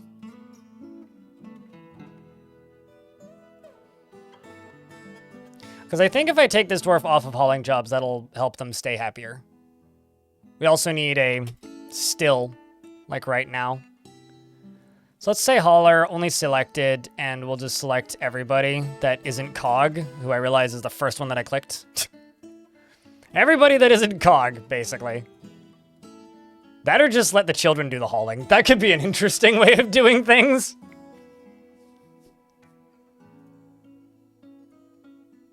Actually, you know what? I'm also going to take off the manager and the expedition leader from hauling. I don't think I've ever really min-maxed hauling.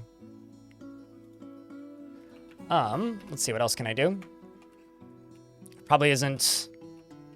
Okay, there's enough of this. I think I will tell them on, like, priority 4 to smooth all this. I think all of the digging is done. Yes. What else could I do down here? I could do, like, a crafting area down here. Or just more bedrooms. I'm thinking this should be, like, a little crafting zone, maybe. Or, like, a connection to this. It could be, like...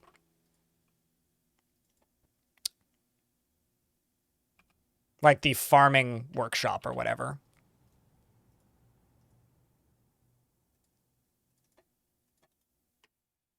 Building in some more of that. Let's also smooth this. And smooth this. And this and this.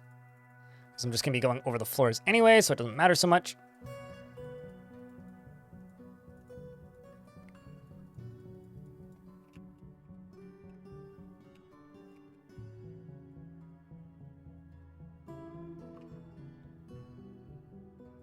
Yeah, I don't know. I've definitely had many a fortress where I've just blocked it off because it's just inconvenient to not, but I wish that blocking off was more of a negative thing, like something the player doesn't want to do. All right, back into the moving. Darren, how you doing today? Hey, chat, what'd you have for lunch today? I have a tomato, cheese, cucumber, lettuce sandwich.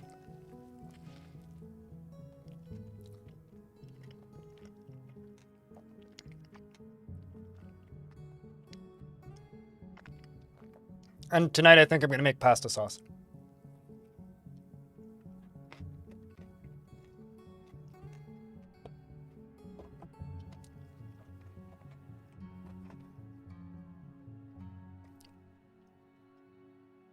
Nashville hot chicken sandwich. Ooh. Hot as in spicy or hot as in the chicken itself is hot?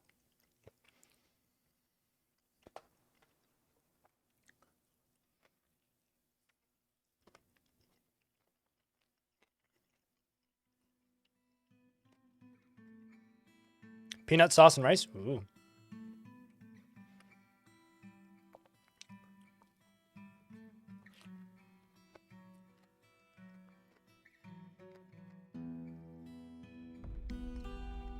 Something's in one of my cages already.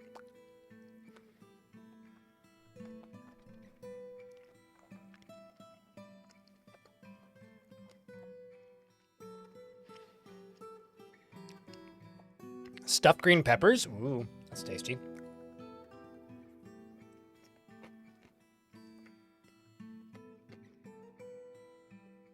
I'm curious about what got caught in the cage trap, because something's already in there.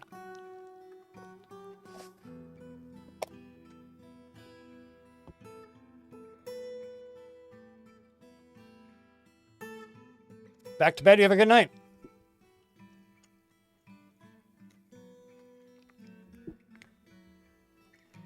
Caramel some yams and fried chicken. There you go.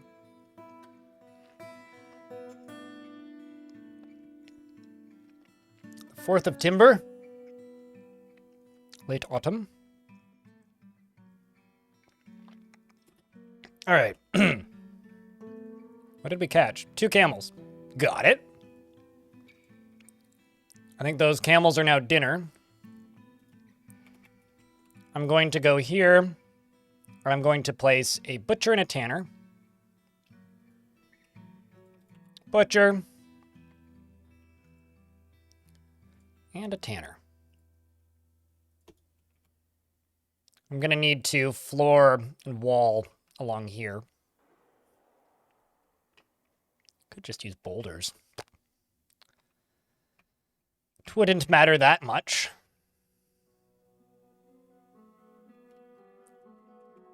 I think I'm just going to set the gems to be cut too. I'm going to go here and just say shell bracelets. And then up here, I think, is where I'm going to put the drinks. So I'm going to go here and I'm going to go farming. And I'll make a still. And I'm going to set up a job that's just brew from plant. We'll just say monthly. Excuse me. For right now, we'll just do 15 monthly. And I'm just going to check the kitchens menu. See what we actually have.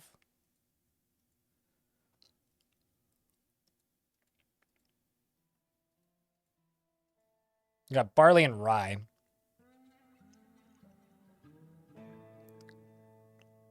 I'm actually going to set the strawberry seeds, the prickleberry seeds, and the alfalfa seeds to all be cooked. I'm going to jump up to here, and I'm going to go gather a bunch more plants. Okay, well, at least the least happy dwarf in the fort isn't ours. It's the kids, but, like, geez.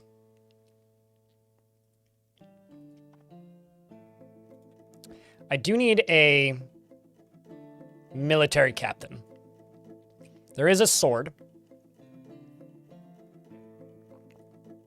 Do you want martial training?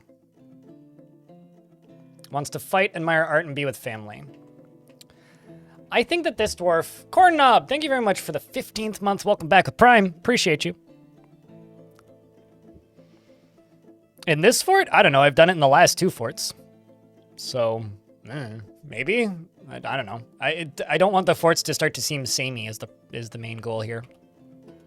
So maybe. I'm not going to rule it out. Could be you.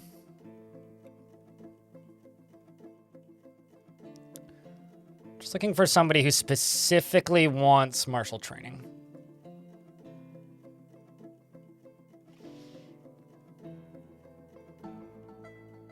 Practice a skill. Martial art. Would you actually like this job? You can be very single-minded, as a sense of duty. Still, I think you might be our militia captain. When he's thinking, his body becomes very still. Yeah, we'll do that.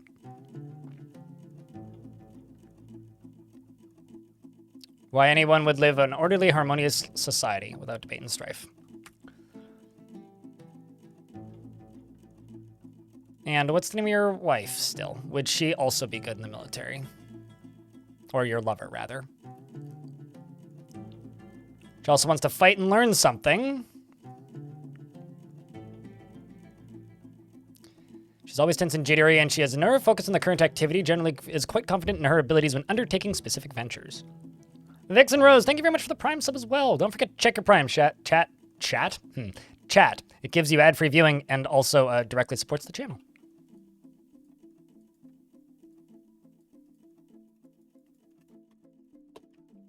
And let's say rock coffer, rock cabinet. We'll do 15 of each. We'll do that. All right, let's follow. Baby Blue Ford cheered. X100. Loving my new vile force of mug. Cheers. Do you fill it with a vile force of coffee in the morning, or are you more of a tea in the morning person? And thank you very much. I hope that your mug serves you well for a long time. All right, next pause is on the 10th. What my main hope for this is I hope that this game makes me better at deciphering exactly what dwarves are good at, I suppose, and exactly what keeps dwarves happy. Because you can always learn more about this game and get better at it by playing it in different ways. And this is very new to me. Did I check the traps? Yes, but I did not set them to butcher the things in them. They have camels in them. But I will check the traps again when we hit the 10th. Or I'll set them to be butchered because I need these to get done.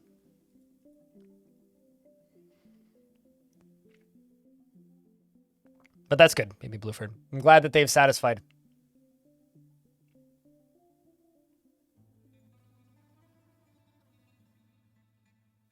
And I also will need to check our drink supply. Looks like we're cooking with some squids.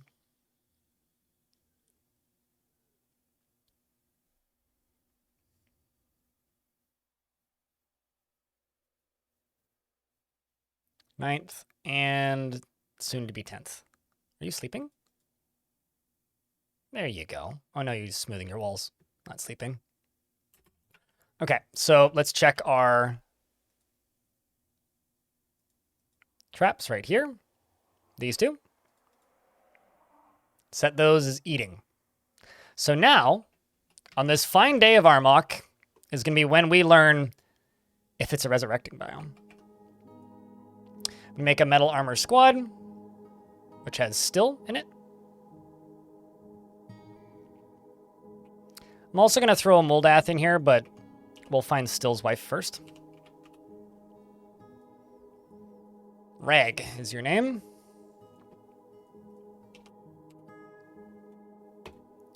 And let's also throw Moldath in there. I'm going to go, maybe not right there, but like right here? Yeah. And get them training right there. And I'm going to set them to monthly orders. Trying to think, is there anything I'm forgetting, chat? Because the chat traps have been checked. We've got camels in here. I think I'm going to move the upper animal zone down into here.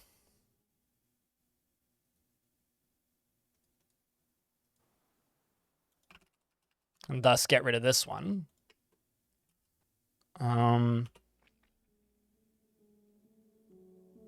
Check the other animals, just buzzards.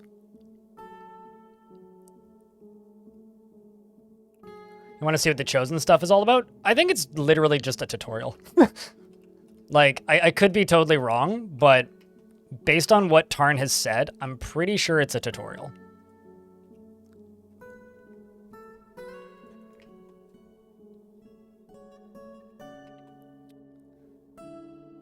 And that's not done just yet, but somebody's working on it. Well, we got raw squid biscuits. Also, that's a new sprite.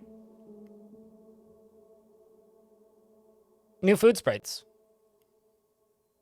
Looks different than it did before. Huh. Interesting.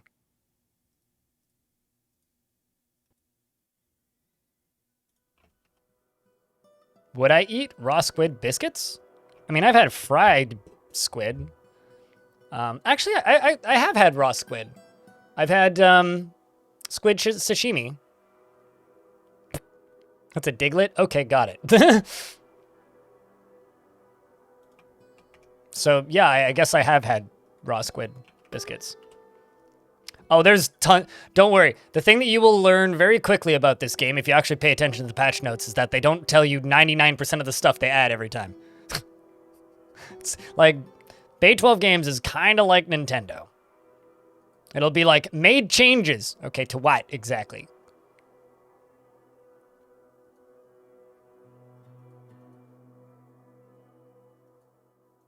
I want this dwarf to use his bedroom and feel better about his life because of it.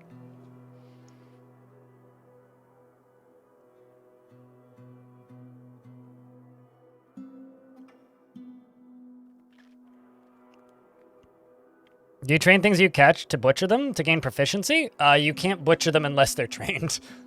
Unless I'm an idiot, which is possible.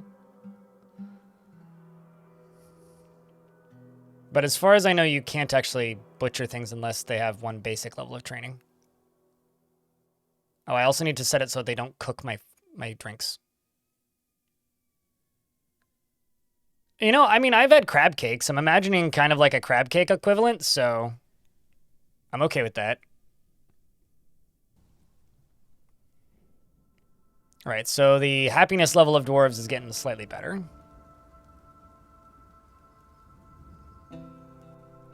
Okay, so camel has been slaughtered.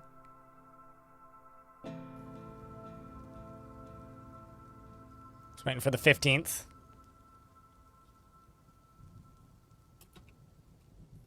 Oh, shit.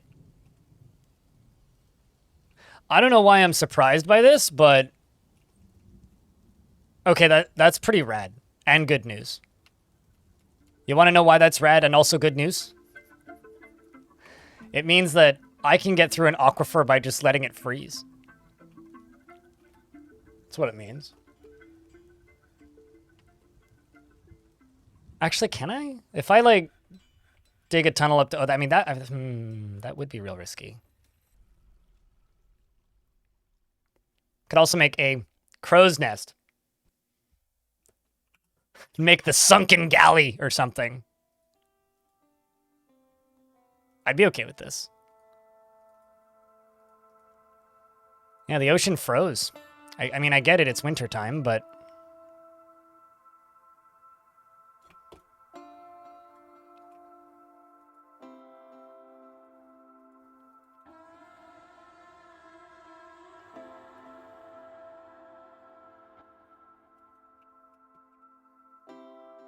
You've got leather.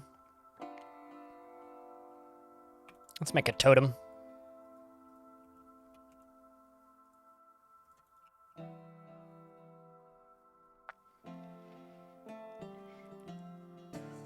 They should stack up, right? No, when stuff falls, it deconstructs. That's not how that works. So you'd have to dig down to ground level and start constructing it there.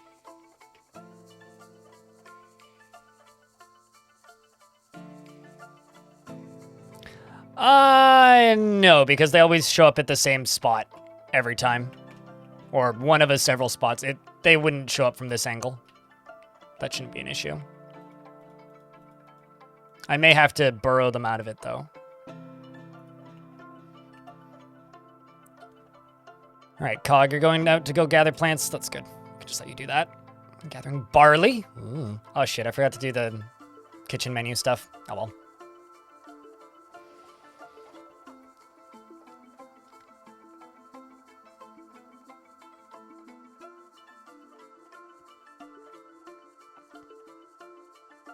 No, they don't stay away from the frozen areas. They only go to areas they have reason to go to, though. So I just need to not give them any reason to walk onto the frozen area.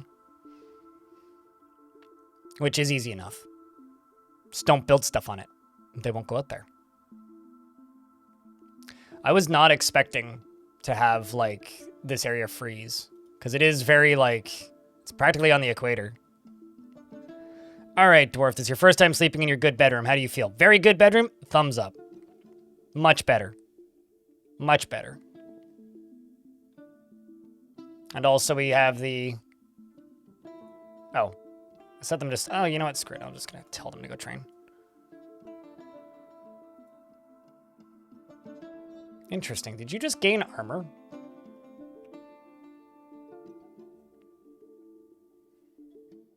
Oh, very easily. I mean, I had a fort called Machine Waters, which was like a 20-layer high wall across an ocean, which I then dammed the ocean and used the ocean as defense.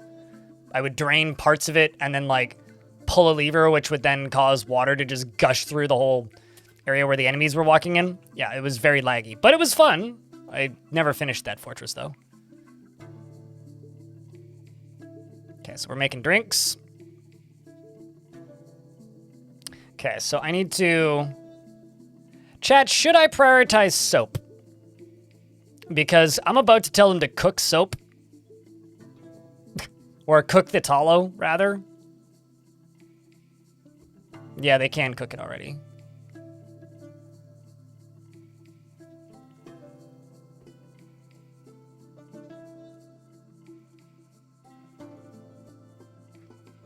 Well,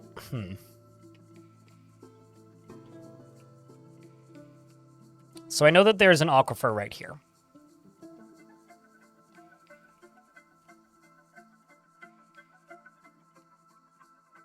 We'll do this. And I'll make a well house right here. That'll be our location for a well, I suppose. And I think this will be the bottom of the ship.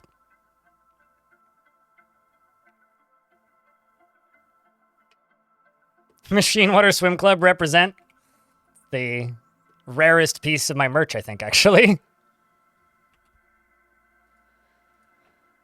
The fewest people purchased thing. Partially due to the fact that it was limited and not around for a super long period of time.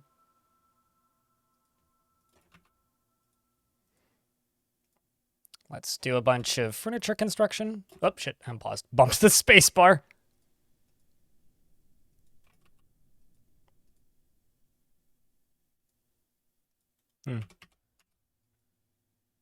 Okay, well, let's go in a little slow. Let's pause the blocks for a wee bit.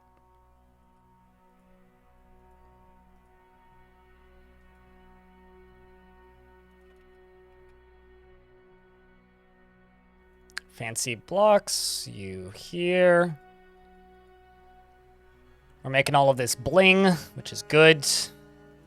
Doing that. We've got some ibexes. Oh, giant ibexes. Whew. They look angry. You know, we have to be real careful with the surface. I already did that. I forbid all of the cooking of stuff I don't want them cooking. Because ay. I don't think ibex are war trainable, but they're certainly large. The military is training in the hallway.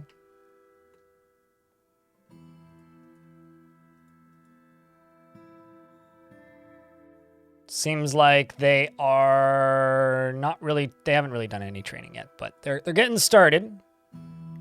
The Occult Girders is a good name. Wish that you could have mounts in fortress mode. You know, mounts are the reason a lot of enemy sieges split, because mounts are generally way more cowardly than the people riding them. And if the mount decides to retreat, then it takes the person with it. And the vast majority of goblin sieges that I have end because the mounts decide to leave. So, I don't know if you actually want that. They would have to change quite a bit with how mounts work. Who is the least happy dwarf in the fort right now? Endok the Butcher. Okay, well, Cog is down there, but... Another thing that's annoying him is lack of mug. So let's say rock mug. And also check something up here. How many... Oh, that's probably the reason. It's because currently too many mugs are left in the tavern.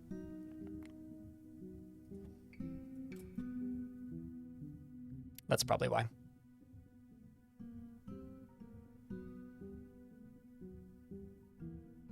Oh, this. An ad just popped. Gotta pause. Gotta pause.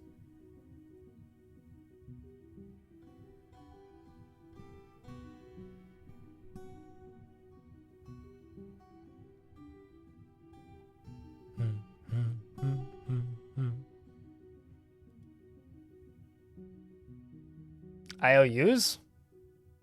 What? Space? I actually think you may be the only one to win one in a giveaway. Really, Goldpoke? What's up, DS? How's things? Also, thank you, YouTube chat, for leaving likes on the YouTube stream. 'Tis very useful.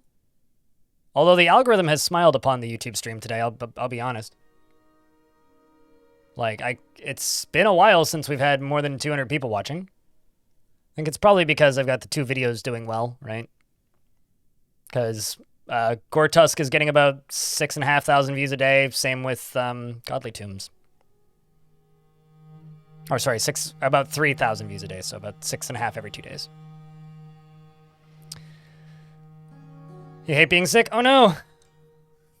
We are doing the I can only pause every 5 days and we're only really following one dwarf thing. Challenge? Gimmick?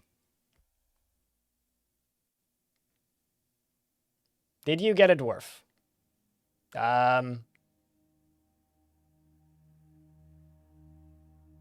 You've never claimed a dwarf that I'm seeing.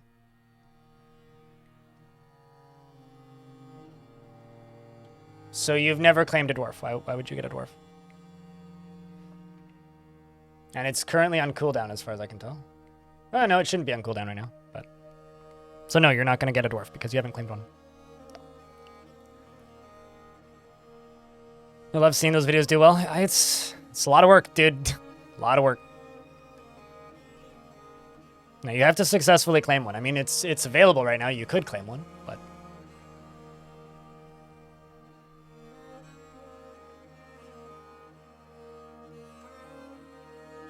if you can't claim them, you're likely blocking some cookies from Twitch. See? Bastet just got one. Oh, it's the 25th. Bastet! What dwarf want you? I'll hide. Oh, we're giving it to Oblivion. Okay. We'll give it to the Chronic Complainer.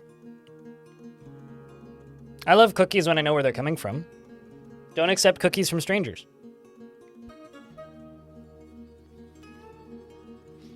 It's just good advice. So, Oblivion, you have not redeemed a dwarf. However, Bastet would like to give you a dwarf. So, courtesy of Bastet, which dwarf would you like? Just do not pick Cog, nor, yeah, just don't pick Cog, basically. Hey, Sayboard in YouTube chat, what's up?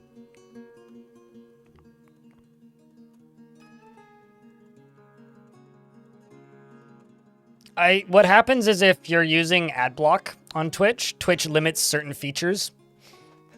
And I'm pretty convinced that's one of the things that gets limited. Because I had somebody who was using uBlock Origin and they disabled it and then it worked.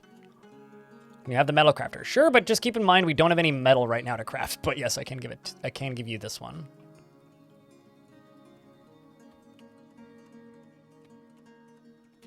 Oblivion is 72 years old and you have a pet lamb.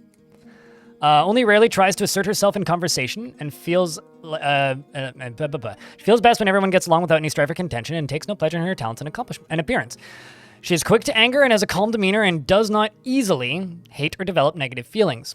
Takes offered help and gifts without feeling particularly grateful and is slow to trust others. Tends to form only tenuous emotional bonds with others and can form and occasionally can lose focus on the matter at hand.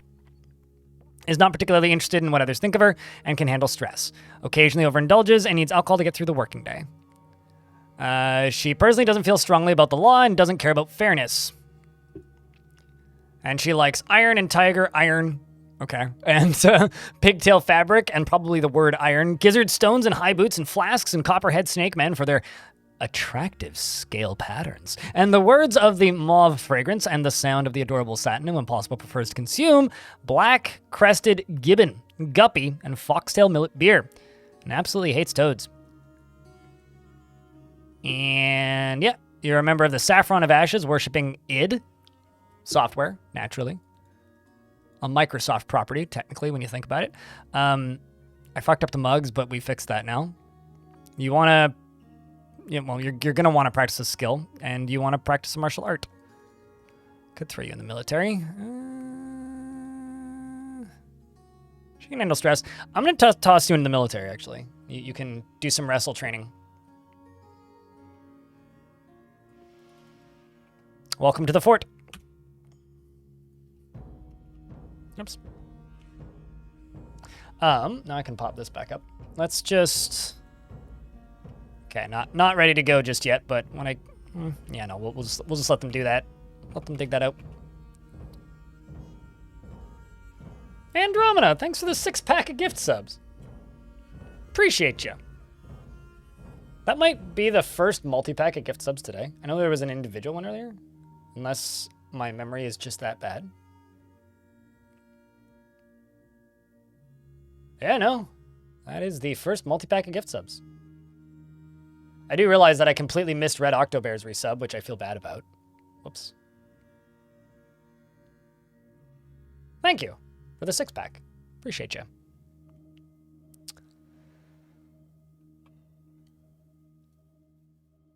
Your power grows unchecked. Well, I mean, you could put a check mark on your forehead and then you'll always be checked. But that is up to you. Also going to go here and unpause this. Drop down here. And let's go coffer. And cabinet. Easy enough. I missed yours as well. Sorry, thank you for the resub. Bye.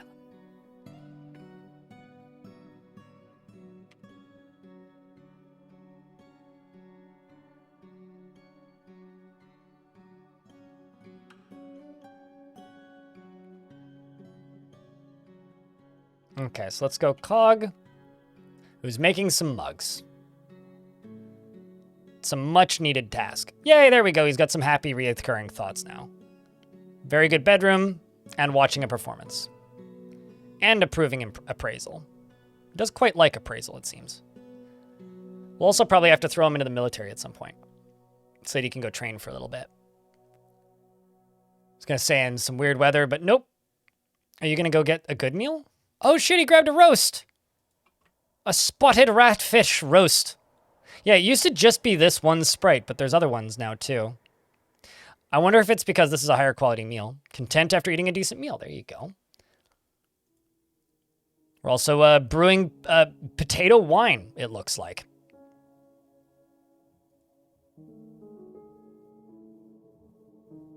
So now I have to wait for the 5th.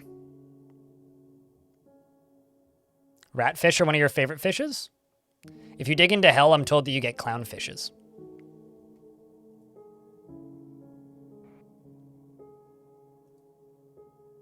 It's like there's layers to that joke. Isn't potato wine just vodka? No.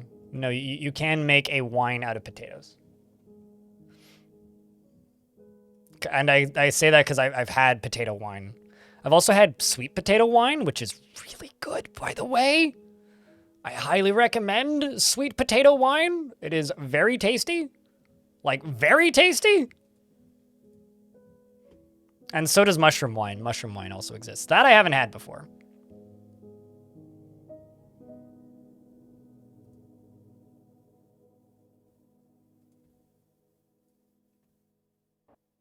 Makes sense since it has sugar? Totally.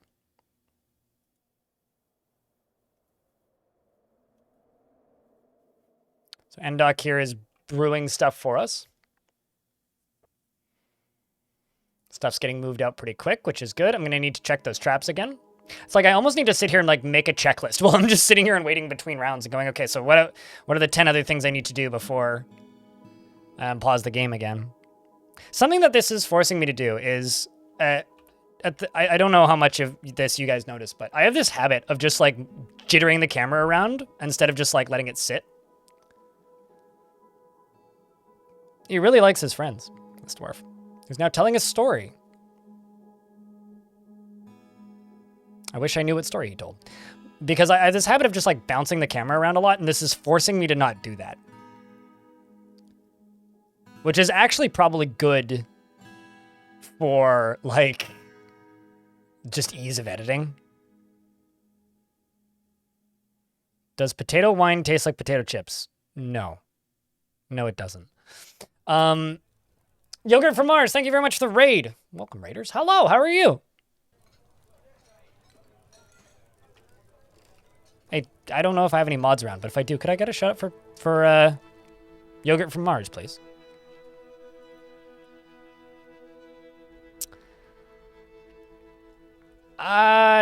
It's going to be questionable as to whether or not I'm going to be able to get this done.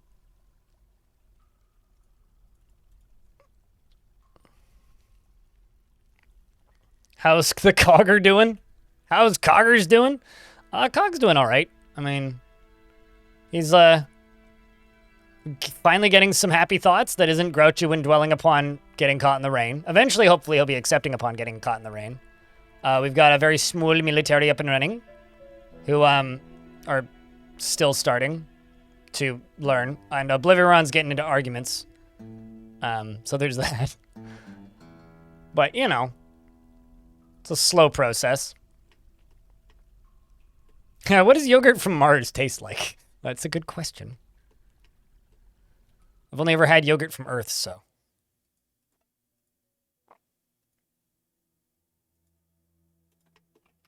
I think I'm going to make a second mason's shop, just to clear these boulders quicker. Oh, I need to check this. Oh shit, it's snowing. I've got 2 more camels in cages.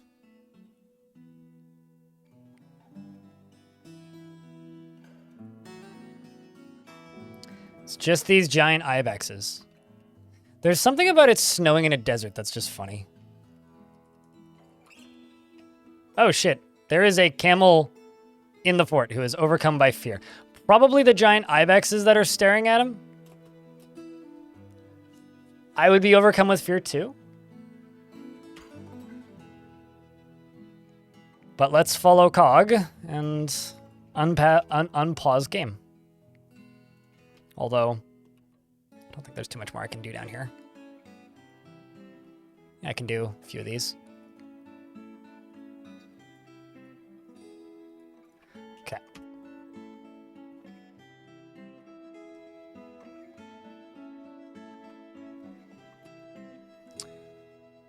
Okay, day 10 is when I can next unpause game.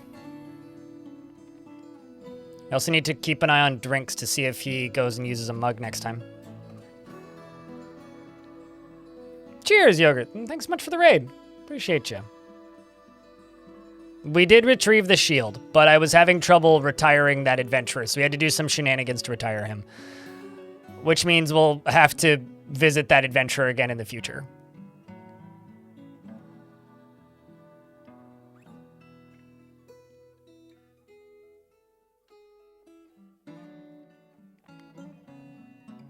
There is gold, and there is iron, and there's copper and silver, but they're not all in the center of the Embark. Some of them are under the ocean, some of them are under the sand. YouTube chat.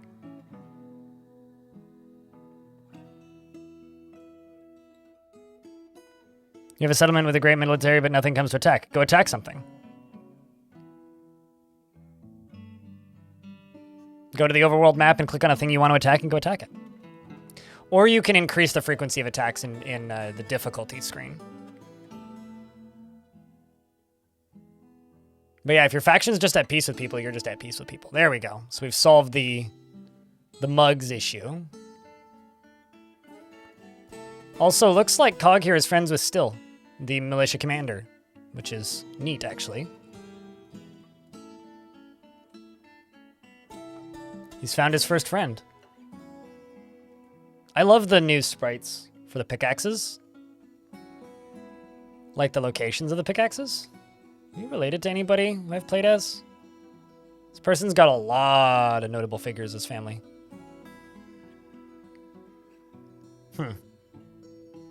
Rough slip. Oh man, I missed the 10th. Damn it. I was staring at this dwarf's family tree. Oh, there we go. Cog's moved up to focused. That's what we like to see. Look at that. Just need to help him acquire an object sooner rather than later. The new sprites for the armor and weapons are amazing too. Yeah, I've seen some goblins in adventure mode. And also, in adventure mode, you can now hear sounds through walls, which is super fucking helpful. Like, my god. I can click things as long as it doesn't pause the game, is kind of the rule here.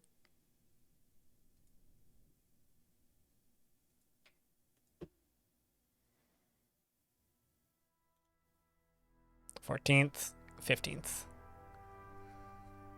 So I can only pause on the 5s and 0s. Okay.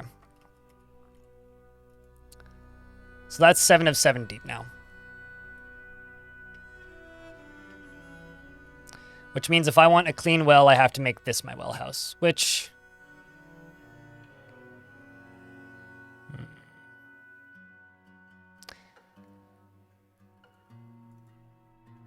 I mean...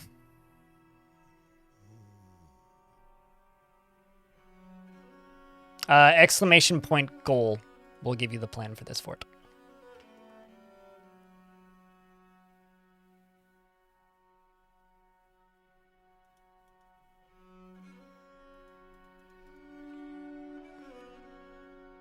It's all sandstone.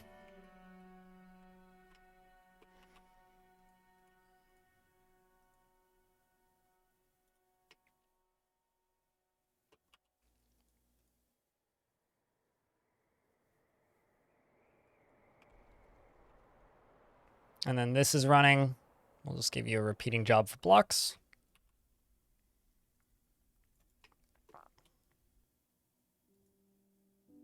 You've got barley seeds that are done there. Got that. We got plenty of meals. I can get the 2 caged camels eaten. And that'll increase the amount of meat in the fort. And then we can go back to Cog and follow.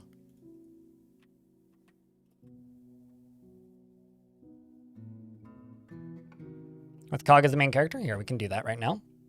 Well, actually, wouldn't it be a character? But here. Characters. We'll say Skipper and Cog, probably.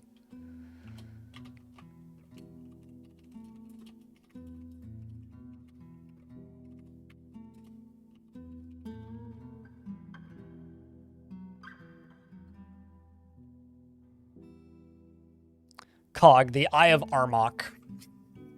Whoa, whoa, whoa, whoa, whoa, whoa, whoa, whoa. I need to go look at that. But it looks like he's holding the sword like a dagger, and that's pretty badass.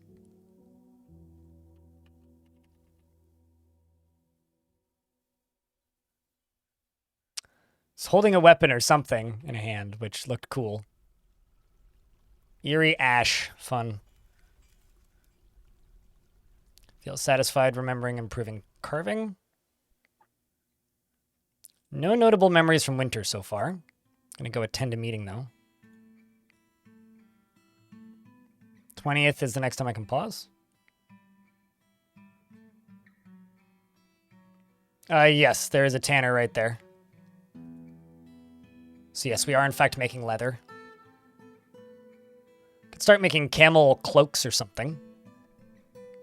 Bitter after getting into an argument. What? Why?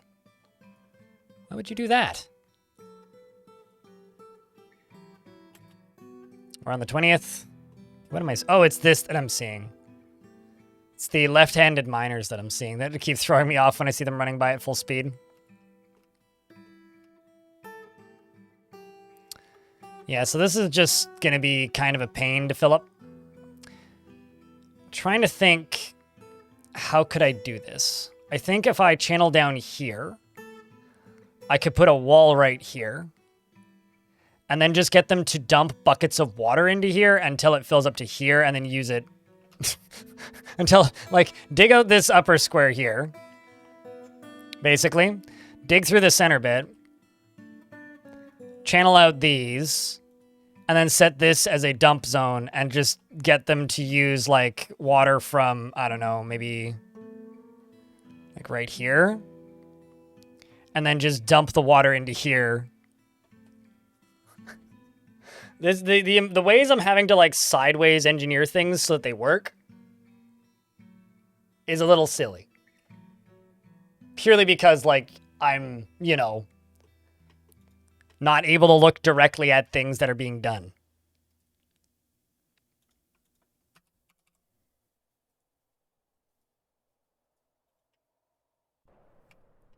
Which is fine. I mean, it's the hell of my own creation.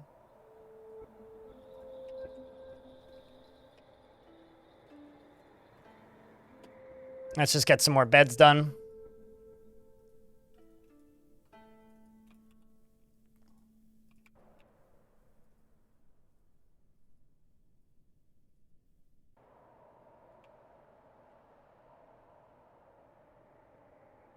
Modded views only, and every time I think, wait, these are the official graphics?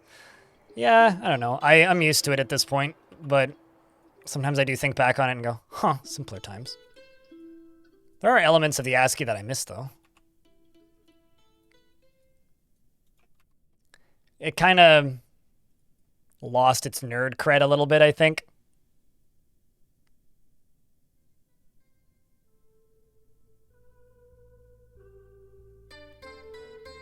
But it's fine.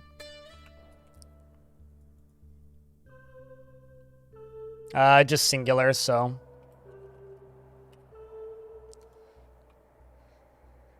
And then the other command is character. Will give you some information about things. And I guess I'll chuck another stoneworker down here for a little bit. Characters with an S. I think I said it too softly. So we got Skipper, who's the expedition leader, who's kind of a selfish weirdo. And then we have Cog.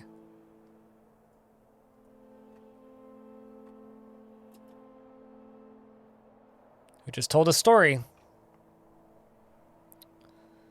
Now I can pause again on the 25th.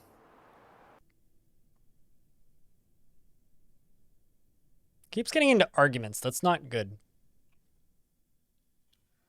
It's probably because he's a member of, like, or a former member of the Dead Communion. I mean, he did leave the Dead Communion, but I'm sure that word has gotten out about that crazy cult, so it wouldn't surprise me too much if he's getting into arguments because dwarves are going like, well, why would you have ever associated with a crew like that?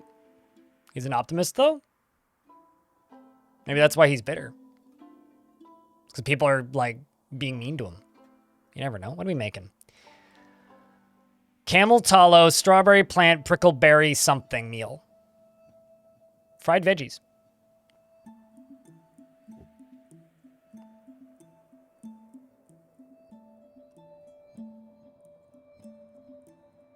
You would read as much as you can. Oops. I thought it was the 25th. I'm waiting for the 25th so I can pause and look at the YouTube chat. Come on. Right? Now? No. Now? Yeah, there we go. You don't have much time in Dwarf Fortress, maybe 20 hours, and you don't know many mechanics, but you want to ask, would I recommend watching some guides like mine? Don't try and figure everything out about Dwarf Fortress yourself. If you run into something that seems like the superpower in Dwarf Fortress and the end game of Dwarf Fortress is knowing enough about how Dwarf Fortress works to be able to contort it to do what you want it to do. So prioritize that. Prioritize learning how to make the game do what you want it to do. Because otherwise you'll just bash your head against the wall of frustrations of, am I doing it correctly? Which, no, you're not. But also, there is no correct way. So you can't really do it wrong. And if you can't do things wrong, then everything's correct.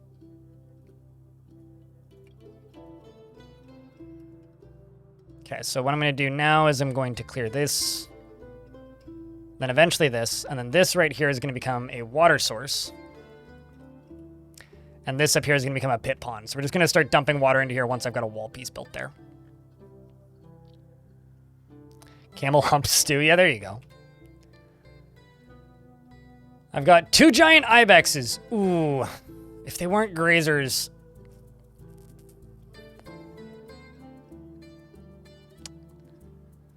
All right, chat. I'm going to need you guys to permit me to have a pause in this thing so that I can finish these stairs. Although I could start making underground grazing areas. Let's do a wooden corkscrew and a wooden pipe section.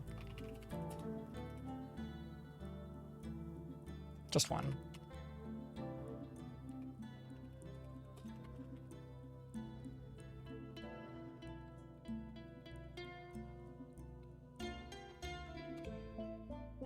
And also, let's go up to here. Still making bone crowns. There we go.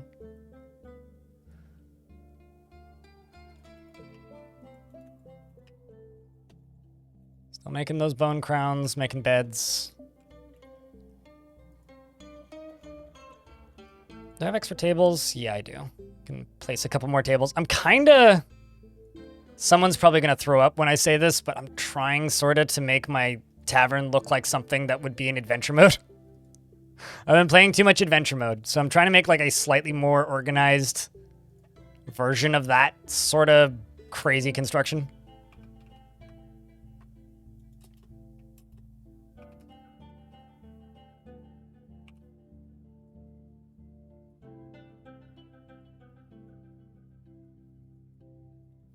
All right, let's follow Cog,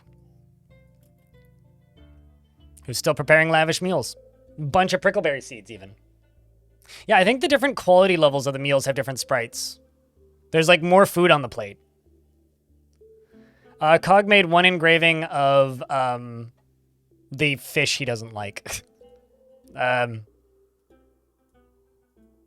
Oysters. Yeah, he made one image of oysters, which he hates. Currently, he's going to go tame giant ibexes, though.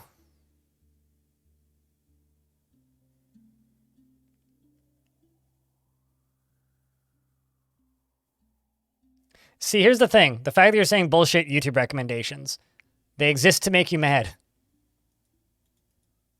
Gotta remember that. Camel eyeball and prickleberry seeds? Okay. Your fun is wrong. Man, my fun is better.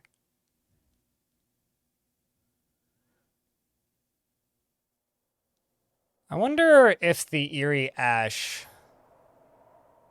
So the 5th is the next time I can pause. I wonder if the Eerie Ash is going to freeze. It probably will.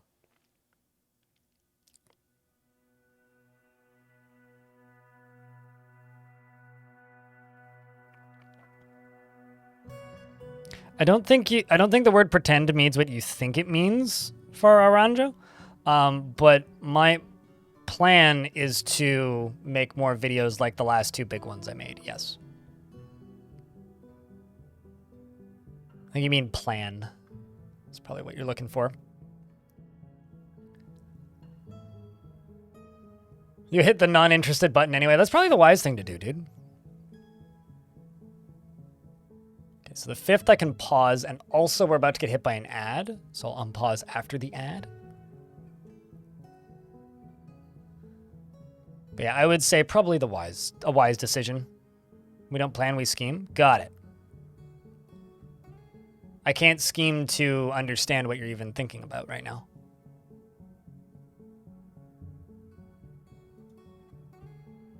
Made those screws.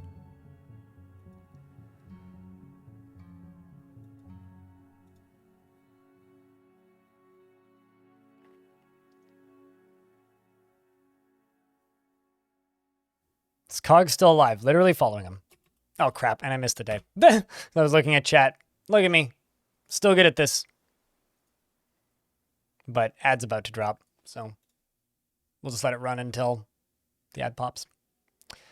Mr. Cog is sleeping.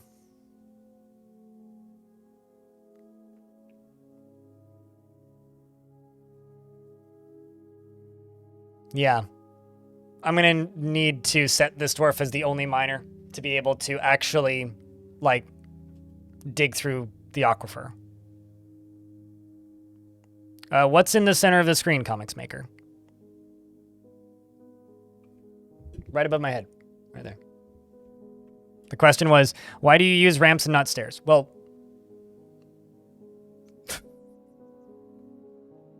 those look like stairs to me. I don't know about you. All right, we're now in an ad break, so I will pause.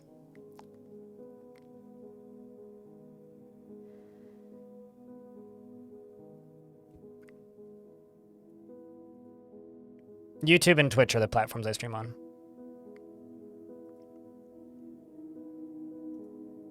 TikTok is for Zoomers, and Zoomers don't really play much Dwarf Fortress, and Kick is for like asinine fuckwits who don't deserve to stream on other platforms, so they get forced to stream there.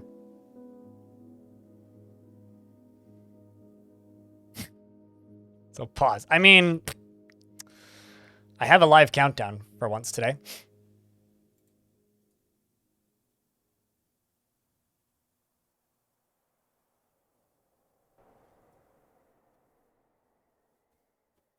Also, a like electronic group I like just released a new song. Neat.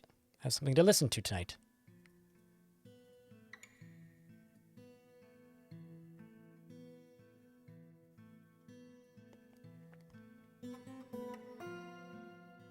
No, I mean kick as in like to kick, kicking something, not K-I-K, K-I-C-K. It's a streaming platform that's a clone of Twitch that's made by a online gambling company that generally is like 2 steps away and 2 steps removed from live leaks on a bad day. And on a good day, it's just full of racist people. And also Kick, K-I-K, is just a chat platform, isn't it? I've never actually used it, but it's like Telegram or any of those other kind of crappy, sort of sketchy chat apps. Just use Signal like a grown-up. The actual good chat app. So it's YouTube. See, YouTube actually pretends to have standards.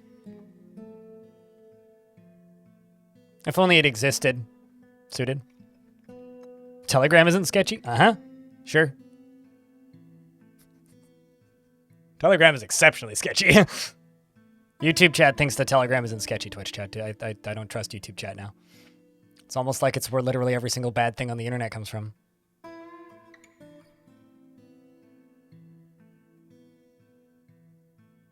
Sometimes YouTube has standards. YouTube has enough standards to pretend that it has standards.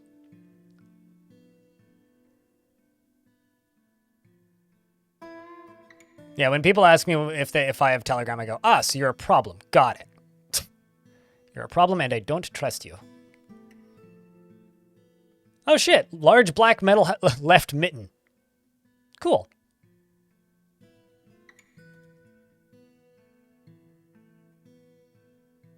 Well, at least we've gotten you some happy thoughts. And I keep missing the days to pause. Do I have MySpace? I've never actually had a MySpace. True story.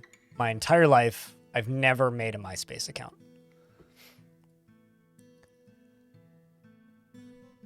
This dwarf gets into arguments all the time. It's kind of funny to me. So dwarf recite the future laughs. A little scary.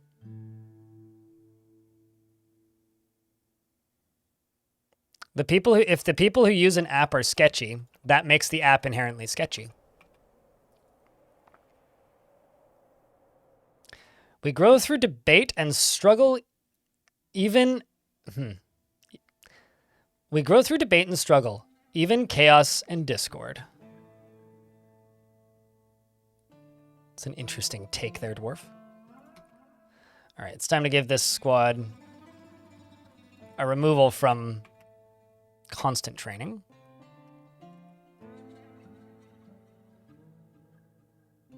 The entire internet is sketchy? I mean, some parts of the internet are more sketchy than other parts of the internet, but I won't disagree with that. I will say that these days Amazon's getting pretty sketchy. The early days was the worst? Oh yeah, no, which is why content moderation is important. As much as it's fun to be like, oh yeah, no, content moderation is bad. No, no, you need content moderation.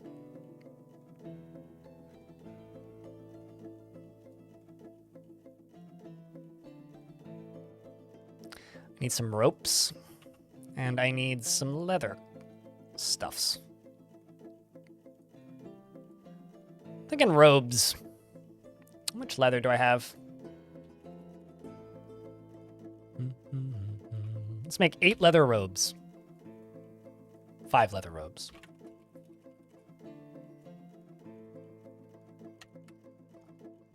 And then you, let's just make 1 cloth rope. Yeah, because I've only got 2 pigtail cloths, so.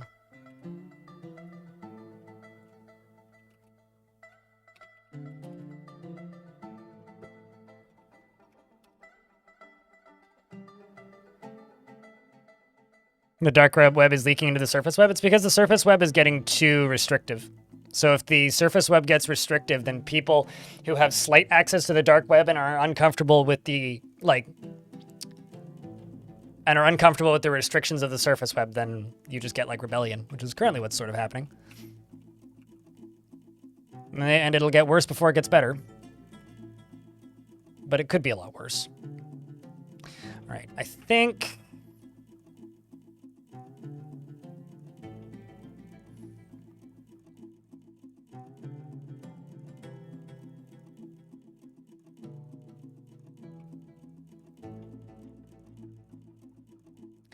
I heard a really weird sound, and then it sounds like somebody pushing a shopping cart up the sidewalk or something, but not quite. It's too light. Maybe it's one of those grandma grocery carriers. Let's just throw some of these down.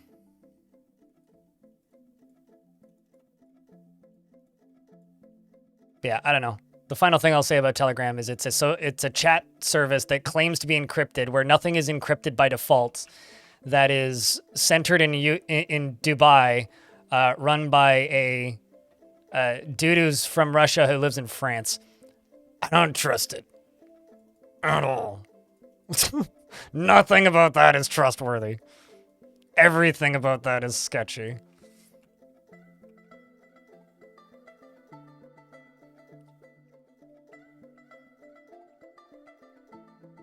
Don't worry about it. I just don't use it. The best way to not worry about something. Okay, so the best way I think to...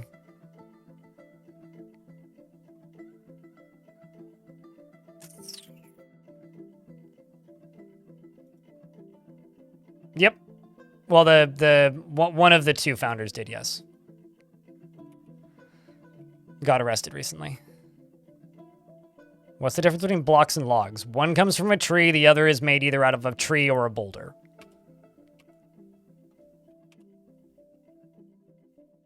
Or a metal, even.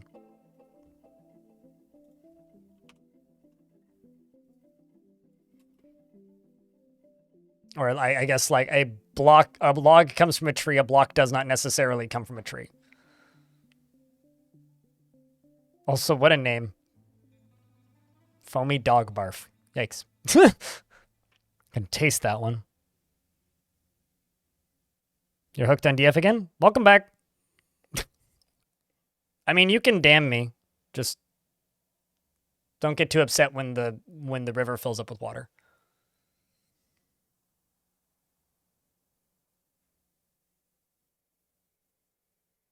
Twitch is run by Mr. No AC for warehouse workers.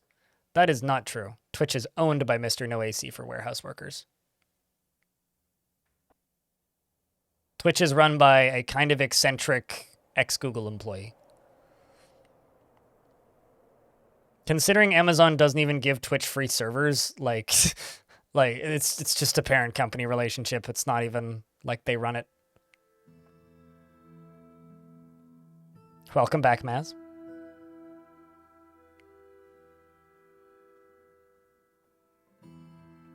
As somebody who's been streaming full-time on this platform for over 10 years, I'm well aware of why Twitch is shady. It's not like we have options, so you can either enjoy content or you can not. But if you make it unpleasant for the people who try to make a living here, that just sucks for everybody. No, but I mean, welcome back to the DF addiction, you know?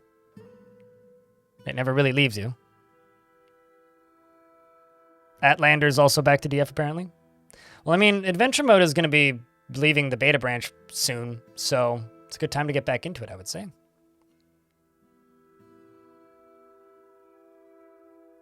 I keep missing the 5s.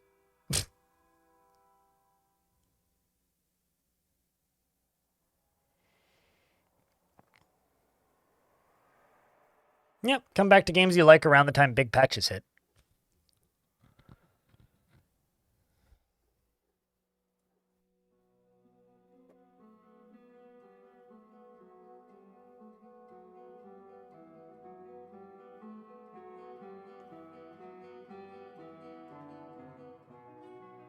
As you just bought Dwarf Fortress Steam Edition and so far 2 Fortresses in and loving it? Good stuff. Welcome back, Devilish. I am out of Unrotten for Bantable Plants, because I'm not farming whatsoever, so time to go up to the surface and pick a bunch.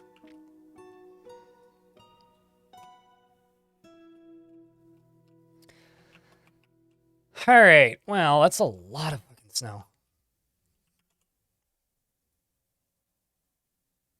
That, and I have a whole bunch of camels trapped. You know what? Screw it. We'll also eat the giant ibexes because we'll get more of those.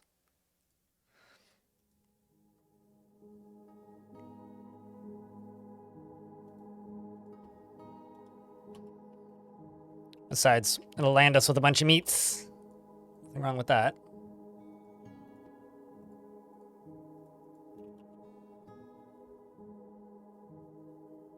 Felbear, I feel like most people's first real fortress fall is a were-creature infestation.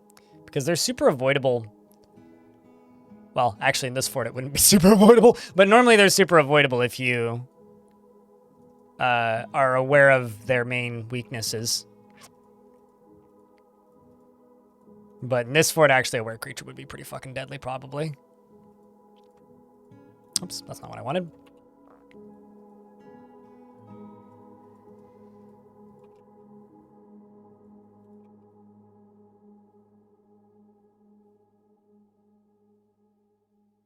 No. Killed with style? I mean, that's not how I play, but it's a single-player game, so play it the way you like. And if you want to, like, get to know a world real well and get super attached to it and develop your own lore Bible over time, do that. If you don't, don't. That's fine. Eh. It's whatever works for you. What works for me doesn't necessarily work for you. Doesn't make it strange. It just kind of shows the beauty of this game, because everybody can play it differently and still get something out of it.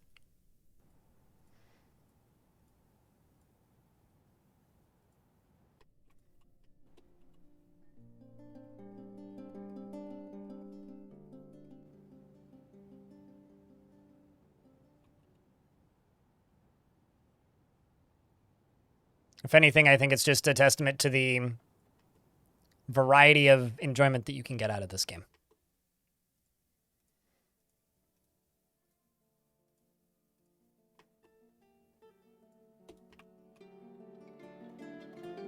Yeah, true. Flooding the fort is a classic. Although I think a lot more people flooded forts in premium than before because, like, ice not being visible in the winter is mean.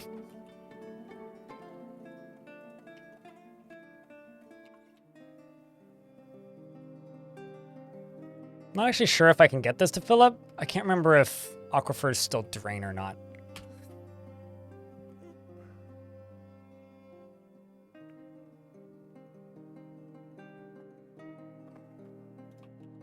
Then I should be able to also put a well here. Okay. I should also put a, like a, what's it called? A farmer's shop there and start processing plants. But we'll do that after. For right now, I'm just going to go grab Cog, and we are going to watch him detail floors for a bit. Oh, shit. Totally missed that, but he grabbed a robe, which probably, nope, didn't clear his need to acquire an object. Grr. God damn it. I do like the way these robes look, though. These robes are pretty schwanky.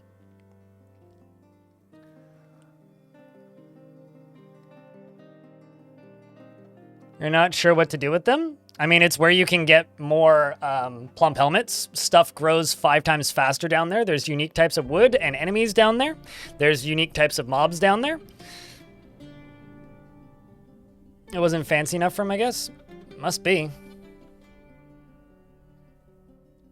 Well, meat's back on the menu because we've slaughtered a giant ibex. Not that it was ever really off the menu, but... I like how this counts as hauling.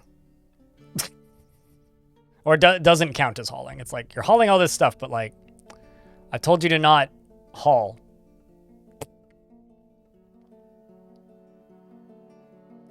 I'm gonna wonder this for forever. Because, not only that, Bonesaw, somebody asked that, I shit you not, 10 minutes ago. That's the first thing that's kind of funny. The second thing that's kind of funny is, there is like 2 stairways in this fort. And 1 ramp. And everybody asks why there's a ramp at the front door. It's called pre-planning. Wagons can't go up and down ramps. And also, I like the way ramps look. It's a way from going from one area to another area. No, I just think it's funny that it shows a lot of things. It shows that, like, it just, to me, it just proves that there's a lot of people who have very little knowledge of, well, maybe not knowledge, but a lot of assumptions of how stairs work in Dwarf Fort. Stairs are better for FPS? No, they're not. There's no difference. Wagons can only go up and down ramps. They can't go up and down stairs. You got it backwards, or maybe I said it backwards. One of us said it backwards. Regardless. I can pause. Yeah, I almost always have ramps at the front door. But, I don't know. I use them interchangeably. In equal portions, generally. Let's give this squad a break. Okay, well, we're still waiting on all this. And I'm going to go up to here, and I'm going to assign these bedrooms. And I can't assign those ones, but I can do these ones. See how many more bedrooms we need. Cog has gone up to neutral, so that's good.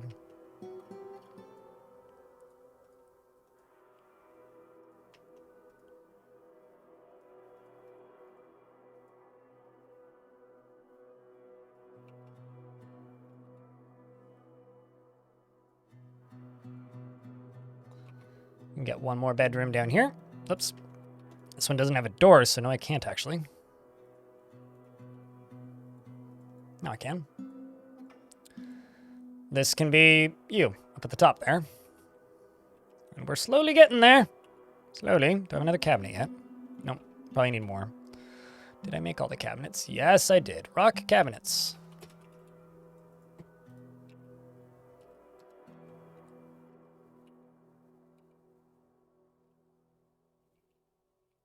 Okay, so it does in fact drain. That answers that question. So in that case, here's something I'm going to do.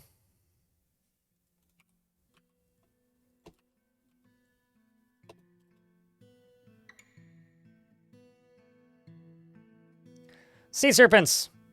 Thanks for the prime. Greatly appreciate you. Also, I unpaused past, like, absent-mindedly, so I'm just going to jump back to Cog. I'm very concerned about these giant ibexes.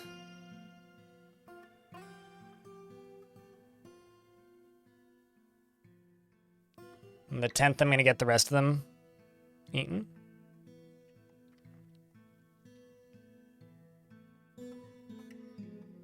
Figuring out little puzzles to solve regarding water is honestly so much fun. Yeah. Save frequently and save often. It's the first answer that you should learn. How are we doing? No real formative memories this winter. Just continuing to be grouchy upon dwelling, getting caught in the rain. Making bone crowns. gonna have a lot of crowns to sell. I think it was bracelets that they wanted, and here I am selling them crowns.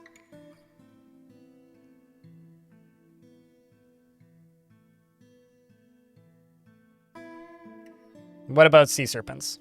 I mean, like, sea serpents exist in Dwarf Fortress, so do sea monsters. I've never seen either of them, but they exist apparently. Okay, pause. I'm just gonna go to you and say bone.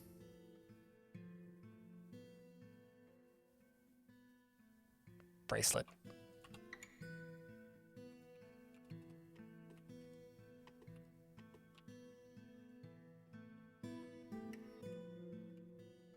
And then I'm going to put you right here.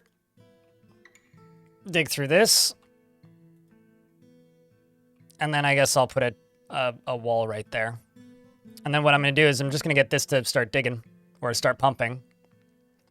And we'll just start making a pump stack slowly.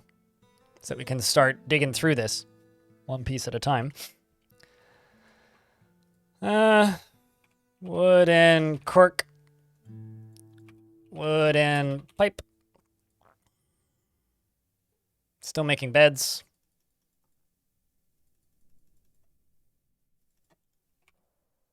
It's going to be a pain in the ass to make, I'm telling you.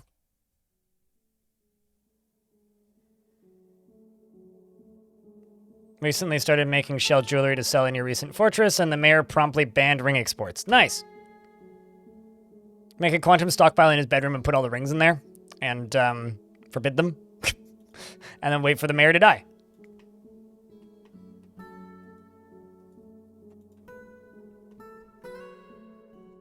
Who's having a meeting? Oh, one of the kids. Go figure. Yeah, a quantum stockpile. It's a very simple concept. It's only quantum engineering. If you're curious about quantum stockpiling, I have tutorials on my YouTube channel of how to do it and what it is. Farmer.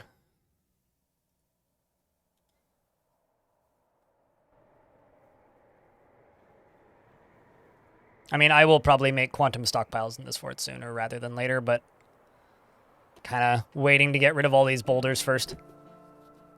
Probably going to make them for blocks, actually.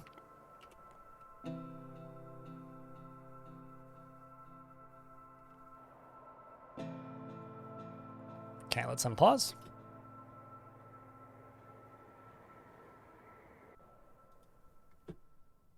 Well, it's the same reason that you can fit 999 1,000 dragons into one tile as long as 999 of them are lying down. Same logic as that, but for boulders.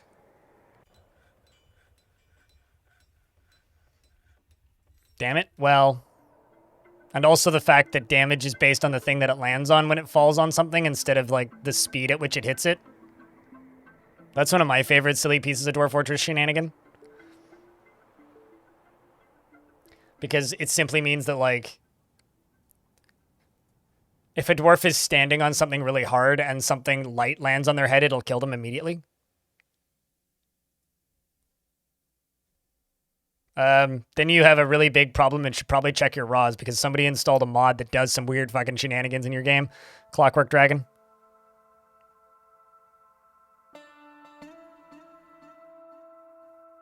If you want to learn how to play ASCII, and without making yourself look like a fucking moron, comics, learn to play Brogue. It's a very simple looking ASCII game. The problem with Dwarf Fortress ASCII is it's extremely dense, even for people who like ASCII games. But just stating, I'll never be able to do that because I'm too stupid. Buddy, you're fucking reading the English language. Same symbols. Just in a different order. If you can read my chat, you can play an ASCII video game. Quit insulting your own intelligence. Otherwise, you'll never learn anything cool in your life.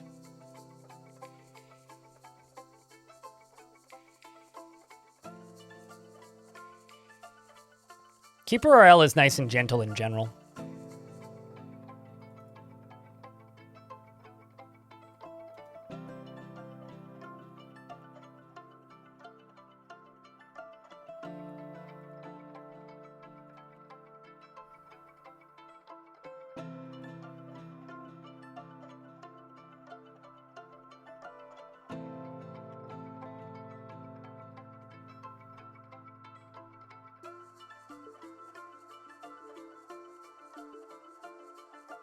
What do you use all that materials for that you're talking about, comics maker? Your own creativity.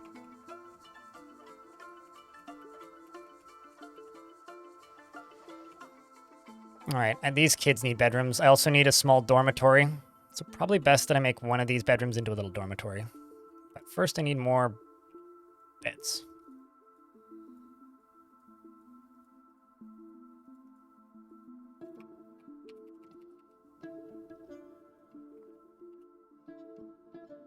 Wow, got a whole bunch of camels.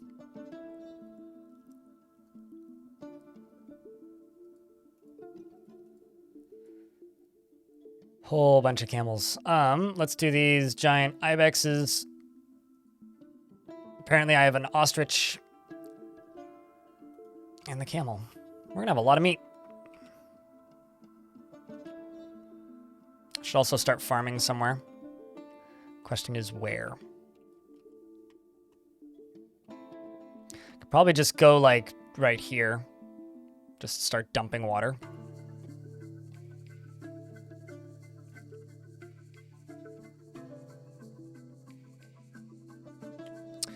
Okay, let's follow Cog.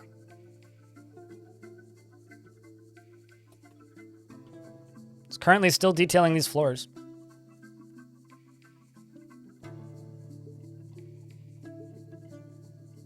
A masterfully designed image of two dwarves. So our symbol is two dwarves. The spite of mortification. It's an image of a large, slick right gauntlet. You really like that large, slick right gauntlet. At least it's the right one and not the wrong one. Cave moss. You know, it's just you have to unlock the caves first, and the animals can graze on cave like grass, basically.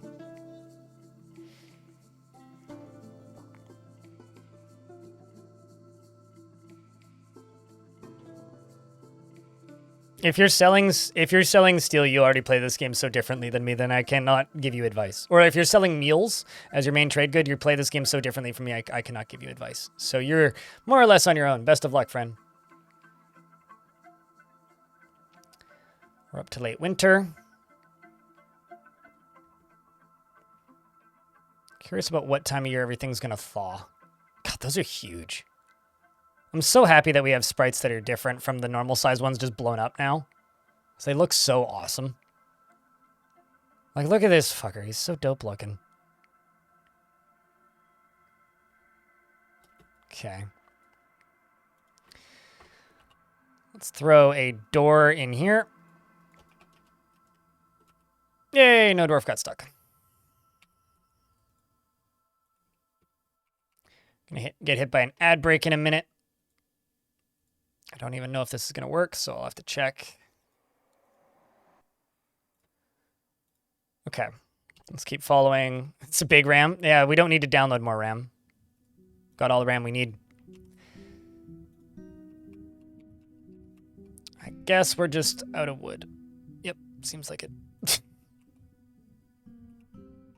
I'm going to go chop down another tree and hope this isn't the one that pushes us over the limit that makes the ibexes be agitated.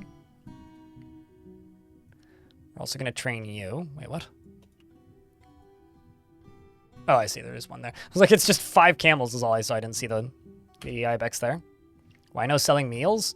Because you break the game's economy with like one sale. That's like a newbie crutch, basically. I saw a dwarf recite, and then the future laughs at the salty paddle. I feel some delight. Shoutouts to the butcher. It's sort of like people who go on about how this game's poorly balanced and then say that they're just sitting there duping metal. It's like, well, you're ruining the game for yourself by intentionally taking part in a broken mechanics, so you can't complain about it. It's like when people ask me, it's like, well, what do I do with this excess materials I have? It's like, well, wait, and you have excess materials and you're selling the most OP thing in the game? Cool. Have fun, I suppose. All right, well, let's follow Cog. Yeah, prepared meals are absurdly overpowered. Ah, no processable plants in the fort currently. Oh, then the ads break.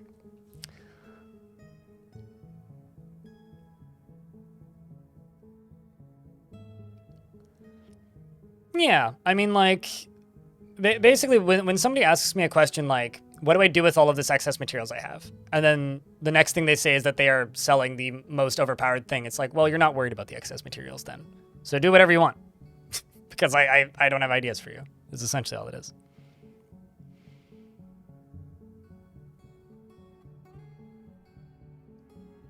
I just nerf the monsters. I go into the difficulty settings and make them like a 20th of the strength. So that there's way less cavern creatures because they're in desperate need of a rebalance. I realize I'm saying that I make parts of the game harder for myself, but I also reserve the right to make parts of the games easier because things that are poorly balanced I choose to not interact with. Cavern creatures are not well balanced, and the what's the word? And the meals just break the trade. Like, by the first trade caravan, you could have enough high value from meals to, like, buy the entire caravan. Like, what? Is the reason we're watching a single dwarf run around? Well, I don't know why I'm watching a single dwarf run around, to be honest with you. Although we are 10% of the way through the fort already. So there is that. Made from stones you don't use, and then encrusted with polished stones made from those same stones. It's like, what are these? Granite. What are they made out of? Granite. What are they? Statues of granite. What are they encrusted with? Granite. I don't know why that's funny to me, but it is. Can always swap dwarves after 10 years. I don't know what we'll do after 10 years. It depends on how interesting the fort gets. Really.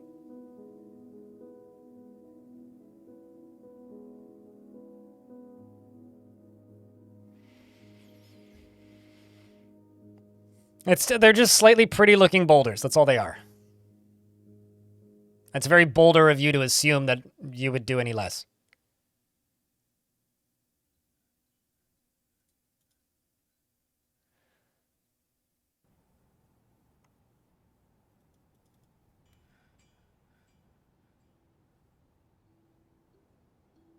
The life of Cog. Yep. Yep. Yep. Pretty much. I've got so many camels. It's like they're attracted to my traps. All right, just waiting for the 25th, and then I can pause.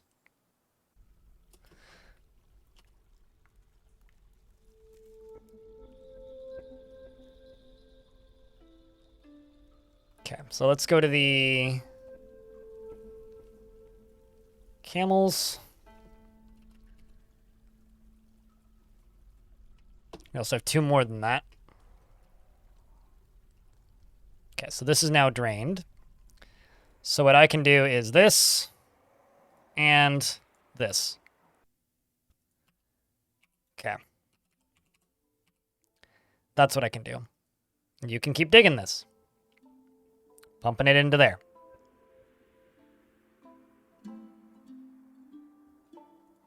Then I'm going to need to probably smooth up the edges of this.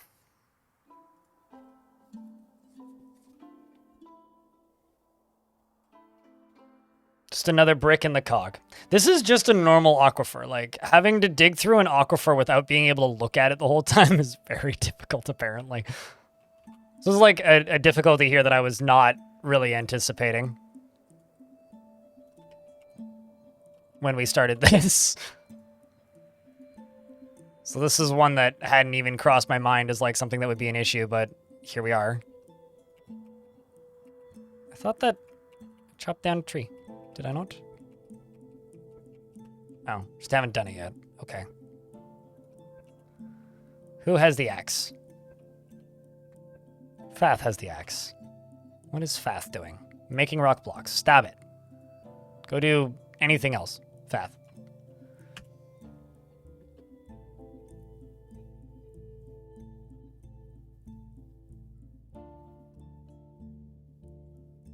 What's the least cheap way you can get a river? Do you have an aquifer?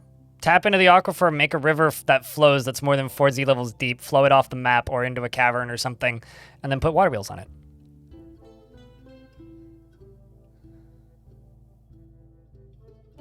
That or go down... No aquifer? Oh, boy. Go down to the caverns until you find water, and that's literally your only option.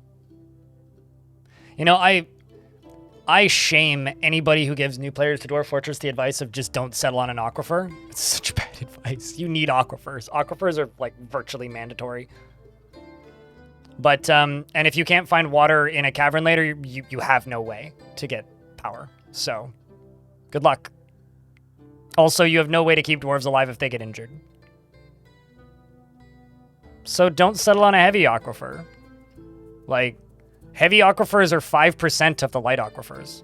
So 5% of aquifers are a problem.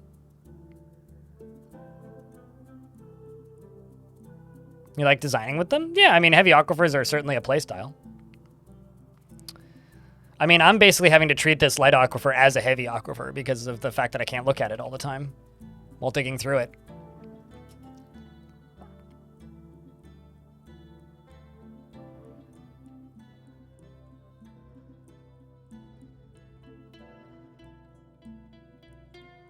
The first cave had 0 water.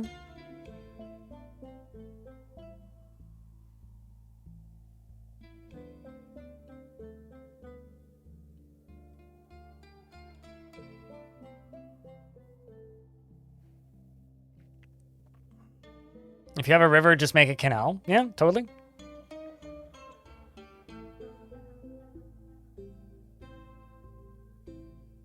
To a mega aquifer. I like the fact that this game teaches a lot of people that aquifers exist.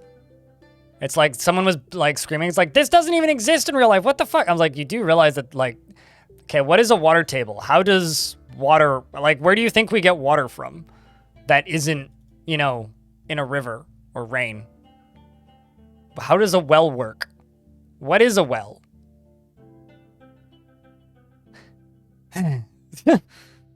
Wells are magic? It's obviously a portal to the water dimension, naturally. How else do you think water come up from ground?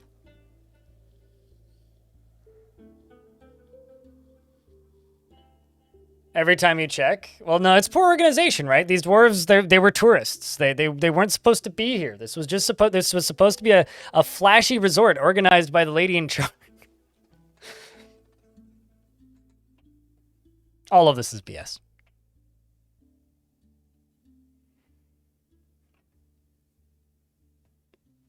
Yes, of course. Wells are naturally occurring substances that were placed there by the flying spaghetti monster. So that we can stay alive and make lots of spaghetti. Right? Prove me wrong. It's very easy.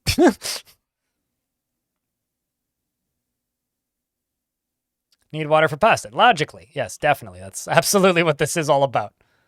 Pasta.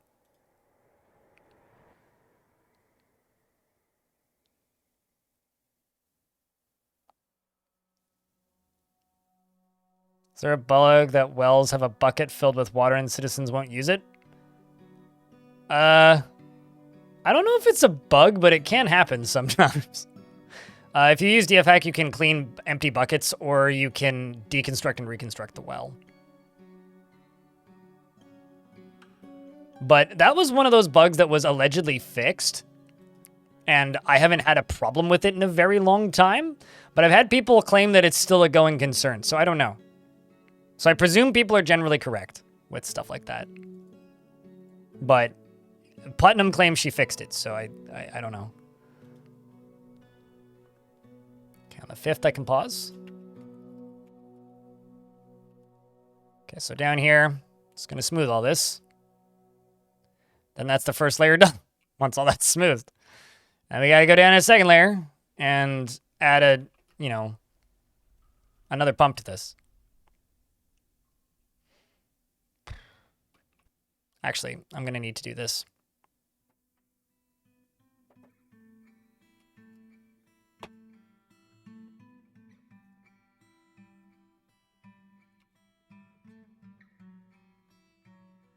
This is not the safest way to do this.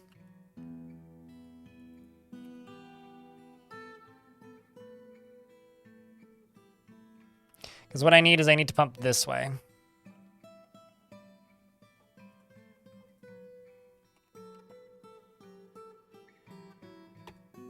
Exclamation point goal. We'll answer your question. Ivira the Screamer.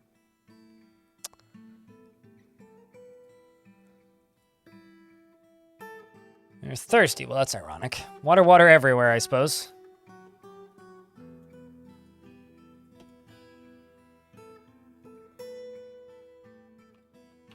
Constructed walls are more valuable by default, but also have the ability to become even more valuable because they can be engraved again.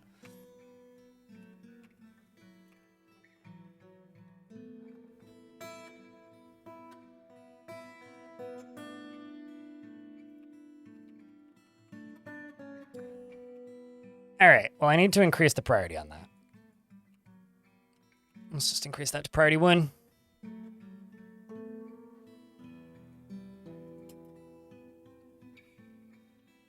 Pause again on the 10th.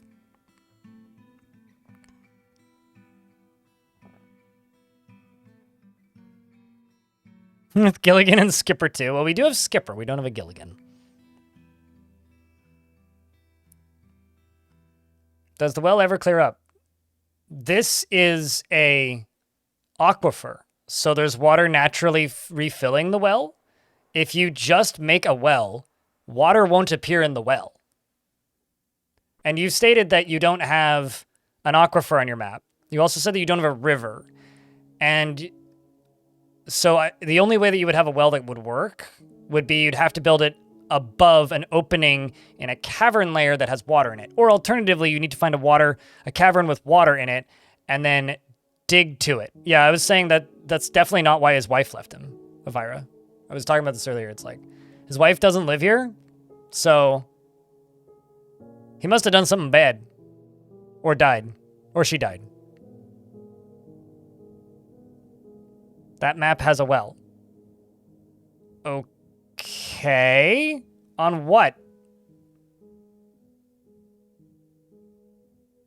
What are we talking about then? I thought your map didn't have an aquifer. Anyway, I've answered your question, I suppose. They'd have to go through the water pretty quickly if there's an aquifer. I mean, I would make it bigger if it's draining too fast. I mean, if it has an aquifer and you built it above the aquifer, you can just look at the aquifer and see, right? Because you have to dig out space for the aquifer to appear.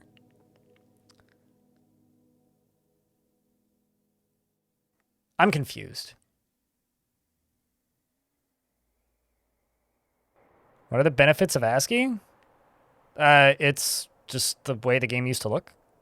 It never had graphics before. Steam version is the first version of the game to have like official graphics.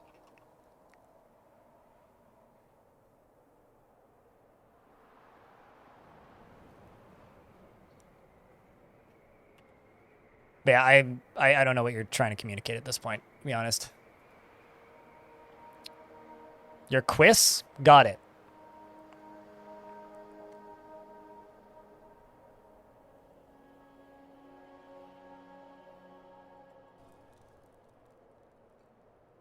I mean, it's cheap to be able to generate assets for a game that don't need assets. And this was a game for a very long time that didn't have official graphics. So it was quick, easy to iterate, and didn't require art skill. It's just a historical artifact of games from long past. All right.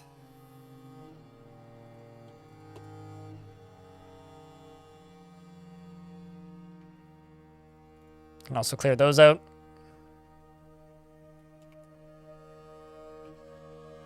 Grumble at the fact that we haven't fell a tree yet. There you go, you're felling a tree now. Perfect! And a whole bunch of high wood again. Get back to making beds. And I can stop rolling my eyes at the lack of beds.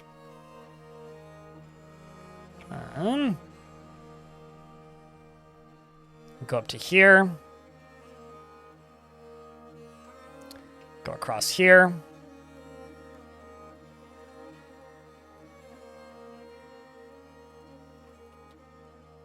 Can throw in some of these.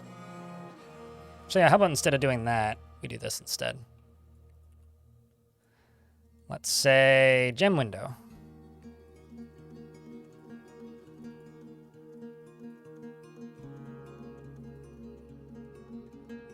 It's as many as I can do for right now. Still making meals, although I could actually pause the kitchen stuff for a bit. Let's actually go in here and say amount of unrotten prepared meals is below 50. Make 5 once a month. So when it starts to balance out, we'll leave it. You just making bone bracelets. I'm just gonna queue up rock pots, I think. Got these dwarves over here just praying. Gonna need to make a temple at some point. Cog is just up here socializing and constructing many a building.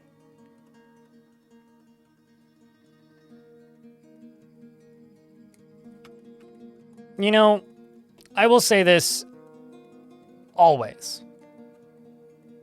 If you can read text, but can't understand this, you've either got extreme color blindness, in which case my condolences, or you're just not willing to put the effort into learning it, because really, it's identical. It's an identical experience, playing this and with the graphics turned on. You just have to learn what the symbols mean. It's like being thrown into endgame civilization having never seen a 4X before. You go, wow, there's symbols everywhere I don't understand. This is scary. But it doesn't make it any inherently harder to play. Like, that's your trading depot. These are different workshops. They all look different. That's your stockpile. That's another stockpile. These are all different items. That's the room filled with barrels and mugs. Like, it's extremely simple. If anything, in a lot of ways, it's easier to parse than with the graphics turned on. I don't need to hear about your inability to learn things, because it just makes me lose faith in my, the people I'm talking to, and it makes me not take you as seriously. You are as smart as you are willing to think you are, and if you're not willing to put the time in, that's fine. But it doesn't make you stupid. And if you genuinely believe that makes you stupid, then how the fuck did you learn to read the English language? There's a lot more symbols you need to learn, and a lot more combinations of symbols. ASCII, you only need to learn what individual symbols mean. To read, you need to know what dozens of symbols mean in specific orders and how they interact with one another. It's a significantly more complicated, series of patterns, right? So if you're genuinely that dumb, cool. Stop talking to me about it. I don't want to know. Enjoy being stupid. Live your life. Have fun. But if you just repeatedly insult your own intelligence, you'll never get better at anything.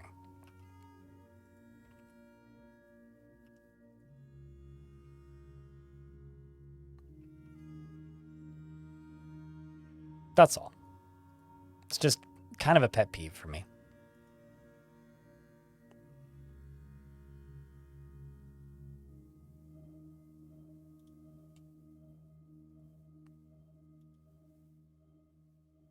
Also, if you're not sure what something is, you can just mouse over it or select it. Yeah, that too.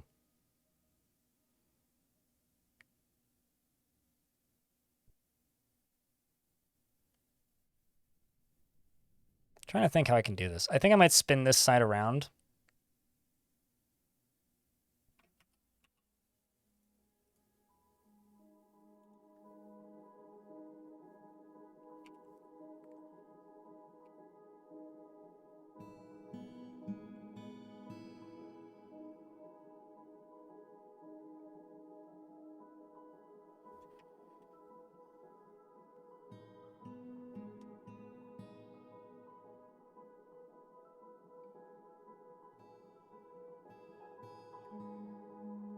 But yeah, that's why I tell people, it's like, if you are actually interested in learning a game that's in ASCII, that's cool, do it. But I wouldn't start with Dwarf Fortress if you're trying to learn an ASCII game for the first time. Like, if you've never played a game that uses ASCII symbols, go play, something simple. Go play Brogue. Go play Dungeon Crawl Stone Soup. I mean, heck, go play Caves of Cud, which isn't ASCII by default, but plays in such an ASCII-like fashion that it makes the process of learning that much easier and have less friction. It's just a matter of practice and taking the time to do it.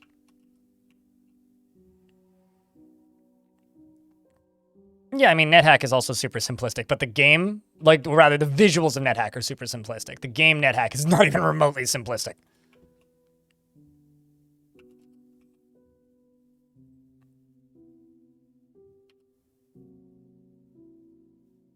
Gotcha, JT.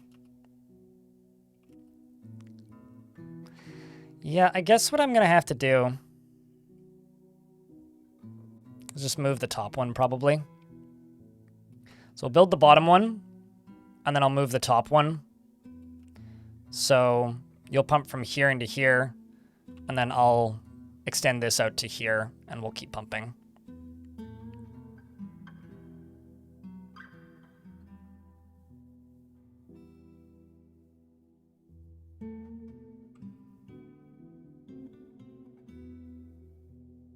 But I digress. It's one of my biggest pet peeves after being on the internet streaming this game for half a decade is like hearing people talk about how they are dumb. It's like, no, you are not.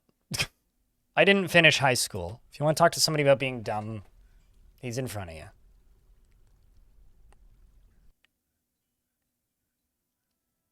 Like, I can understand if something's intimidating. That's fine. It makes sense if something is daunting and, like, you're, like, dissuade from trying because it looks intense. But, like, come on. It's just characters from the alphabet and some extra symbols.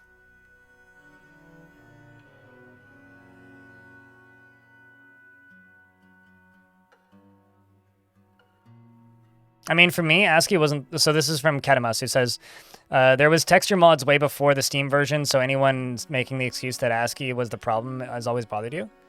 For me, it's... Like, for me getting into the game, it wasn't ASCII that was the issue. The issue was lazy noob pack. And, like, tile sets. Well, not so much tile sets, but DF Hack and Dwarf Therapist. Because for me, it was harder to get into the game where I had to run 3 pieces of software to understand the game than it was to just play the game and try to understand the game. I didn't properly get into Dwarf Fortress until I just said fuck it and tried installing just Dwarf Fortress, and then was shocked at how much easier it was. Which is why to this day I still kind of push back against new players using DF Hack, because I genuinely think it makes the game more daunting and difficult to get into. And harder for new players. Like, it's certainly useful for experienced players. That's a fact, but I genuinely believe that, like, this game benefits from streamlining itself and limiting the required mechanics that the players need to comprehend to play it. It's more for if you want to do dwarf science. Thank you! Less of a, you need it to play the game. I'm glad somebody finally agrees with me. But the number of times I will read the line of text, this game is unplayable without DF Hack. Number of times I've read that. I've lost count.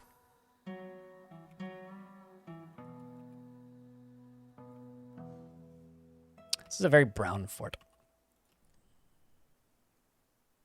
Yeah, and then I think at the end, I'm just going to end up farming back here somewhere. Probably. All right, so let's follow Cog and let them finish those last few bits.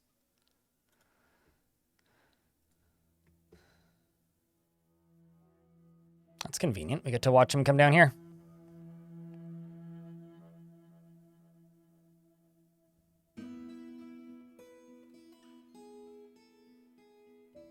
Like holy quality of life. Sure, totally.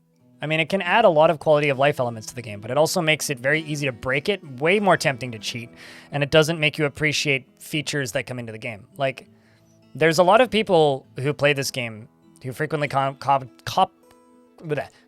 on my content. Why would they add this? DF Hack already does this. Because it makes the new experience for somebody just starting better. And that will bother me for all eternity. Saves your hand so much? Yeah, if it works great for you, that's good.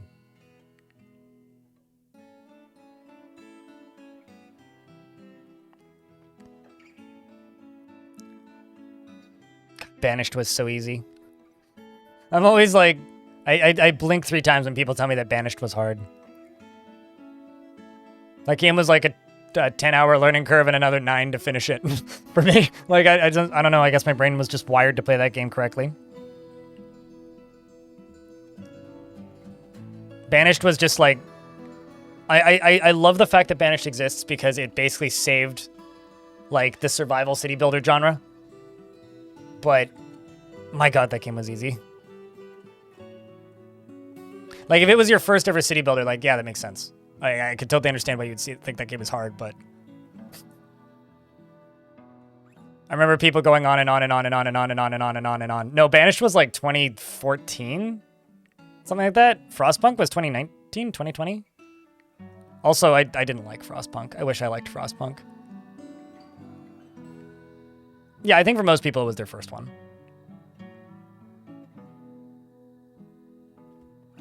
The only useful thing about Dwarf Therapist is it can tell you the density of dwarves, which is fun because you can figure out how heavy your dwarves are.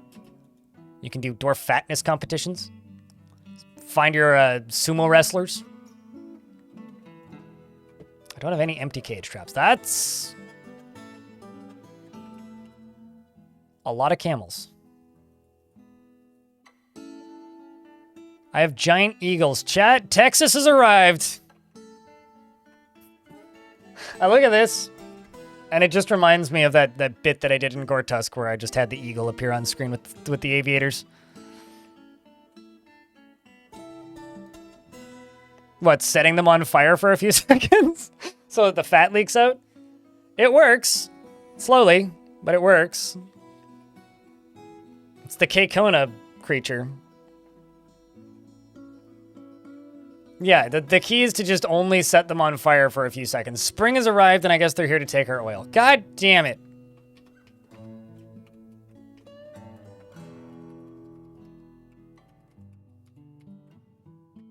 Little do they know the only oil we actually have is dwarven fat that's melted.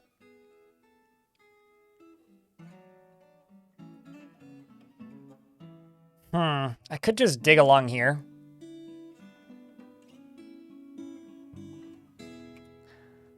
And that's actually what I need to do is this.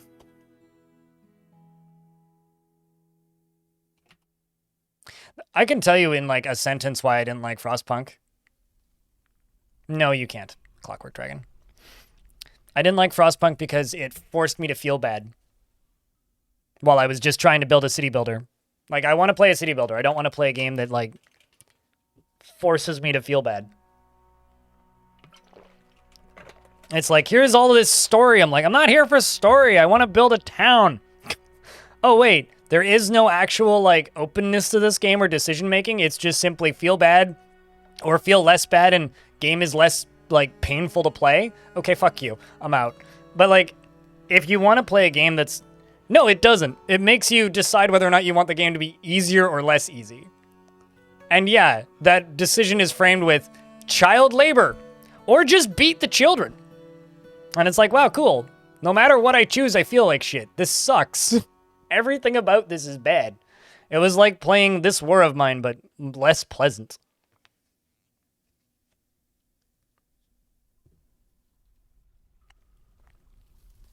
But I'm glad people enjoy it. I did like This War of Mine, which is also a game that makes you feel bad.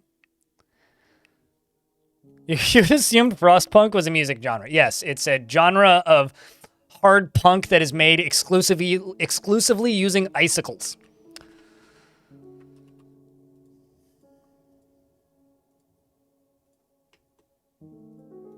Naturally. Cold core, as we call it. It certainly wouldn't be chill core because that would be relaxing. Nothing about Frostpunk is relaxing. I don't actually hate Frostpunk that much, but it wasn't like... For me, it didn't hit as hard as it did for a lot of people, that's for sure.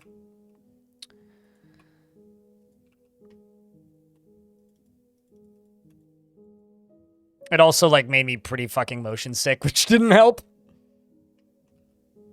It made me motion sick because it, when you zoom in and zoom out, the screen, like, warps a little bit, and it was difficult to look at.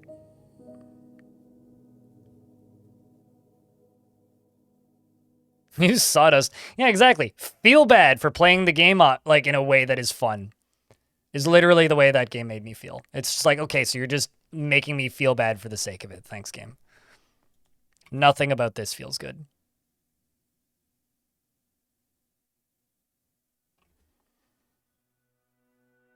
The Frostpunk story I didn't like was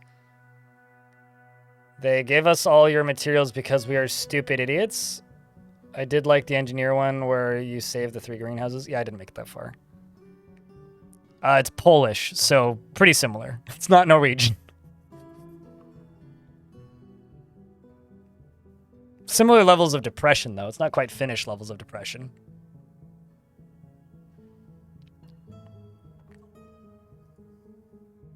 All right, so we are back.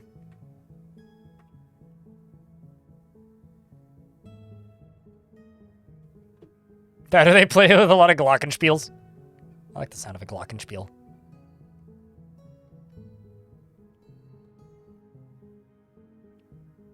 I mean, see, here's the thing. I like tragic video games. I think for me, it's just a combination of tragic video game that's also a city builder, because it just felt like a bad city builder to me by the end of it.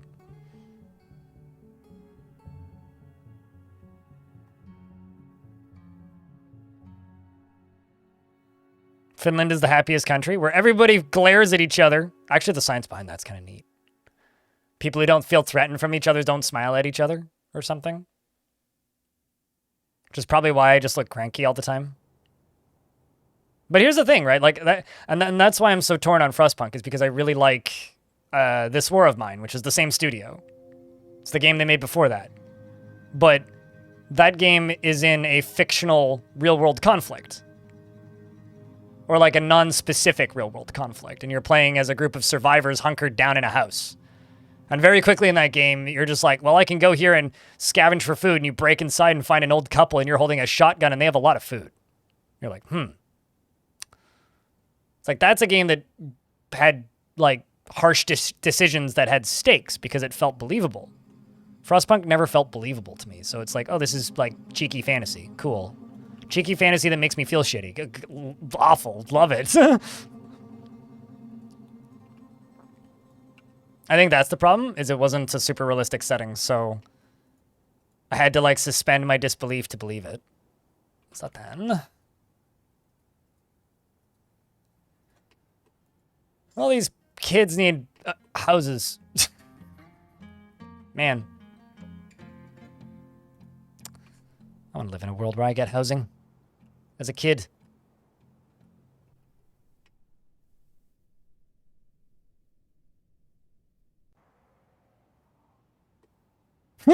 We love our Polish solo and we'll ship it everywhere you can. And I appreciate it most of the time. I saw speaking of Frostpunk, I saw a copy of the Frostpunk board game at PAX. And for a second there, I was real tempted to like try it, and then realized I don't have friends and also don't have free time and don't feel like learning a board game. Don't have friends, don't have free time, and don't feel like learning a board game. My life.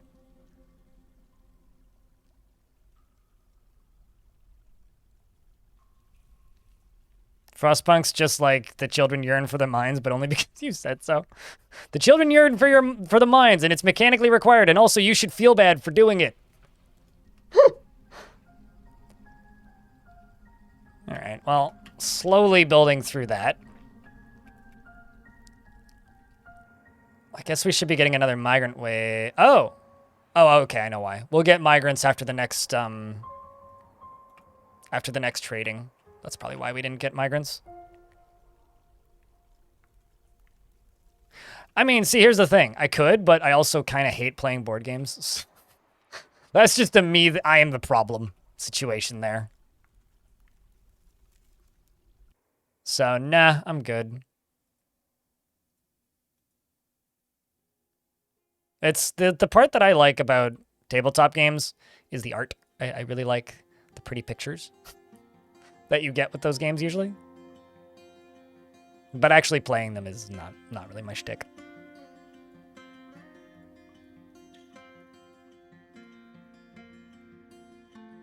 And I fully am aware and acknowledge that I am the problem there.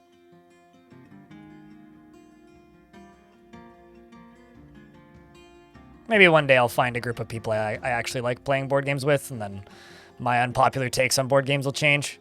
But today is not that day.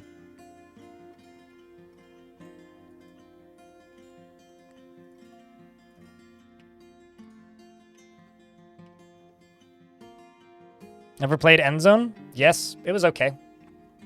They're making a sequel to it.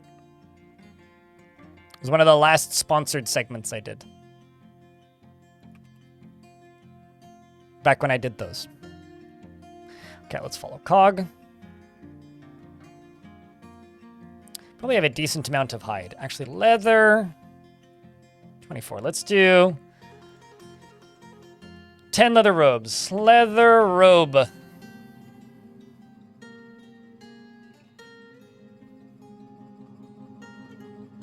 We're tanning all these hides anyway.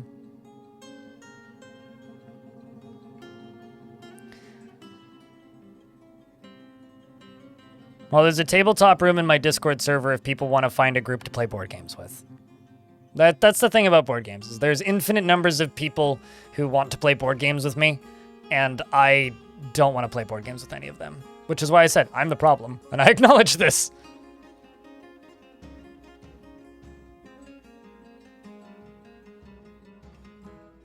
And I think that video games have made that worse for me because, or rather my job has made that worse for me because I don't play games for fun. So whenever I'm hanging around people who I know, like my in-laws, who really like playing board games, the last thing I want to do is play a game. Because that's just work. Oh, I'm sure. And I'll let you know if I change my mind. So this is going to be our new temple.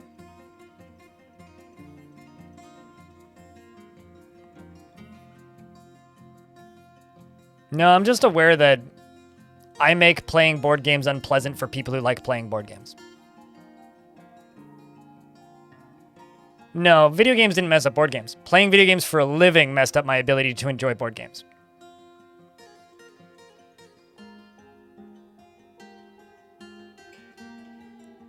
I think I actually played that when I was like 12, maybe younger.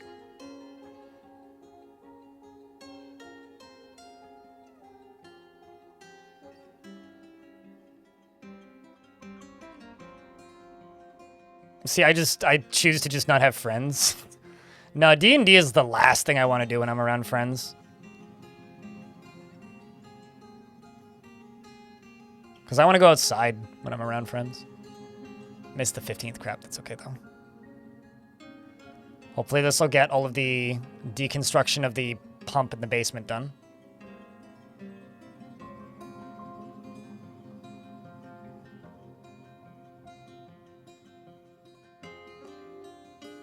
I still can't believe that they made a movie out of that thing suited.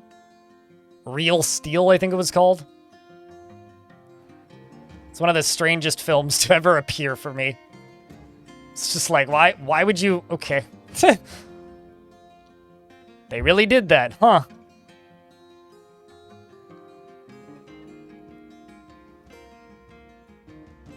Okay, so dwarves should go grabbing new robes soon. Kind of amazed there isn't more dwarves running around with crowns on. It's literally just Skipper who has the crown. Okay, up to 20. Of course.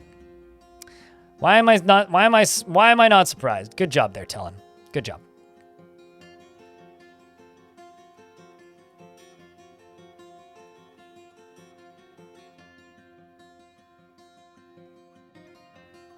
So I guess dig down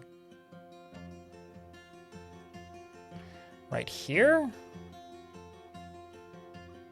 No, I need to dig down right here.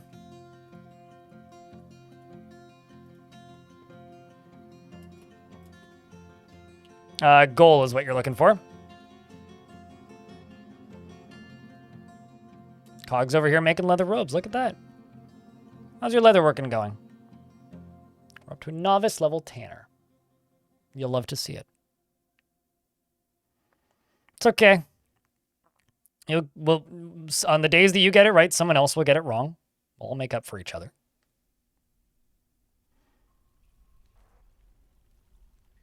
Misery is Poland's #1 export. At least it's just misery. There is actually like some strength in that though. If you expect misery in everything, it makes life better in a lot of ways. Because then when things are good, it's less expected. If you presume things will be good, then life is occasionally a relief. Whereas if you presume misery, then everything seems less bad.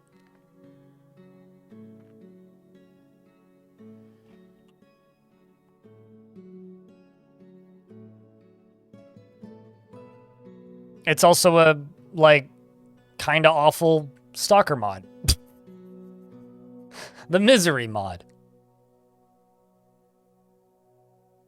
I'm waiting for the 25th. I can click this.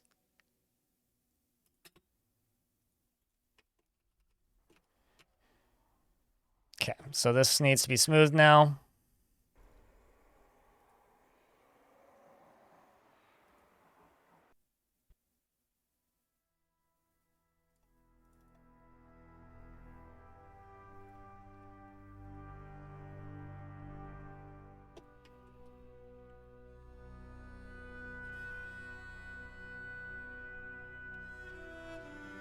Let's see if I drown a dwarf in the process of building this.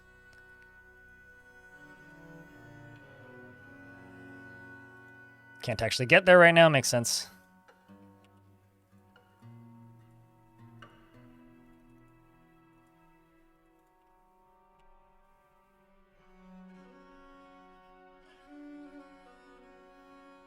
Nope, smoothing walls is intentional, not a bug.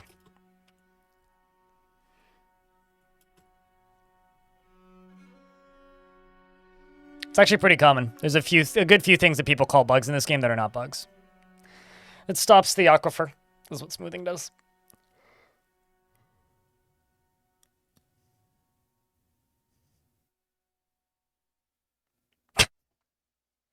That's pain. That is painful. I'm gonna repeat this joke, but I'm repeating it because I want Twitch chat to hear it. Majestic in YouTube chat says one of the meanest jokes I ever heard was Polish communism didn't fail because it's communism, but because it was Polish.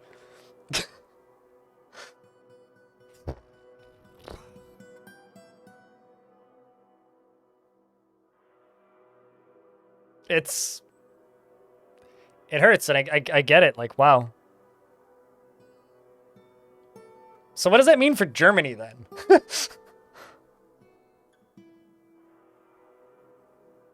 But anyway, investments are open for those of you who care. Suited Giraffe just invested. If you type in exclamation point tickets, you'll see how many you have.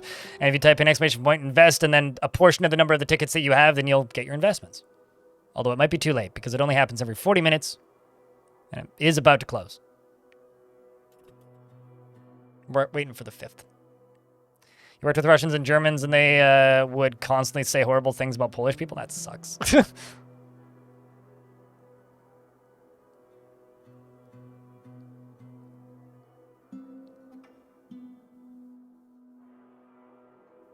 It mostly just exists so you can see how many hours you've spent on the stream.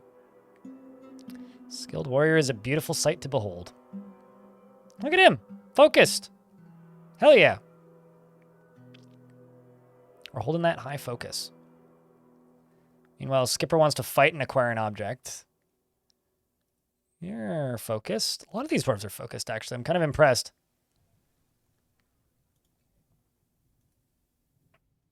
We may actually get dancing in here.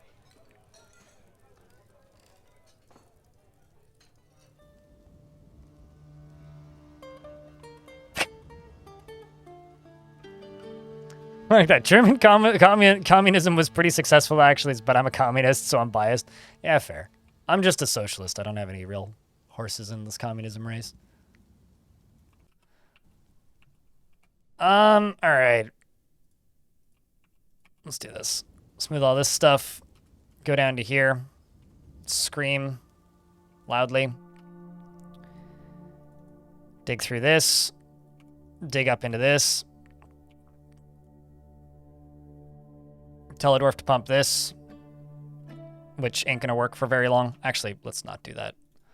Instead, I'm just gonna go up to here and do this.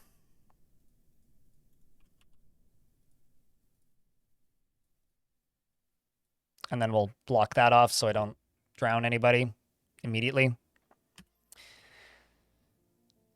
And we got a dwarf out here fishing, because it's fishing season again. So I guess we'll just slowly start building up a stockpile of fish. How's my cage traps doing? Nothing currently in cages. It's just a singular giant ibex left on the map. A whole bunch of ostriches. Good wins to those who invested. And won.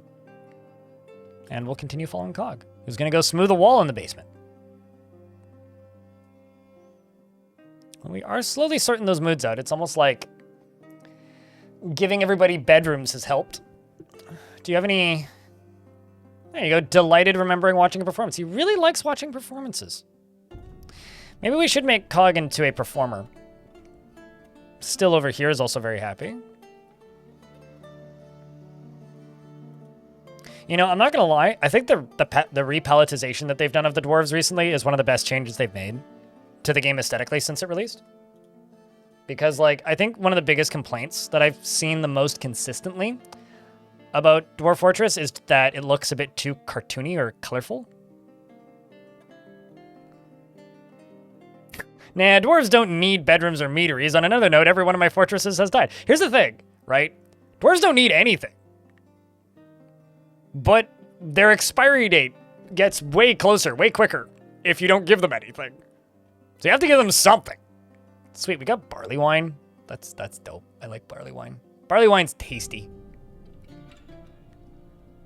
Did I destroy the fisheries? I think I did. Shit.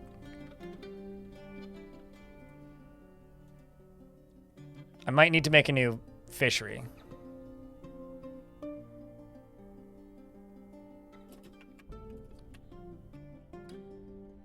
Yes, I did. Absolutely did, and didn't make a new one. Okay, well, I gotta put a fishery down here somewhere. So let's...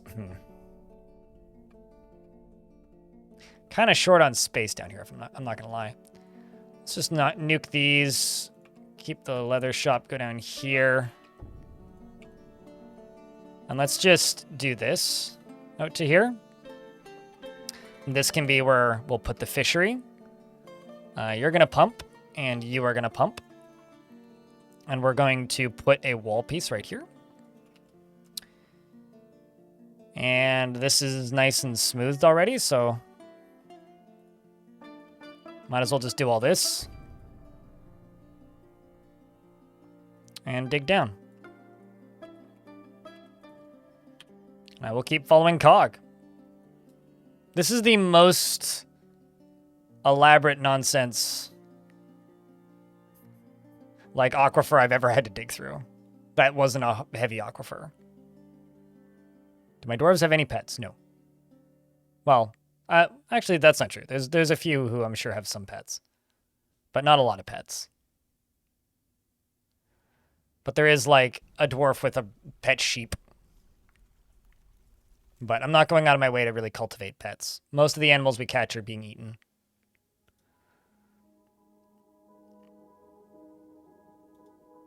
Although I do need to go harvest a bunch of plants. I quite like the aesthetic of this fort so far, though. I think it's getting cooler quickly. It's starting to look pretty awesome. Spring's arrived, too. Well, it's late spring, but... Also really need to go harvest some plants. So on the 15th, I'm going to go queue up a bunch of plant harvesting.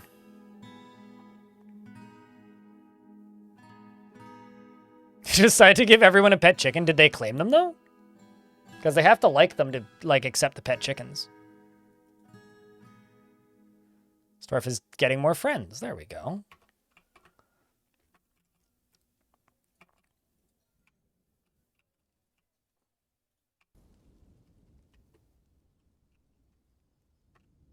I mean, down here, we do have some geese and some ducklings, and this one is a pet of Moral. But yeah, it's just geese and ducklings, currently.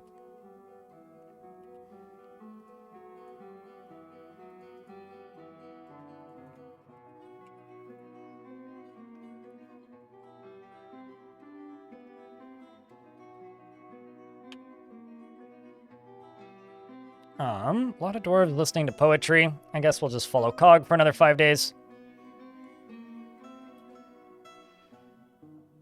It's time to go gather plants. It is that season.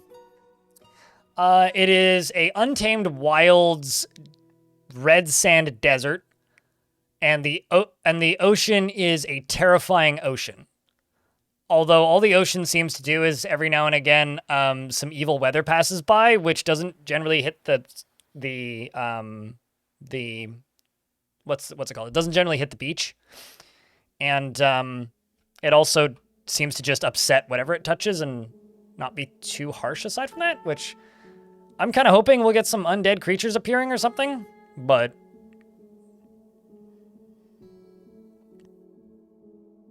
You know what's funny? Crazy Cook Lady? Either I'm broken and some sort of, like, goose whisperer, or everybody else is really mean to geese, because I've never had a problem with a goose in my life. There's a picture on the internet of me lying down in a field of geese because I was drunk and just, like, took a nap, and then they all landed around me, and I just kind of sat up, and I remember, like, looking around, just going like, wow, there's geese, like, fucking everywhere. I should probably get out of here. And just kind of, like, standing up and, like, carefully walking out, like, not getting bothered by them. I think it's just geese don't like children. Same. And geese don't like dogs. I don't like poorly behaved dogs. So I would say that me and geese have a very similar takes on like what people are good and what people are bad. If they have children, avoid them like the plague. If they have a dog that is acting stupid, avoid them like the plague. And maybe yell at said dog and the owner for being dumb. And I think that's just what geese do. But are they good guard animals in Dwarf Fort? No, not even remotely. Not even remotely.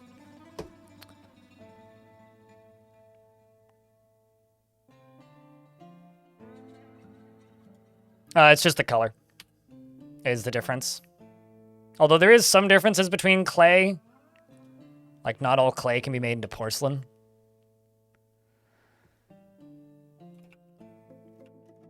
Uh-oh. See, like, this is the eerie ash. It's, like, floating on the surface. This is the evil stuff.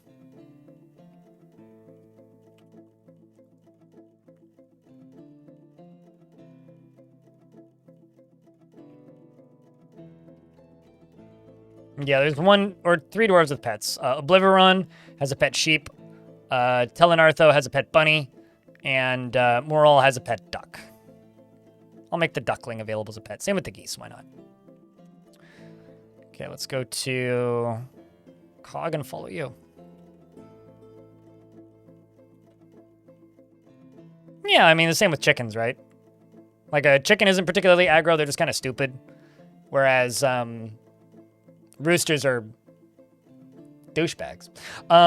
So Darius, what kind of dwarf would you like? I can give you a dwarf on the next time the date hits 5 or 0. So on the 25th, I can give you a dwarf. But the only dwarf you're not allowed to claim is the one that I'm currently staring at. Because this one is our chat's insert, our ROC, basically. Also, phew, we've just barely cleared my money minimum for the day. By $8, so thank you, chat. Streamer's gonna make barely minimum wage today. Broody hens can be nasty. Yeah. No, I mean, if somebody tried to steal your unborn child without your consent, wouldn't you be nasty? I mean, I would be, and I don't even have that ability. Darius Cardron cheered. X400. Sweet. I have some bids. Now I'm $12 above my minimum. We'll also get ad revenue, so it'll be okay, but. Oh, I thought we were about to 25th. 25, right? No, nope. Okay, come on. You know, I just realized something. If we actually truly commit to this and don't actually unpause for the entirety of the fort, we could figure out how many times this dwarf ate, slept, and drank in the entirety of the fort.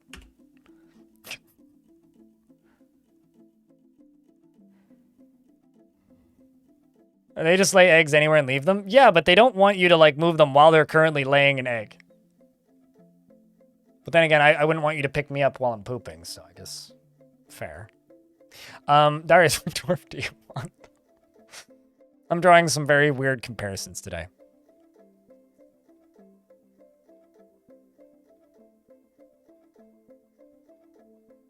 Moldath. Oopsies. All right, sure. Biggie McBeard.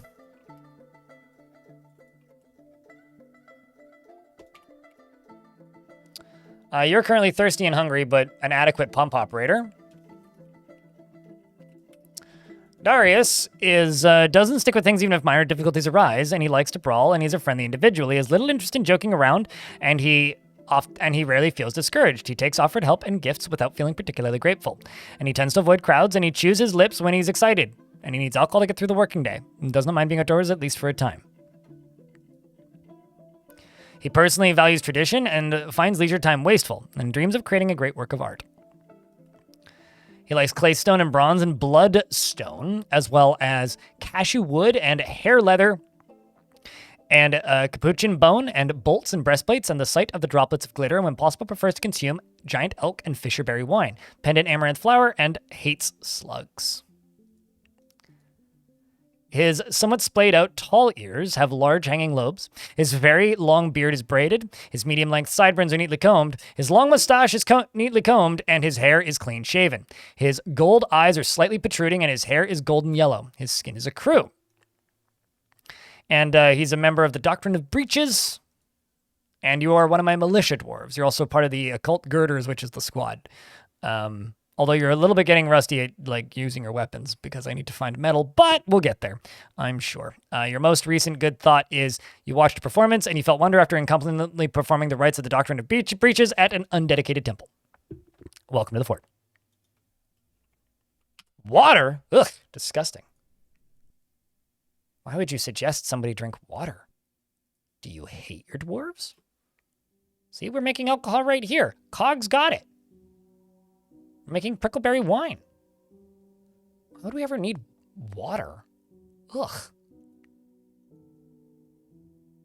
Also, so we just learned something about this dwarf. Apparently, previously, our dwarf here, Cog, actually killed a goblin in Armcraft?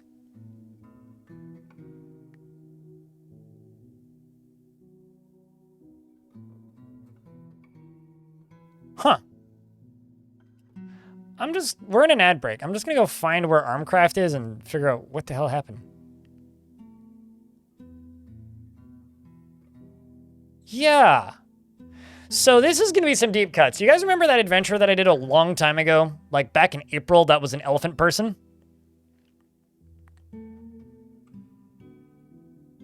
Armcraft was one of the places I visited during that adventure.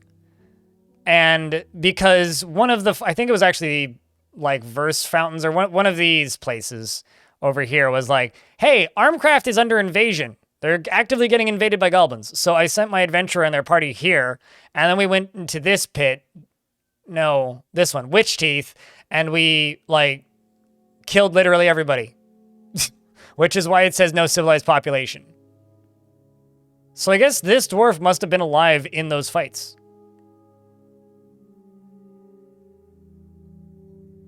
Huh.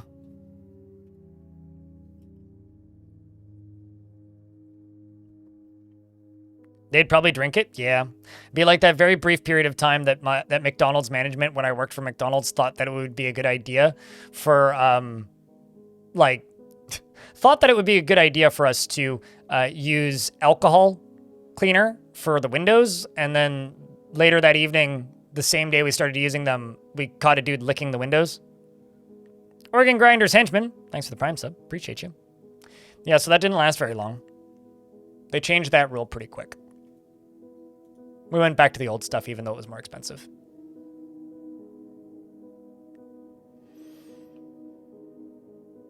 I'm sorry, licking the windows? Yep. Mm-hmm.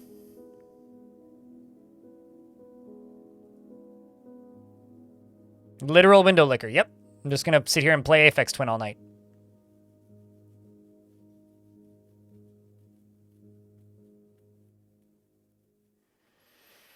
Very bad for you, yes.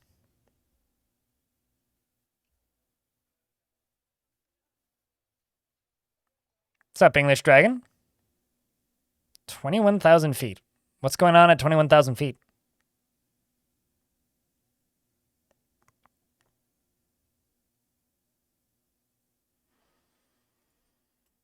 You want to know why that is? Because it used to not be that way. Vakrak. It's because Putnam fixed poisons. Putnam found a bug in the effectiveness of poisons for Forgotten Beasts. And Putnam fixed it. She, changed the variables so that Forgotten Beast poisons work, which then also enabled poisons properly in adventure mode. But it doesn't discriminate type of creature. And so you can get alcohol poisoning extremely easily now because most dwarven alcohols are listed as 40+%. So, and drinking a mug is like drinking a pint, right? So you're basically just sitting there chugging a pint of vodka. Or stronger in some cases. I think it's dwarven barley wine is 70% alcohol or something. So, dwarves like their strong stuff.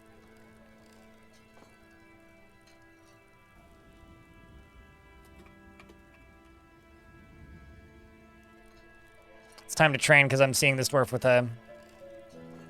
with his sword. Okay, so we're into early summer. Still making bone bracelets.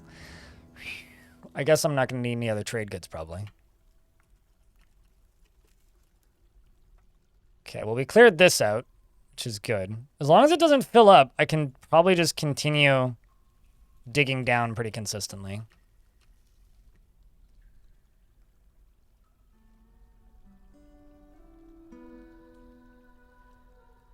I don't know when you got cut off, so I'll just start over at the point where I was with the bug being fixed. Putnam fixed how the effectiveness of poisons for Forgotten Beasts, and Putnam fixing the effectiveness of poisons from Forgotten Beasts broke poisons in adventure mode. Well, it didn't break, but also re-enabled poisons in adventure mode. But poisons don't discriminate. So a lot of the alcohol that you're drinking in adventure mode is dwarven alcohol. And that alcohol has very whack alcohol percentages. So simply put, every time you drink a mug of alcohol in adventure mode, it is as strong as the game claims it is. Meaning, if you drink a mug of dwarven rum, that stuff's 70%. So you're basically chugging a pint of almost cleaning alcohol, according to the game. So the game processes that as based on the character's body size, their threshold for alcohol poisoning. So if you go into a tavern in adventure mode and drink 3 mugs of alcohol and then wander around and your lungs rot the next day, it's because you died of alcohol poisoning.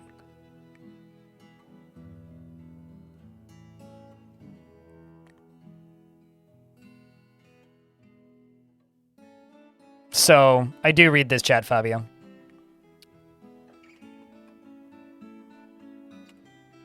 I do. All right, so stay with Cog for a little bit here. Oh, right.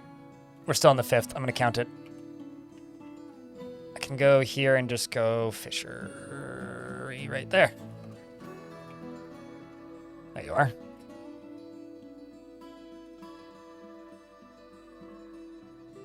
Notice that your lungs are rotting? There you go.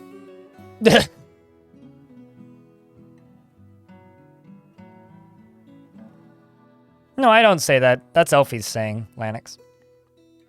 It's the lurker chat. It's basically the off-topic chat room that I don't pay as much direct attention to. But I do still read it, because I have to moderate it. I can't leave the chat unmoderated. Oh shit, I should have set some animals to be butchered, because I've got animals appearing. Well, then you should stop smoking, Maz.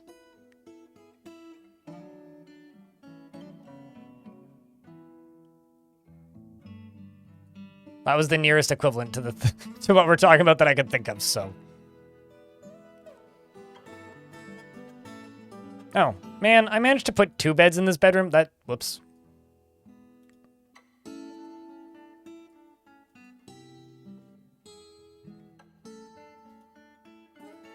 Pause on the 10th.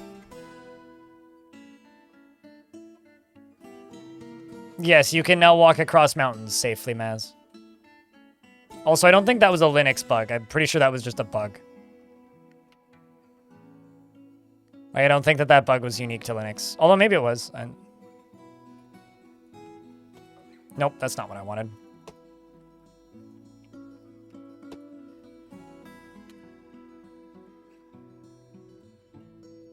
Because it still happened when I went over to compatibility mode. Which makes me think that it probably wasn't unique to Linux, but maybe it was. You just assumed it was Linux? Ah. No, the random crashes in the overworlds, I think, are the Linux-related one. But, I mean, maybe I'm wrong. But yeah. Glad it's fixed, whatever it was.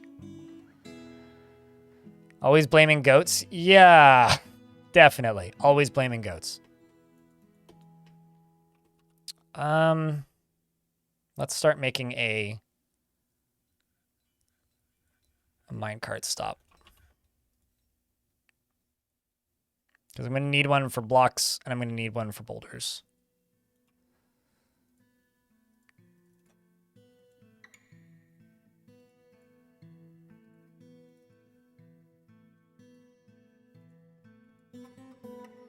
Okay, so you right here.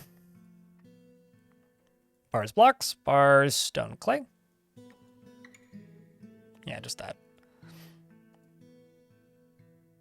Oopsies.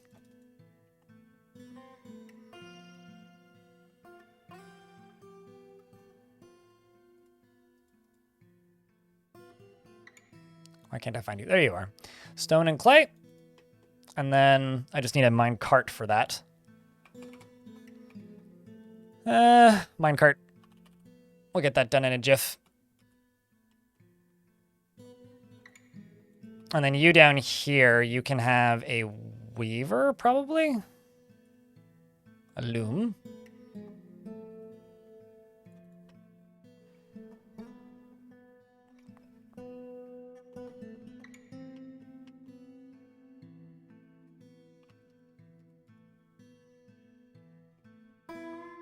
Kind of annoyed when water takes forever to dry up. It's like, please just dry up. That's all I need. I just need you to dry up. My life will be a lot easier once you're done drying up. All right, let's follow Cog, who's sleeping. Ah, crap. I should have checked the animals. I keep forgetting to check the animals. Tisk. But yeah, this is going to be one of the most abstract experiments I think I've ever done, because I've never played a fort like this before, where I'm only following a singular dwarf. But, you know, he's got 3 friends now, so I guess that's good. He's largely just kind of becoming the brewer right now. He does want to acquire an object, and he wants to be with family, but he has no family.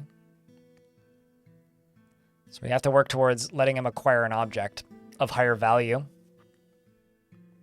We need to find that gold, is I think what we need. And we can start making gold, like, bling for everybody.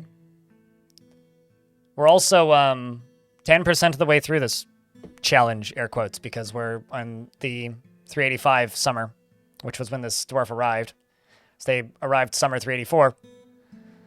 So 394, summer, will be the winning point. And as this dwarf goes on, hopefully we'll be able to, like, find a end goal for this dwarf. Put them in a position of power or something, make them interesting. More so than just the broker, you know? Because that's all that we have currently is just the broker.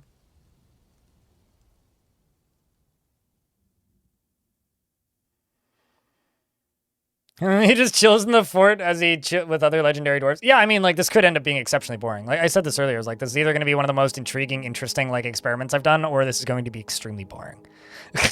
There's no in between.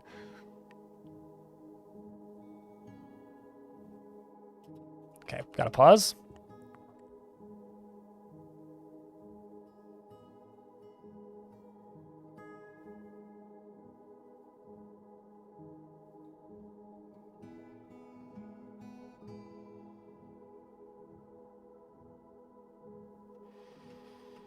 All right, so I'm not going to look at YouTube chat for the rest of the day. That's disturbing to read. All right, well, we'll get to dig through that. Hopefully be close to the end. But let's check animals.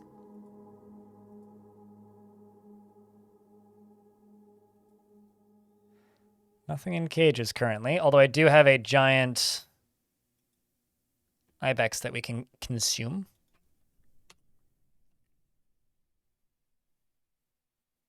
Too many things with your hands today. Getting a little bit of repetitive strain pain.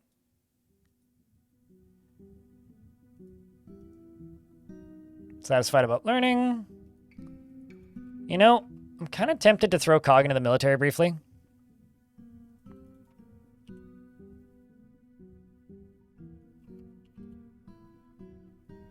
Who's currently preparing raw fish. Raw spotted ratfish, it looks like. Let's go learn some wrestling.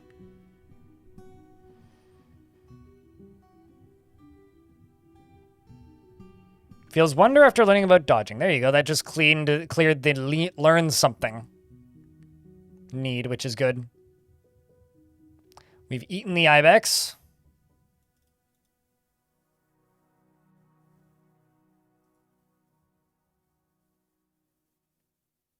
You fork to inebriation and then back to training. Damn right. Yeah, that's kind of cool. Like knowing that this dwarf was in the vicinity during one of my adventures. Which is a shame that he didn't actually get to meet them. Becoming a dabbling wrestler, competent discipline. I mean, obviously we need to teach them more before we can really do anything of benefit, but we'll get there. Should also probably start digging out to the side of the boat. Probably just some dwarf who's like on good terms with an old adventurer. I don't know. It's kind of neat seeing dwarves that are related to dwarves from like 4, 5, 6 forts ago in a different faction, which happened a bunch in the last fort. I had a good couple of dwarves that's like, oh, you're related to so-and-so from like so-and-so is your third cousin and stuff like that. Name that I recognize, basically. That's always fun. Or things like in Gortusk, this happened once where I had a bunch of dwarves that were constantly, or we were constantly at war with a goblin faction, and then I had that goblin show up that was like injured. I was like, what the fuck happened to you? And it's like, oh, you're injured because you've been here 3 times, and we broke your spine the last time you were here, and you're still here. There was one time I was fighting a goblin army, and they started running out of soldiers because their population was getting so low, so they started sending bards and recruits and scholars, which is kind of sad, but also kind of funny in a dark way. Let's just do a mechanic shop right here. And another stoneworker right here.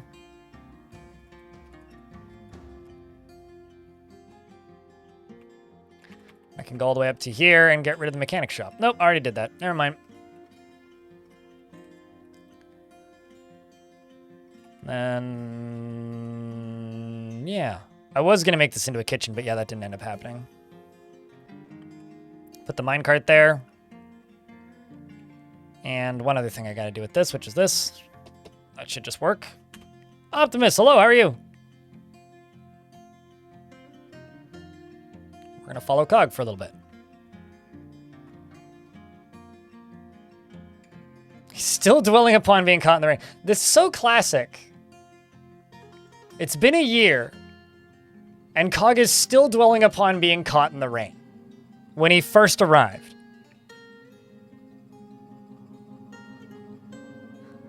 The goblin grandmother whose grandchild you killed who wandered into Gortusk was pretty cool. Yeah, yeah. I had a human in the fortress before Sunbirths who would show up every 90 days or so and try and steal one of my artifacts.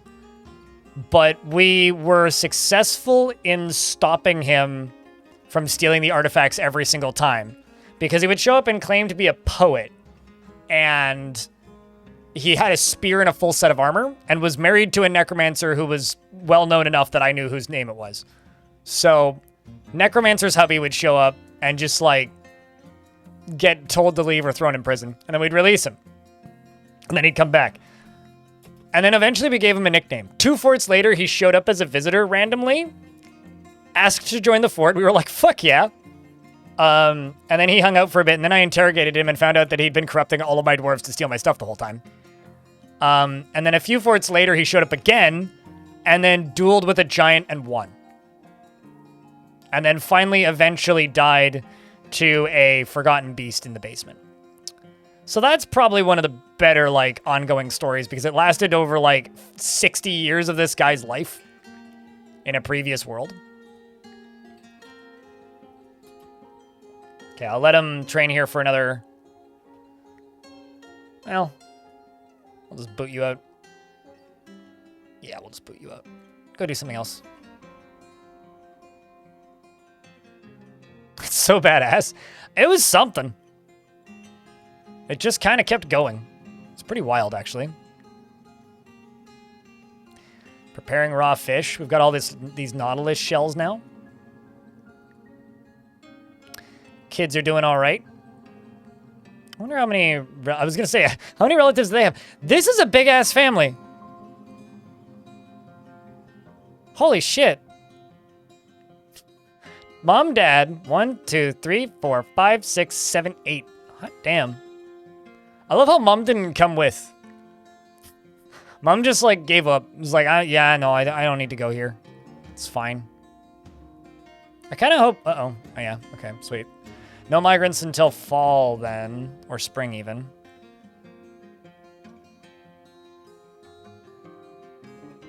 Guy needed to be resurrected? No, he didn't. The thing was, in Sunbirths, every year he got more and more maimed. So by the time he showed back up the final time, he was, like, missing a leg. And, like, had one hand missing and was covered in scars. Like, he died of old age, and honestly, I think he earned it. Oh, you got into a bunch of arguments just now. Oof. I need the 5th.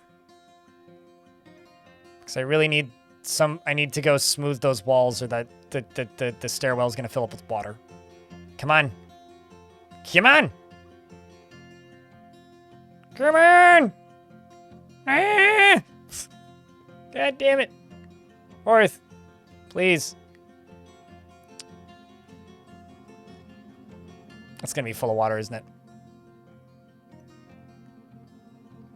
Grown. God damn it.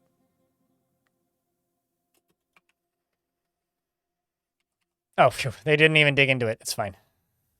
Problem solved. Non-issue. All right, Cog, get back to work.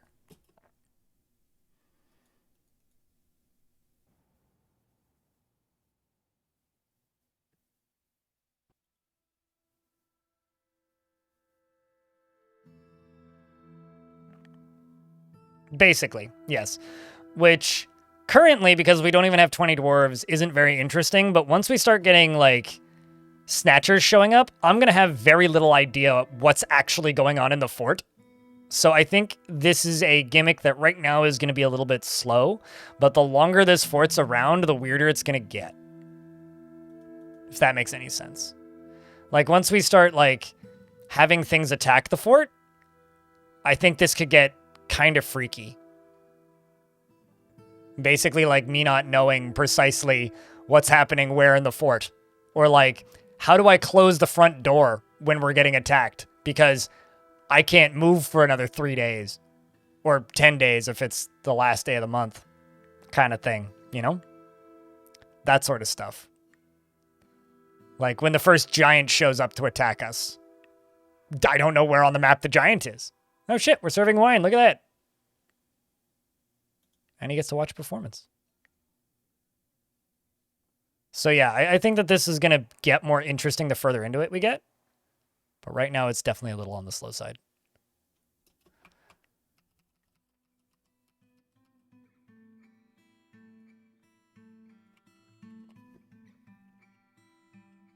Put levers in all the room as you click as you see them. No, I mean, I'd only need to pull one. But that is basically what we're going to have to do, yes.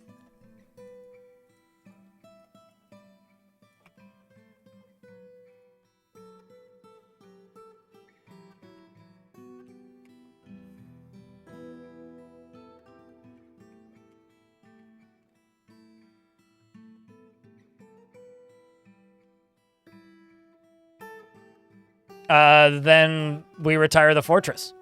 My goal is to keep him alive for 10 years like this, but if we don't make it 10 years, we don't make it 10 years.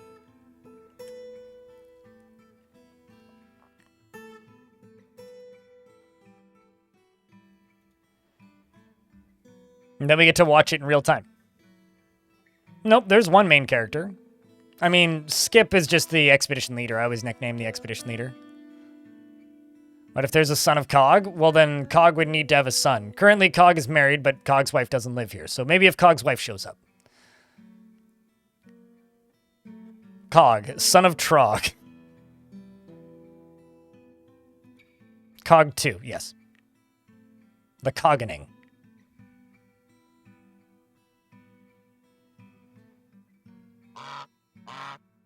No, that's Honk, not Cog. Very different pronunciation. Delighted remembering watching a performance. Is that your next happy thought? Nope, that's back in spring. It has started raining.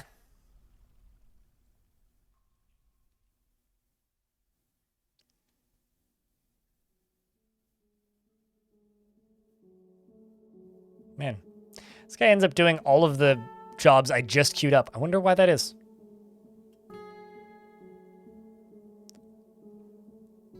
All right, so on the 15th, we can pause. But we are Untamed Wilds and Terrifying Ocean are the two biomes that we are bridging right now.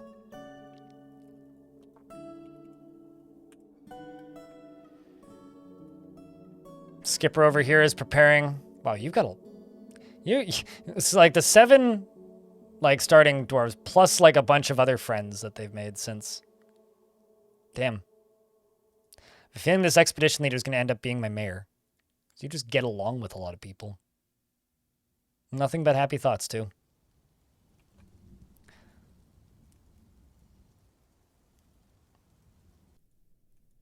Tell an Artho dreams of mastering a skill. Do you wanna fight? May put that dwarf in the military. Although, it's time to give these dwarves a break.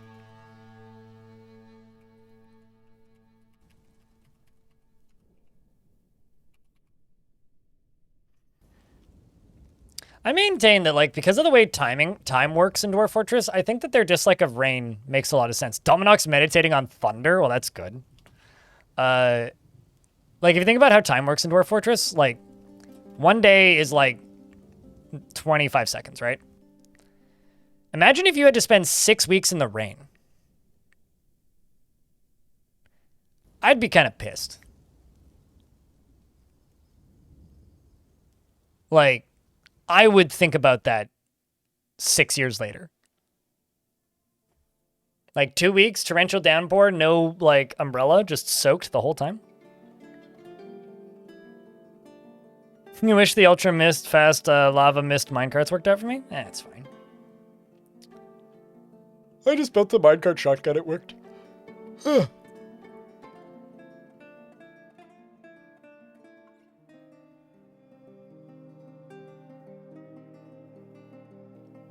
Who loves who told us?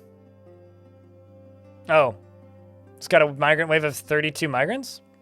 How many can come at once? As many as are available that want to come.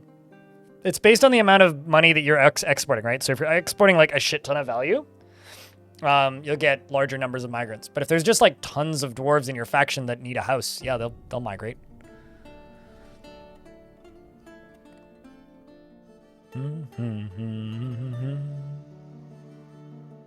Five hurricanes without an umbrella. That sounds awful. Everything about that. Unless you have big metal hair, and then you can just be like Florida Man incarnate.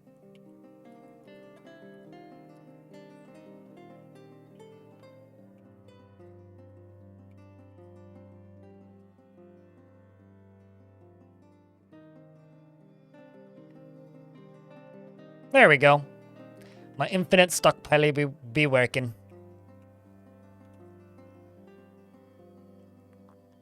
Eventually, we'll get them all put into here. And then I can put a boulder one right next to it. And you... Let's just try and process plants. I don't know if I can. We've made some pigtail cloth, too.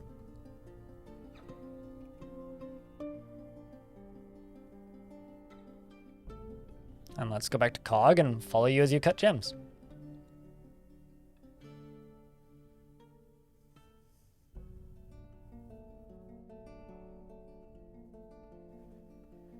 Next to a big group of enemy civs would be not effective at all because they don't leave the tile that they appeared on. They retreat, they recede back into hell after destroying the local fortress.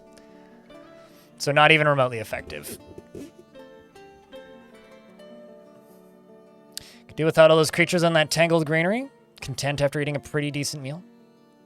Hauling prickleberry to brew some prickleberry wine.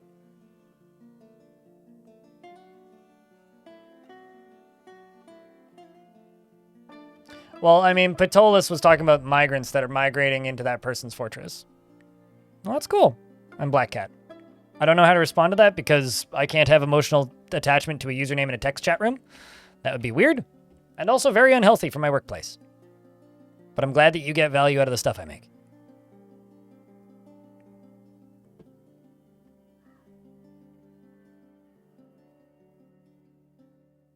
And pause, I think. Right? No. Nope. Right? No. Come on. How long of a 24th of Midsummer is it? Listening to a story now? There we go.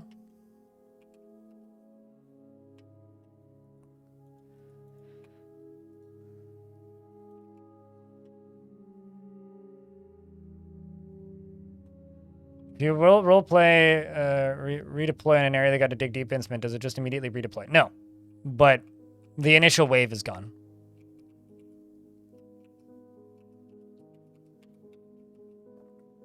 But any creatures that were on the surface when the fortress ended will still be on the surface or in the fortress. But that big wall of them will more or less be receded.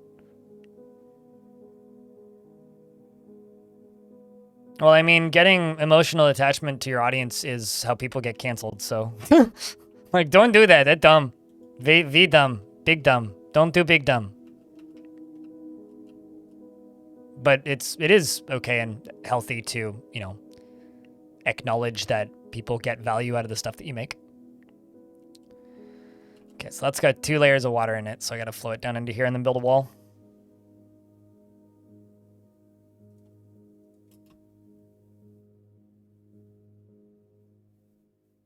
I mean, this is my full-time job, so it's just kind of a fact.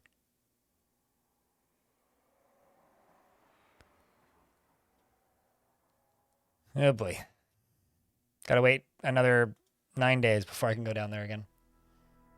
Here's hoping I didn't just, well, not flood, but flood that hallway. It wouldn't flood the fortress, but it would flood the hallway. Just crossing my fingers I didn't just do that.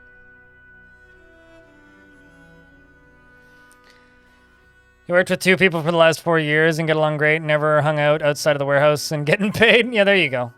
Yeah, people at my old job used to look at me funny a lot of the time because I would just state things like, yeah, I don't go to, like, work events or hang out with people outside of work because I'm not here to make friends.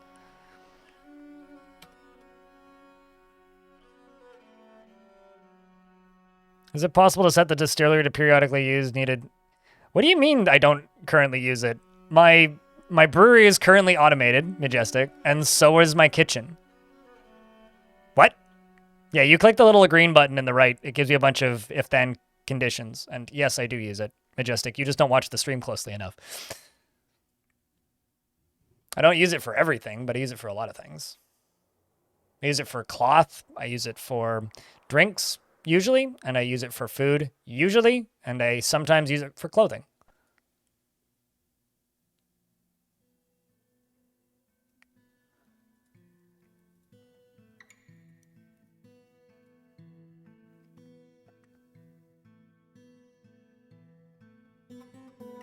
Ain't gonna drink with you. I don't know. I've had a few bartenders that I've gone out for drinks with, but I think that just depends on the bartender. We got 25 seconds left in this ad break, and then I can well, go back to gameplay instead of staring at the pause screen. Coming in and out. Yeah, no, it's I set them up once and then ignore them for the remainder of the fort, so it's fair.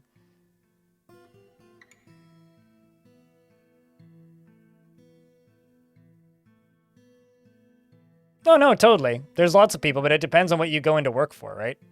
You also need to remember that, like, there is a difference between working with somebody at work and being a D- tier E celebrity with an audience, right? I am a D- tier E celebrity with an audience. So that puts me in an unfair position of power with my audience. So you got to be really careful when people say things like, I love you. For a multitude of reasons that I shouldn't need to logically explain. There's just a billion one reasons why you should be cautious with things like that.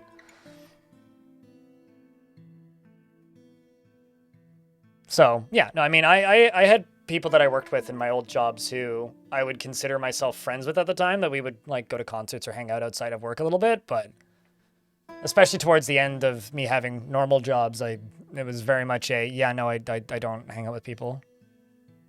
Now I just have trust issues, which is a whole different bag of worms. Anyway, I'm glad that you get positive vibes out of the content that I make. That's what matters.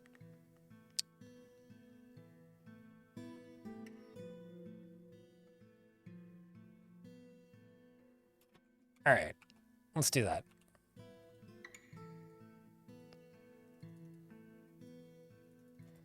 Got 2 more gem windows to plop in. Get rid of that. And I'm going to go... Oof, okay, sweet. So I should be able to just clear this. Water at this location? Oh, shit.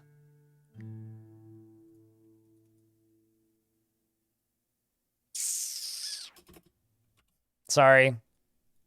It's kind of cheating, but...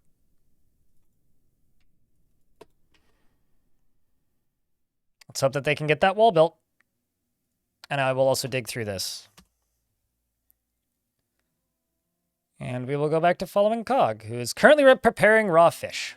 We will have meals for days. All right, I was going to make a... Okay. On the 10th, I'm going to queue up some soap.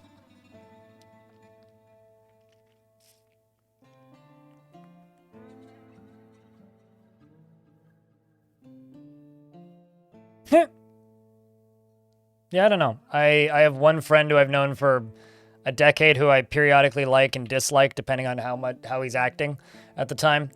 And I don't really hang out with anybody else. That's about it. Sup, Pack Smack? How's things, dude? Only thought of the circus bomb because you can randomly just run into demons in adventure mode? No, you don't really. You don't randomly run into them. They're in very specific places, and most of the creatures that people think are demons are just necromancer experiments. You don't really run into demons in adventure mode.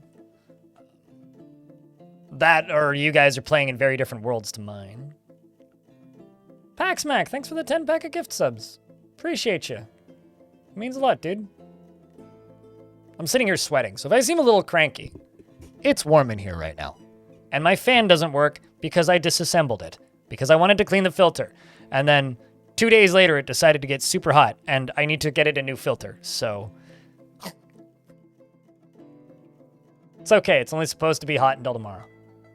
But thank you. Appreciate you, man. How you doing today, Paxmac? Is there a theme for this Embark yet? Yep. I can only... oh, jeez. I was going to say, I can only pause on the 10s and 0s, and I can only follow one dwarf. So this is our field of view, following Cog. Specifically Cog. Because he's the cog in the machine.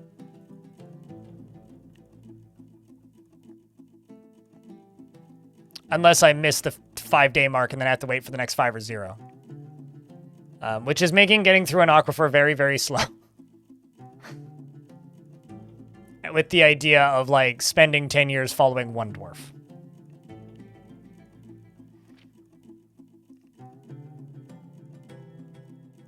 Like, the most basic tasks are slow and clunky. But when we start getting attacked, things are going to start getting psychotic because I'm not going to know where the enemy is most of the time. Until we start cleaning the bodies up. Come on. Time's moving so slow. I need the 15th. Please. Anytime this week. There you go. God damn it. I sort of fucked it up, but... Okay, I'm going to have to do it this way. And just not miss the timer this time. Yeah, right? I know, dude.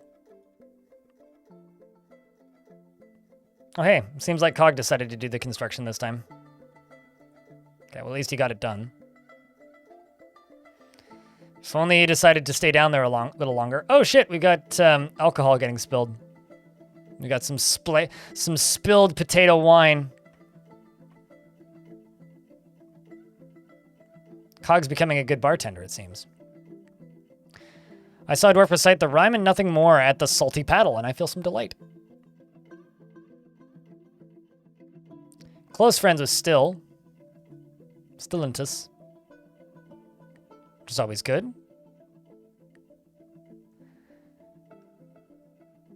Was interested in your tastefully arranged instrument, it seems. Thank you for the, I don't know how much I set those to. $1 contemplation. For the glowy 3D chat. Also, to anybody who watched the Cult Fort, the dwarf that we were following is a former member of the Dead Communion.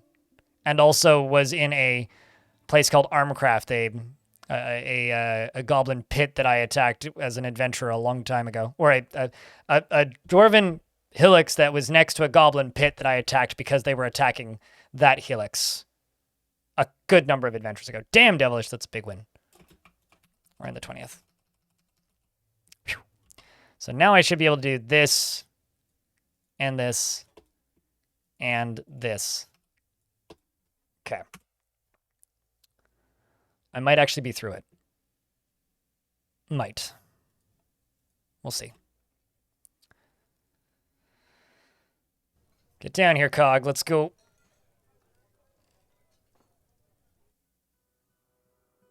And we found more damn stone.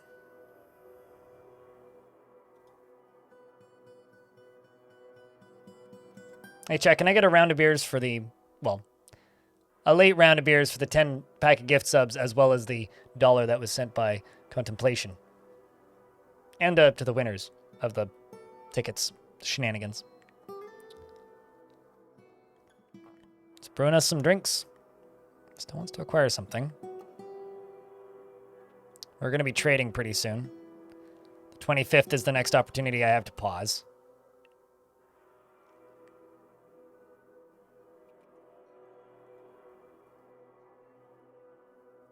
I'm going to need to put a military barracks somewhere where this dwarf actually travels to. It's best to slow down and just relax. That dwarf was telling a story. I saw a dwarf tell the story of the election of Stinthat, elephant tender to the position of the exalted muck of the Dead Communion in the late summer of 273 at the Salty Paddle. It is interesting. Do you have any relation to that fortress whatsoever? Man, I love that shit. Just like those kind of continuity hits right there where it's just like, yeah, they just told the story of Gortusk. That's dope. I like it. Also, I've been saying dope too much recently. It's bad. All right. Well, still water down here, so gotta keep digging.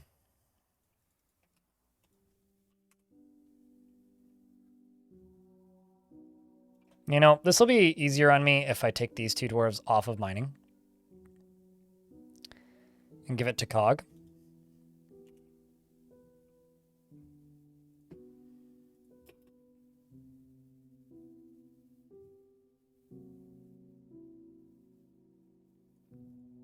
All right, yeah.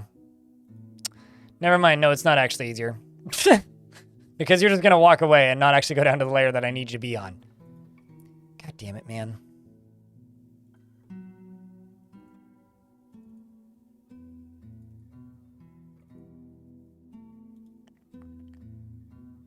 Contemplation, thanks for the tier 1 subscription. Appreciate you. Thanks for helping keep this channel funded. Also, hi, Zubob, in YouTube chat.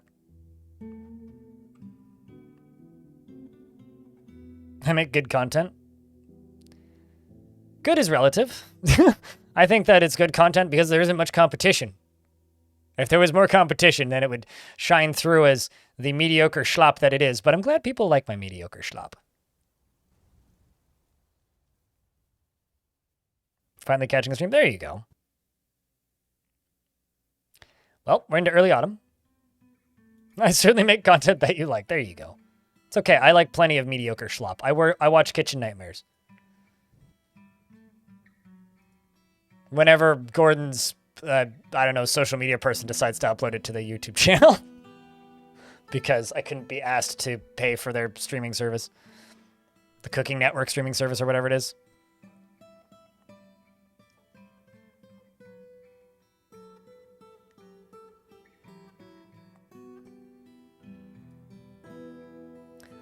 He was there when 2 queens and 1 king were...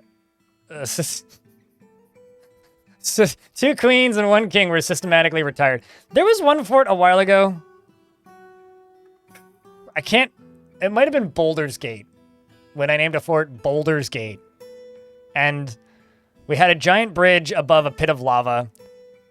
And every single noble for a good while there would walk into the fort. And I would just... put them all in a tavern on the drawbridge and just drop them in. I must have killed like 200-300 barons.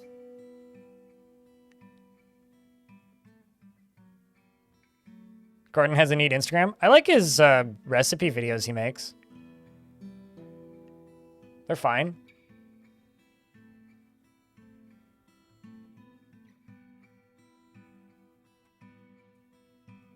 The amount of practice that goes into a skill is truly impressive.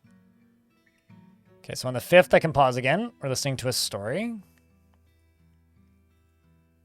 Oh, didn't get to finish listening to the story. Got hungry. Got thirsty instead. But it's some weird Linux file. It's a tar.gz extractable, meaning if you have 7-zip, you can extract it. That's not Linux unique, it's just Linux default. It's just it's like a WinRAR file or any, yeah, it's like a WinRAR file or like any other like zip file. It's just a less common zip file. Crap.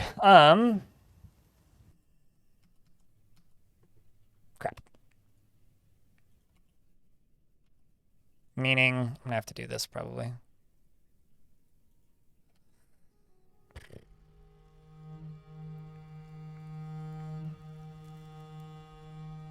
I don't know what 24H2 is, but yeah, you just have to unzip it. That's it. Even though it's Linux? Yep, for the same reason I can play this world in compatibility mode on Proton.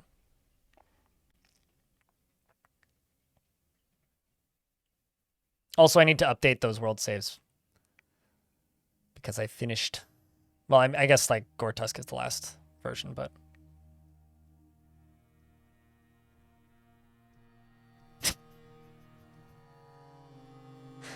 Thanks, Suited. Is that dwarf wearing sunglasses? This one? I think those are just their eyebrows.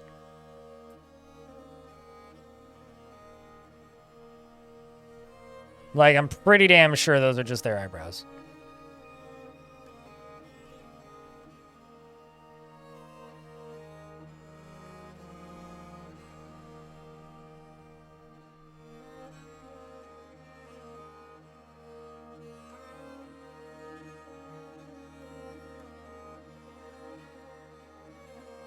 So why are we stuck down here now?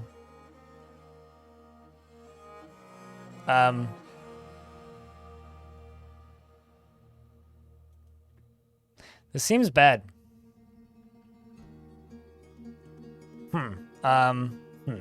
Let's just do this.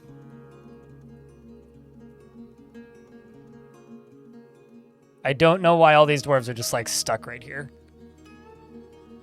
Because I can't look up, so I don't actually know. That's not how that works, no, so it's certainly not smooth walls that are preventing them from moving. Oh. I think I managed to destroy the stairs somehow. So let's just smooth this so they have something to do till we hit the 10th.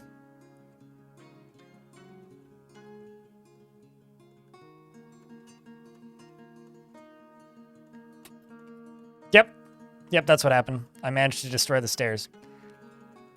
So,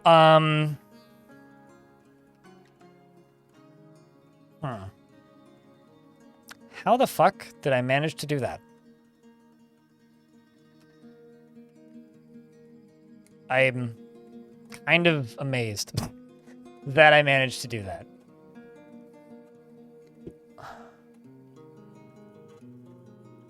Okay.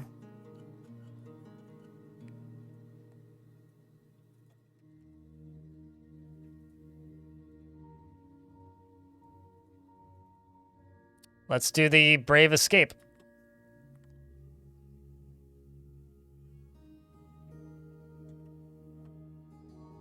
Nah, I'm good. We'll just dig out. Fun fact, if you didn't know, digging up doesn't trigger aquifer alarms. So if you didn't know that, you just learned something. Ah, crap. I missed it.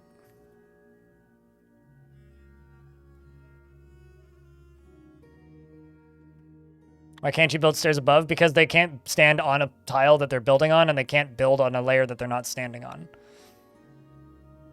Simply put, it just wouldn't have worked.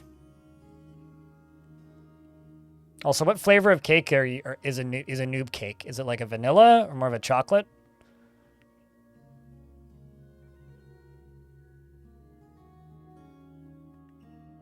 You just beat Monk on Necromancer.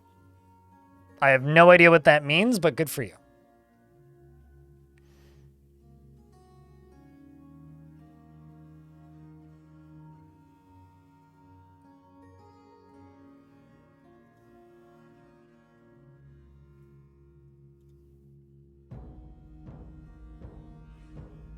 Okay, we're almost on the 15th, then I can pause again. I can go assess the damage that I've done down here.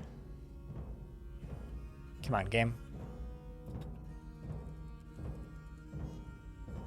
Ay. Okay, so I'm gonna need to do this. This.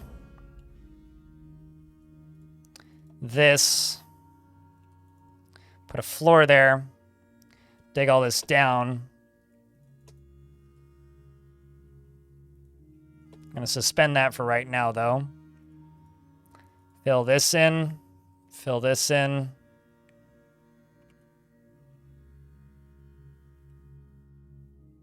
And then once this is deconstructed, I can put a floor piece here.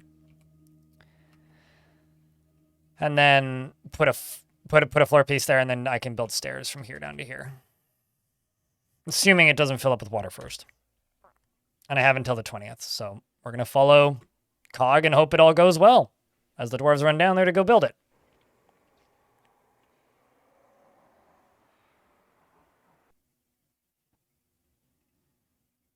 Yeah, but for what game?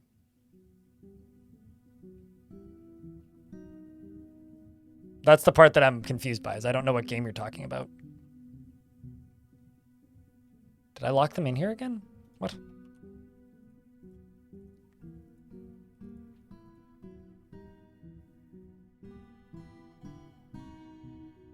Wild, okay.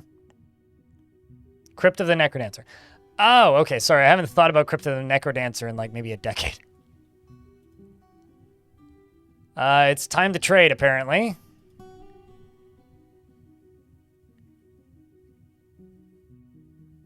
So in a few days here I have to go trade. Looks like Endok here has got a crown and now looks like a king.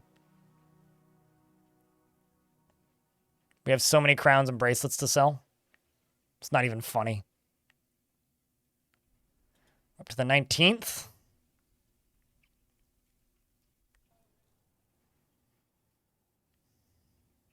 Come on. It's also diplomacy time, which is always exciting. There we go. Oopsies. I'm too far down. Okay, you right here, we're going to unsuspend you. Why didn't we finish deconstructing you? Come on.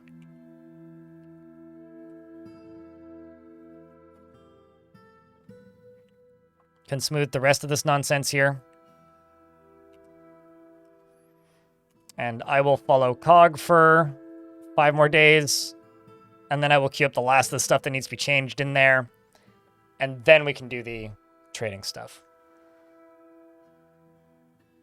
Right as the map was starting? How has it gone so far?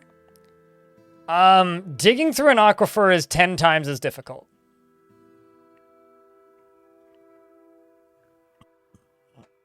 I mean, I wouldn't be able to play it either way, which was the problem that I had with Crypt of the Necrodancer. But Cadence of Hyrule's like locked onto a platform I will never own. So one of my favorite things about Crypt of the Necrodancer is like 1 in 1,000 runs. I don't actually know the odds of it, but it's one every X number, very high number of runs. There's a very particular type of bat that can move in any direction, not on the beat, and will one-shot you. Just the fact that that exists in the game is very funny to me.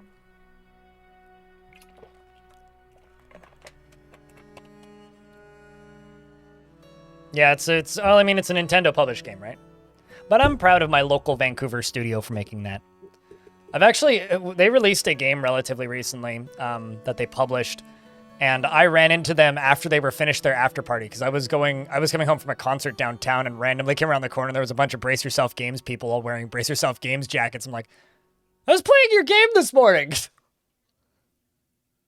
which was the mech game that they published, which I'm blanking on the name of now. Good amount of fun, that game, but bit annoying to actually play.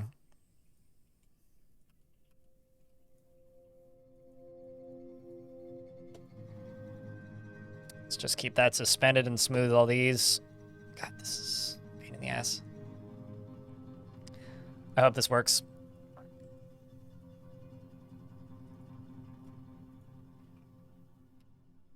It's also dripping from the ceiling here, so I could dig that out, but that would be an extra step that I don't want to do. For the meeting, the dwarf who's conducting a meeting, which is Skipper. Looks like they're having the meeting in the tavern this time.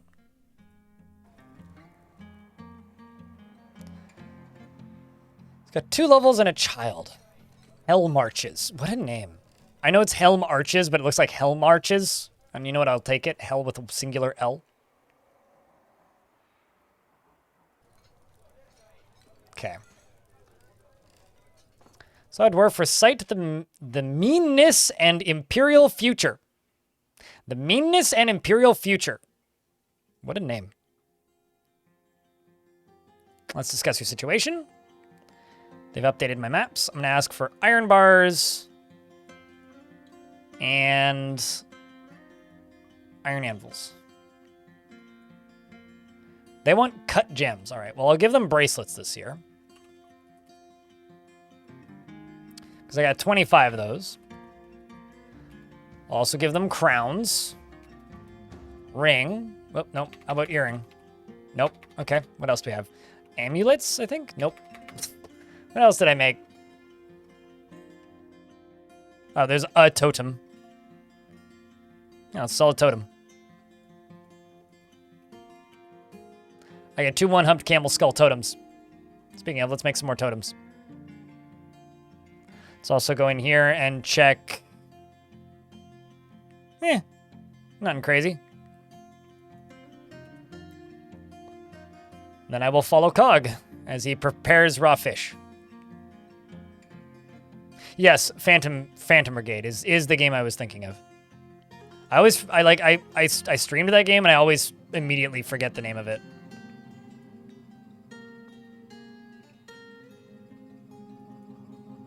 Uh-oh. This is not going to get done, is it? Well, at least you're constructing it. Come on, you hero. Get to it. Well, you canceled it, didn't you? Shit. That's annoying. Don't really have a way to uncancel that. And I can't move until the 5th. Oh, come on. I was hoping he'd go down so I could tell him to go trade. Phantom Brigade? Yeah, Phantom Brigade is pretty neat. The writing is kind of terrible, though.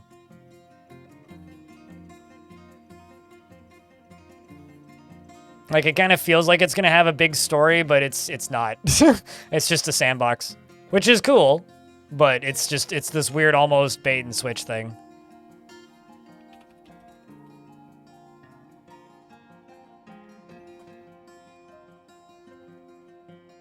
But yeah, if you just like big robots and building big robots and customizing big robots and making big robots blow up other big robots, it's pretty good at big robot stuff. Right, so now we've got actually a decent lump of cash here, so that's good. Buy the chains. Buy the barrels. Oh, never mind. No, I can't. Those are expensive barrels. Holy shit, there's a $700 barrel in there. Nah, mate, I'm good. I will buy the bronze short sword, though. I'll buy another pick, maybe 2.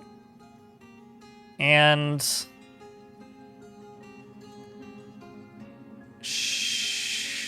let's say an anvil. Nope, never mind, not an anvil. I can't actually afford all this stuff.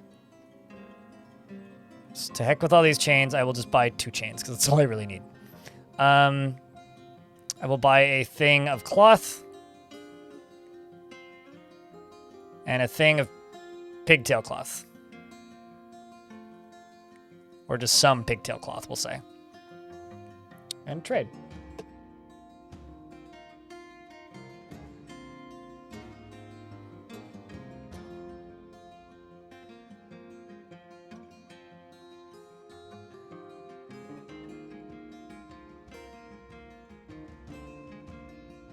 Like, how do you type the word laughing? Am I selling rappers? H-A-H-A-H-A-H-A, if that's what you're asking.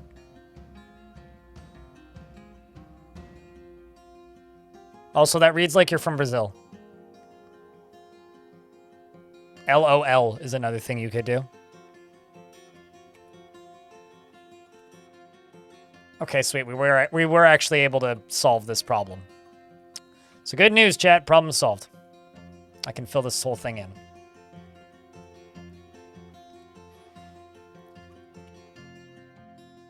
Okay. But now I have this other problem of now I just have this constructed stairwell, so I have to move over a tile and suffer in my mistakes.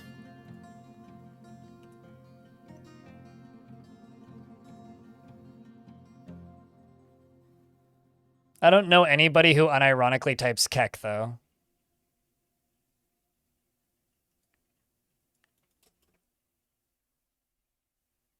Yeah. But it's also something that people do ironically. It's like the ironic laughter.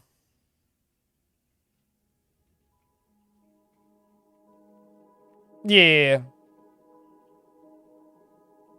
Orcs. It's the orcish translation or whatever the fuck. You do it, it makes you cringe a bit. That's how I feel when I say Lamau. Which I say verbally out loud and it hurts me when I say it. But I still do it sometimes. It's like, why did I just do that? I'm a bad person. Oh well. Anyways. About 15 years ago it was more popular. I mean... yeah, it's probably not too far off, actually.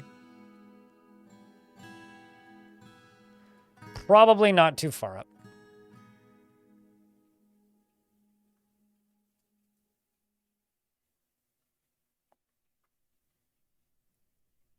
Now it's cringy as Raffle. You know, Raffle is either super cringy or it's me going, is that my mom in the chat? Like, Dad? Because my mom types Raffle in text pretty consistently as like a way of communicating that she thinks that something's funny. The day of Raffle Mao? Yep. Back in the good old days of innocence. Shit. God damn it. I was trying to... The muscle memory and speed I need to... And attention I need to be paying to make sure that the right thing gets done when I click it. Bah! Okay, so I should start getting migrants as of spring. The thing is, like, the game works on a pretty strict schedule.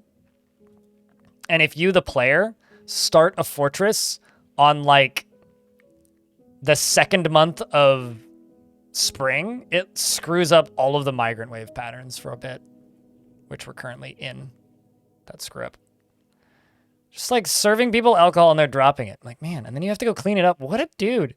Imagine having to, like, serve somebody alcohol. They throw it on the ground, and then you just go clean it up. It's called working in food service. Also, I fucked up again and didn't pause on the 5th. Fuck! Okay, gotta pause on the 10th. Just imagine. Actually, it was just called... Is Trevor filming a not TikTok. Is Trevor filming a Vine again? Oh, God. That's literally all that means. That was my experience of that. Was Trevor trying to make Vines in my place of work when Vine existed.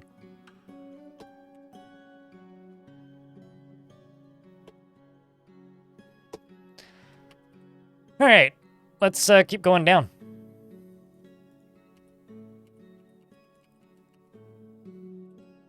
So I can assign 2 more miners. Fucking Trevor, right? It was always Trevor or Christian.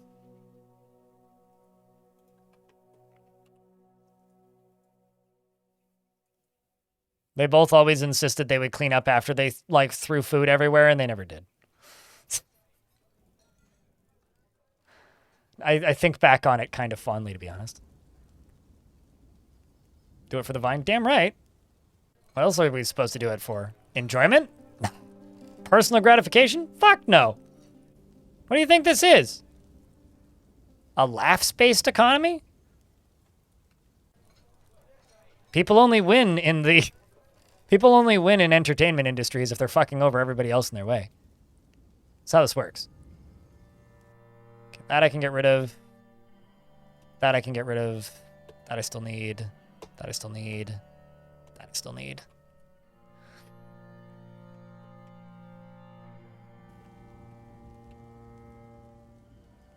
Do you wonder where the watermelon guy is now? I wonder that about a lot of people who are like internet famous on a dead platform. I shouldn't say that too loudly, because that's going to be me one day. Or like people who became a meme at some point and then like faded out of meme fame, which is probably for the best. I mean, nobody really should want to be a meme forever. Can't be a good way to go.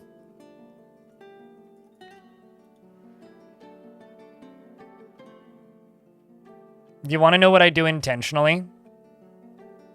Also, they are. The difference is this one is just wider than this one, giving you the optical illusion of the stairs not being perfectly in the center, which they are.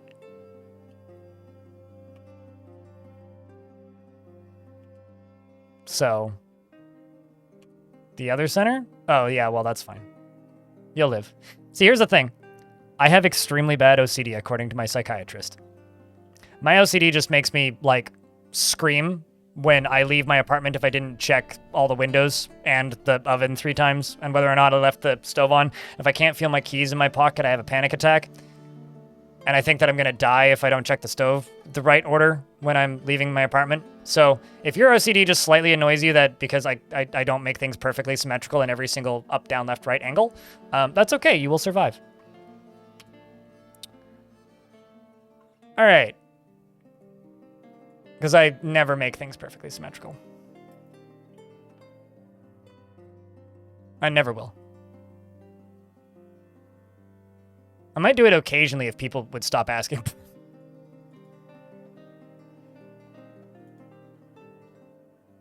Got it, finally.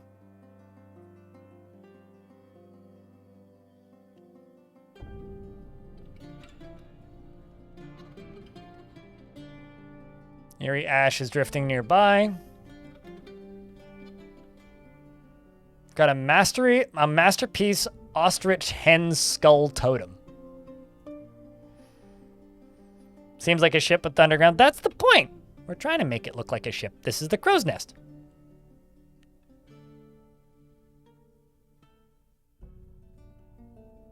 Exactly. That's how I feel, Deadly Jive.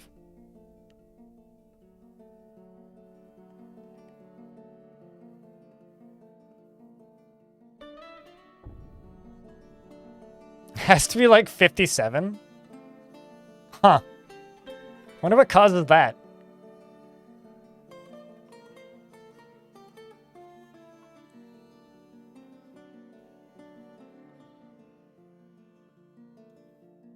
But yeah, I know that my stupid brain patterns, according to my psychiatrist, is one of these things where it's like, so it's like, do you intentionally do things that people tell you not to do? Oh yeah, all the goddamn time.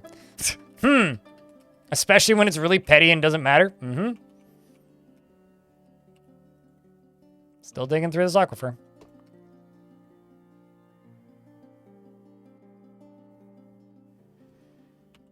Has to offset it. Yeah, I've never even thought about doing that. Offsetting the timer to a different point. Accepting and remembering being caught in the rain. And he became less depressed and learned to disdain stoicism. This is like me accepting that I should delete my Reddit account and then not actually doing it. Or maybe it's me like when I deleted my Facebook account. It took him like a year, but he got there. I mean, it was summer 384, and he accepted it recently.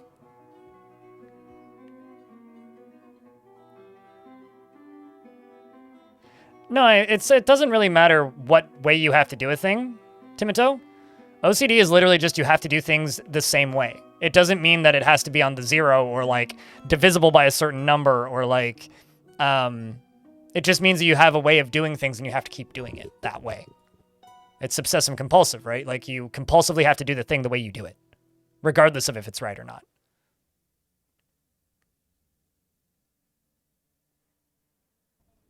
And the worse it gets, the more absurd your fear of things going wrong is when you do it. Like, I think everybody has a little bit of OCD.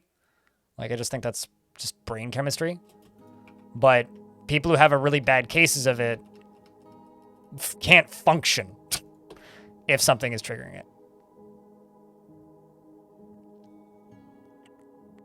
Because of aquifers? I mean, they kind of form in the caves. I'm just trying to get through this aquifer. I mean, that's what the big pillars in the caves are supposed to be.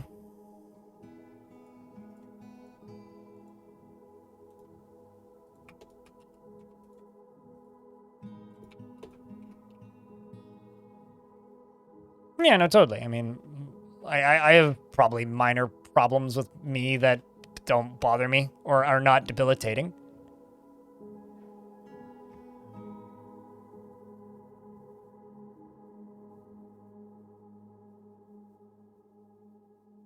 If you don't check the lock 7 times or turn off the light switch 3 times or check the lock 7 more times, can you really sleep at night? Yeah. I like my sister-in-law's manifestations of her OCD because it's like she just randomly like smacks herself just out of nowhere. It's like, what are you doing? Making sure I'm still awake. Okay.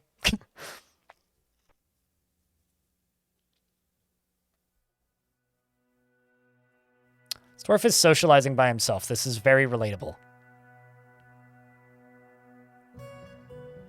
Lake Erie must be a real-life evil biome because every city pops up around here ends up being a bad place to live. Both Detroit and Cleveland are there. So one of my moderators is born and raised in Detroit, and if you talk shit about Detroit, he's like, you don't even live here, you don't know! It's not that bad!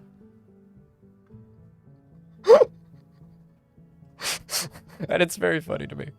You personally like Detroit? It seems fine. I don't know. It just looks like a city to me.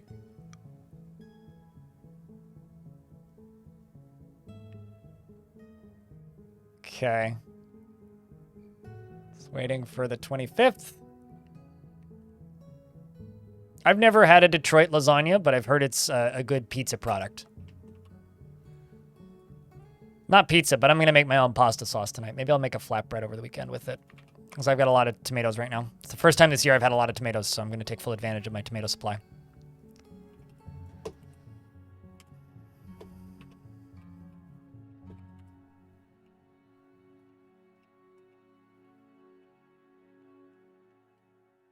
So let's check what's going on the surface. Just a crab and a bunch of ostriches. Oh yeah, no, my tomatoes are 3 weeks behind, and it sucks because we're starting to get cold weather now, because it's that time of year. But I got a big, like, well, I showed this picture earlier, but...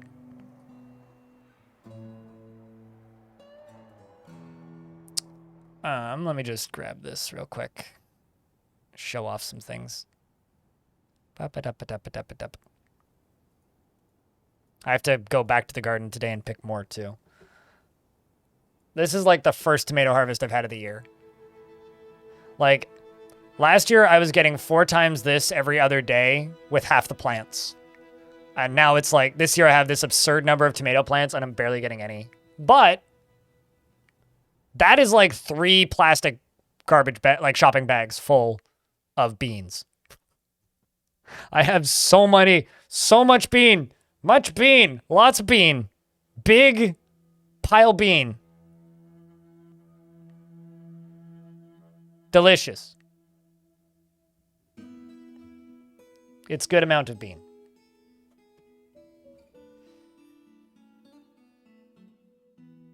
I'm going to be eating green beans for the next, like, week and a half, 2 weeks. How many nuts for you was your basil? Yeah, my basil did great this year. So we make more rock blocks, and the stack gets taller.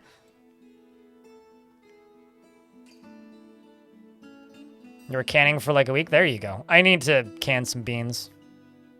And also some tomatoes soon.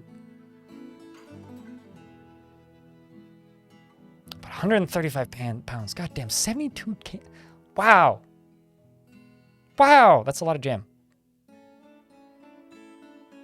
How did you jam it all into one can?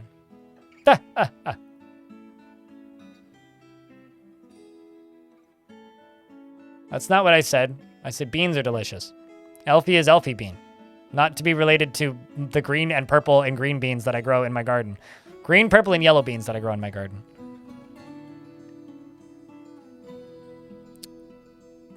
Did I ever play Oxygen Not Included? No, I like good games for grown-ups. Sorry. No, I bounced off that game super hard. I tried it in early access, didn't really like it. Tried it again after early access, still didn't like it, and then like tried it again when it got an expansion pack and was like, bleh, I don't like this game. It just doesn't do anything for me. And Dwarf Fortress had quantum stockpiles way before. Like, Oxygen Not Included was even a twinkle in Clay's eye.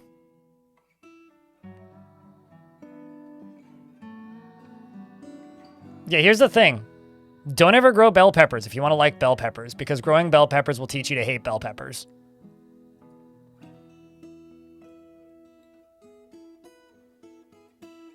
My hot peppers are doing all right, though.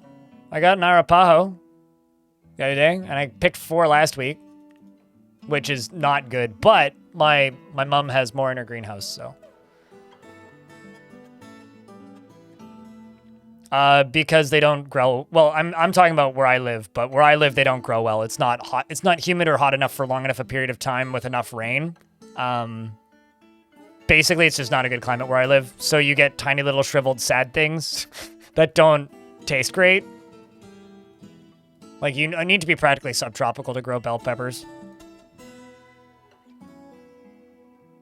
Someone has a backyard, and I'm jealous, Jasper. All right. Although I planted a cherry tree this year in my apartment building, and maybe in 2 years I'll get cherries if I still live here and haven't stopped paying rent. But that's only if Chad decides to pay my salary enough that I can afford a place to buy. But, you know, that won't happen. So there's no worries there.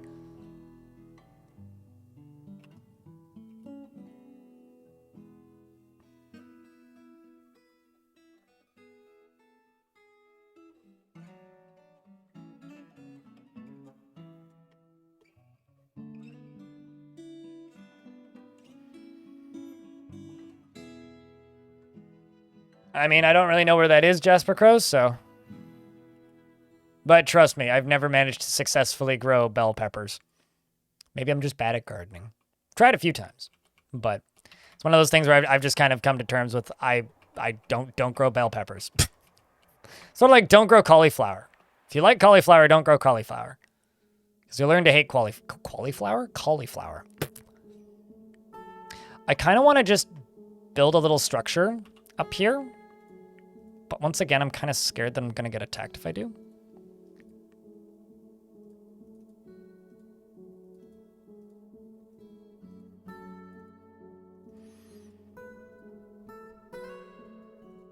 He says as he builds the structure up here anyway. We'll just do one floor at a time with long breaks in between.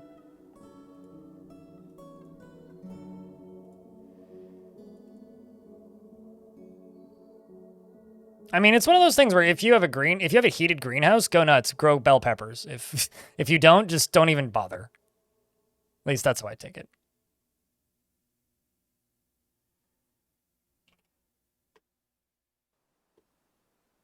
Yeah, because you live somewhere tropical. I'm Black Cat.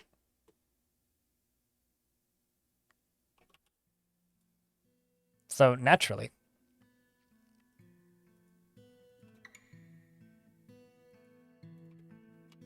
Let's see, do I have any animals and cage traps? Friendly hammer dwarf, hey? Fight spear. Are you just leaving?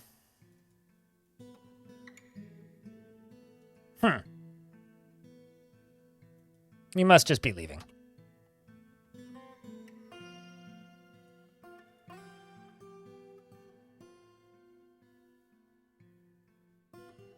I grow tons of cabbages.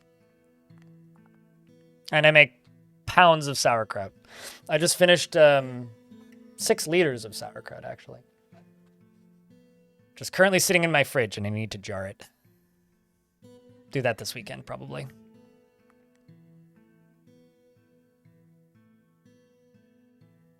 Just about Puget Sound? Well, there you go.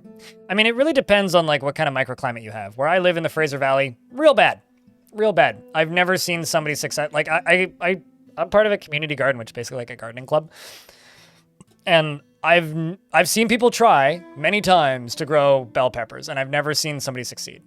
Like, they'll grow 1 or 2 in a year that look okay. And then a bunch of tiny shriveled sad things. Hot peppers do okay. But bell peppers just don't grow well here. I don't know. I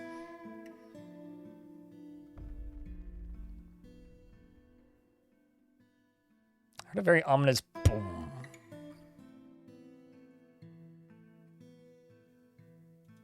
Uh-oh. Dizzy. We're getting cave adapted already.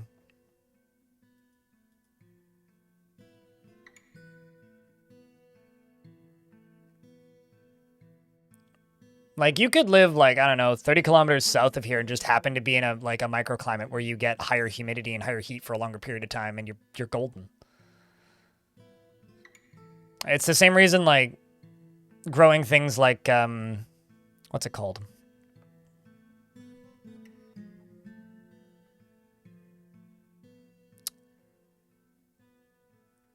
Eggplants are tough here. Because you really need a more consistent hot weather for that to work well. So the gooses both got claimed by Embark, apparently. So we've got 2 named goose. Geesen.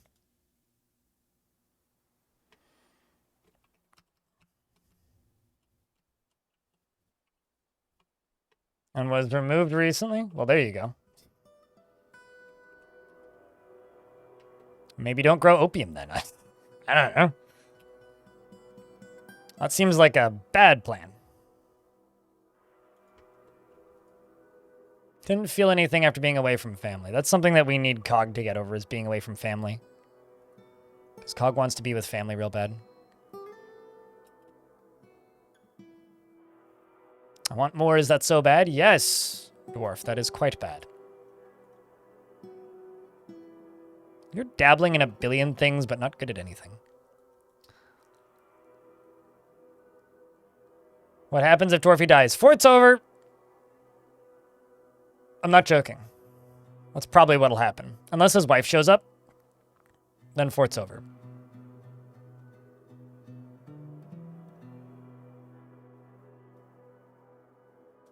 I don't know.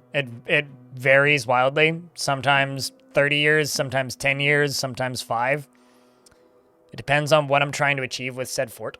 I don't really have an average. If you were to, like, point a crossbow at me and tell me to give you an average, or suffer the consequences, I'd probably say maybe 15 years, maybe 10.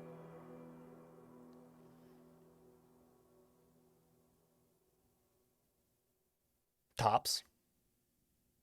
But yeah, I don't know. It's not something I super duper focus on. The most bootleg Crusader Kings. Maybe Crusader Kings is bootleg Dwarf Fort.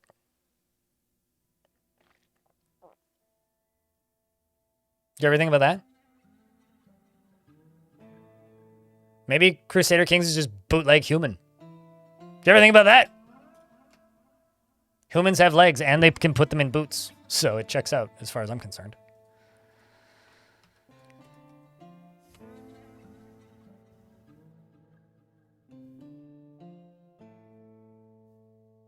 Still me. Killer Spud. Still me.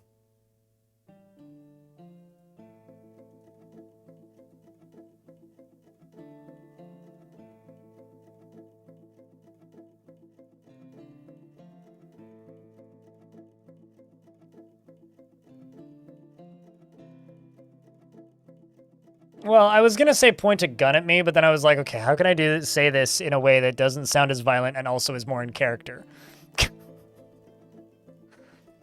It's pointing a crossbow at me, you know? Giant bow and arrow.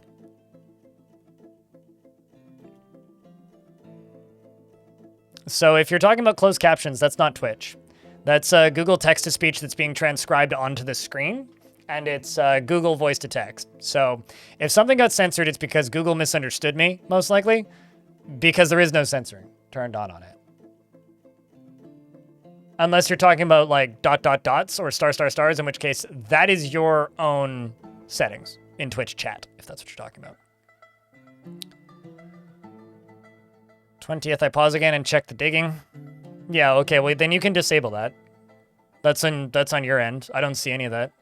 Also, you can custom set the own words that you default to that are censored that you don't want to see. Yeah, go attack somebody.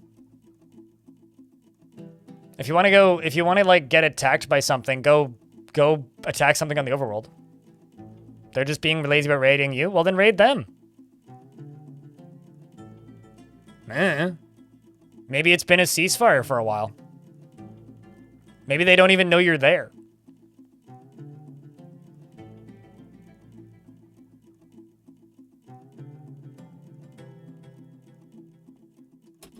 Nice filter you got there, Suited.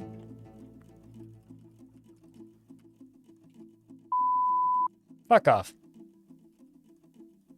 How dare you?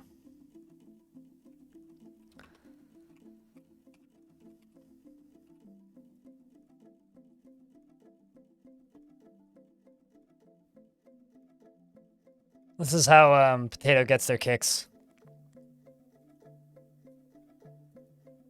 It's the most unwieldy power I ever bestowed upon the chat.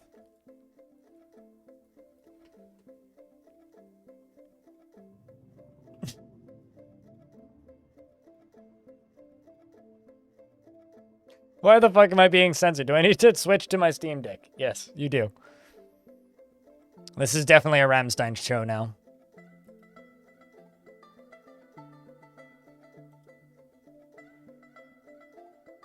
Censor every word with the letter E and make closed captions unusable. But the point of closed captions is so that people can know what's going on in the stream whilst at work.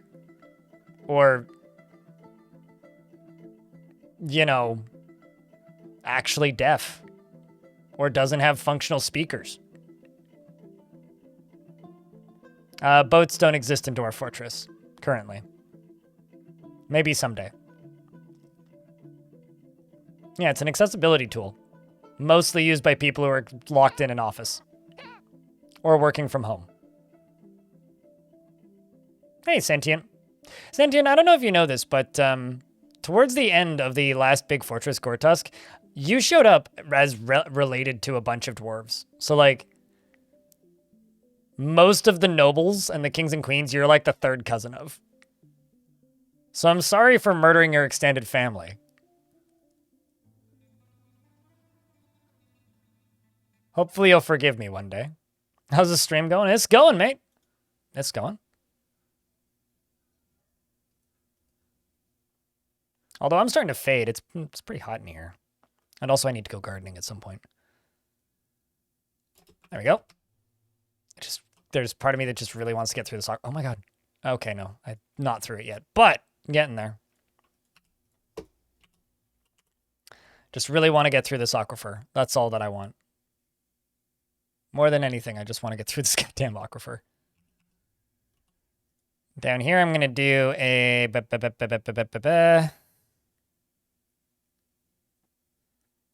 I did say I was going to, you know...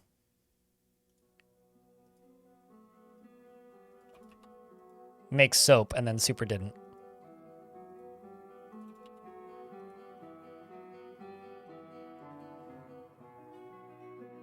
I need an empty barrel, but have none, so can't actually do that right now.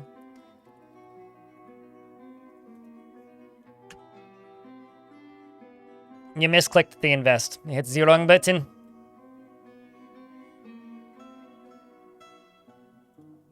Your roses blossomed this year? Oh, that's cool. Yeah, I know very little about roses. Shh. Oh, shit.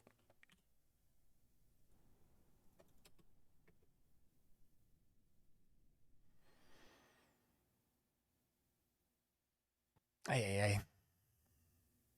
All in. Best of luck. Go big or go home. And if all in is your life savings, then that's still big. I love how I'm just not going to be able to make soap for a while because we're not going to have empty barrels for a bit.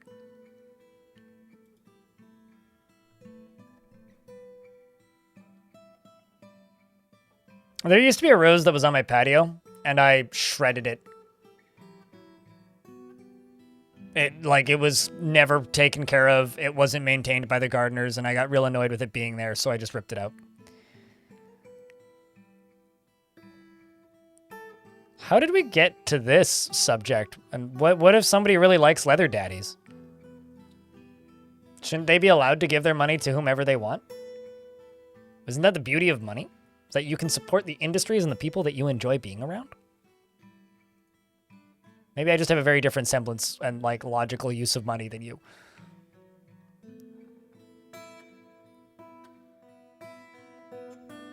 I'm reading what Suited Giraffe is saying. In the most literal sense. So you can't be like, I'm talking about something completely different. Because no, you're not. You're talking about exactly what you wrote words in my chat about. Come on. You'd rather have the property line instead of more blackberries? Yeah. You know what's wild to me? I have a neighbor who bought a blackberry bush. Like, not like a small creeping vine one or one of the prickleless ones. One of my neighbors bought a blackberry bush in a pot. Like,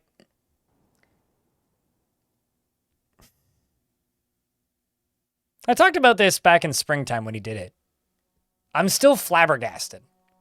Like, If he really wanted a blackberry bush, I could have just gone like a block that way into an alleyway, clipped a couple branches and stuck them in a pot and like watered it for a week, and he would have had a blackberry bush.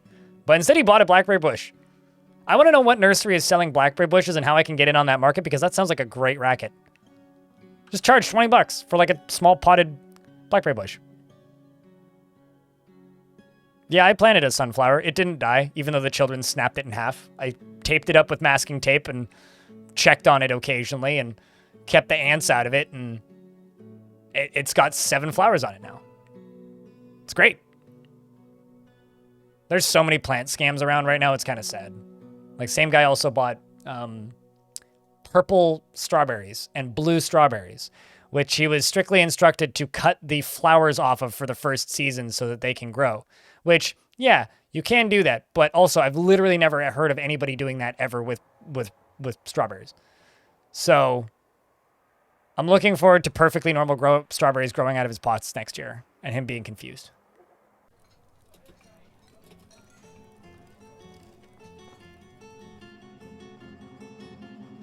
Really? You paid for that? Yeah, no, just steal a branch off of something.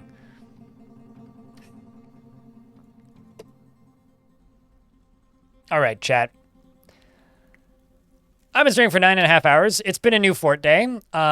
We have this haunted ocean, which is frozen half of the year, which has scary fog that goes across it every now and again, and then leaves this icky dirt everywhere, which is very eerie.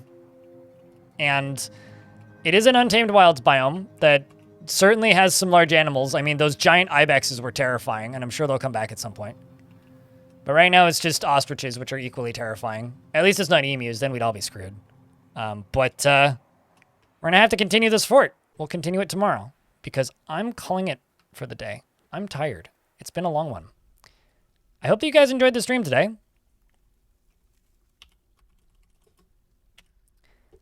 Now is a good time, if you're watching on Twitch, to say goodbye, YouTube. YouTube, VODs can be found on the VOD channel, which is youtube.com/@blindextras. Ouch, that hurts my brain to say out loud.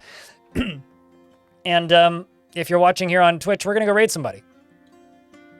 So, you know, stick around. And if you're watching on YouTube, if you want to come raid with us and come meet somebody new, pop over onto Twitch. Otherwise, I will be on tomorrow at 9 a.m. Pacific. And now I need to open up this silly website that costs too much money so that I can click a button and turn the stream off for the YouTube stream, because the person who used to make the cool plugin that did this for free for in OBS doesn't update it anymore. So I will see you guys in, I don't know, 14 hours, something like that, 13 hours? Shit, not very long. 14 hours. Yeah. See you at 10 a.m.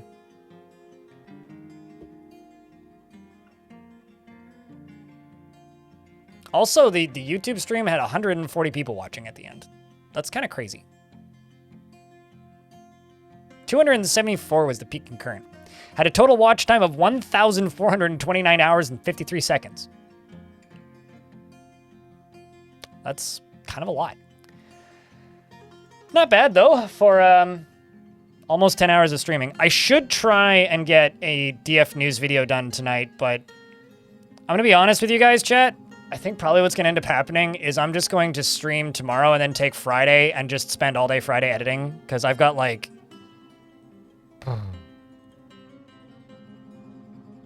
Which plugin do I use? Last I checked, the add-on I use, Multi, allows me to end-to-end separately. Don't even ask. Well, I'm using Restream.io right now, but don't even ask. I'm on Linux. I've had weird problems. Some plugins have been updated, some haven't. So currently I'm using Restream.io, but I will dump it as soon as a plugin that I use or used to use gets updated. Or one of the other ones that I'm watching gets updated. I'm not asking for tech support. It's just, bah. Anyway, I gotta go raid somebody playing Dwarfs. How's that sound, chat? It's my face. It's time to go raid. So I'm gonna go put on the music. To those of you who know what to do, you should get started. And if you don't, follow the leader. I'll be back in a sec.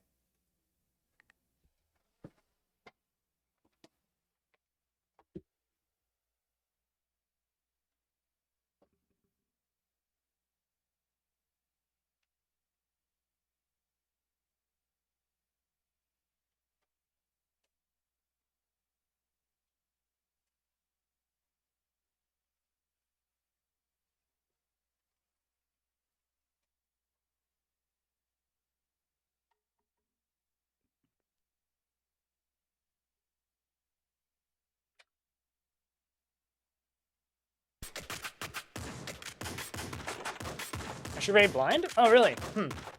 I'll have to keep that one in mind, but he seems a bit too famous. I don't think I could raid somebody that big. A bit too intimidating for me. All right, chat. How we all doing? I'm tired. It's been a long day.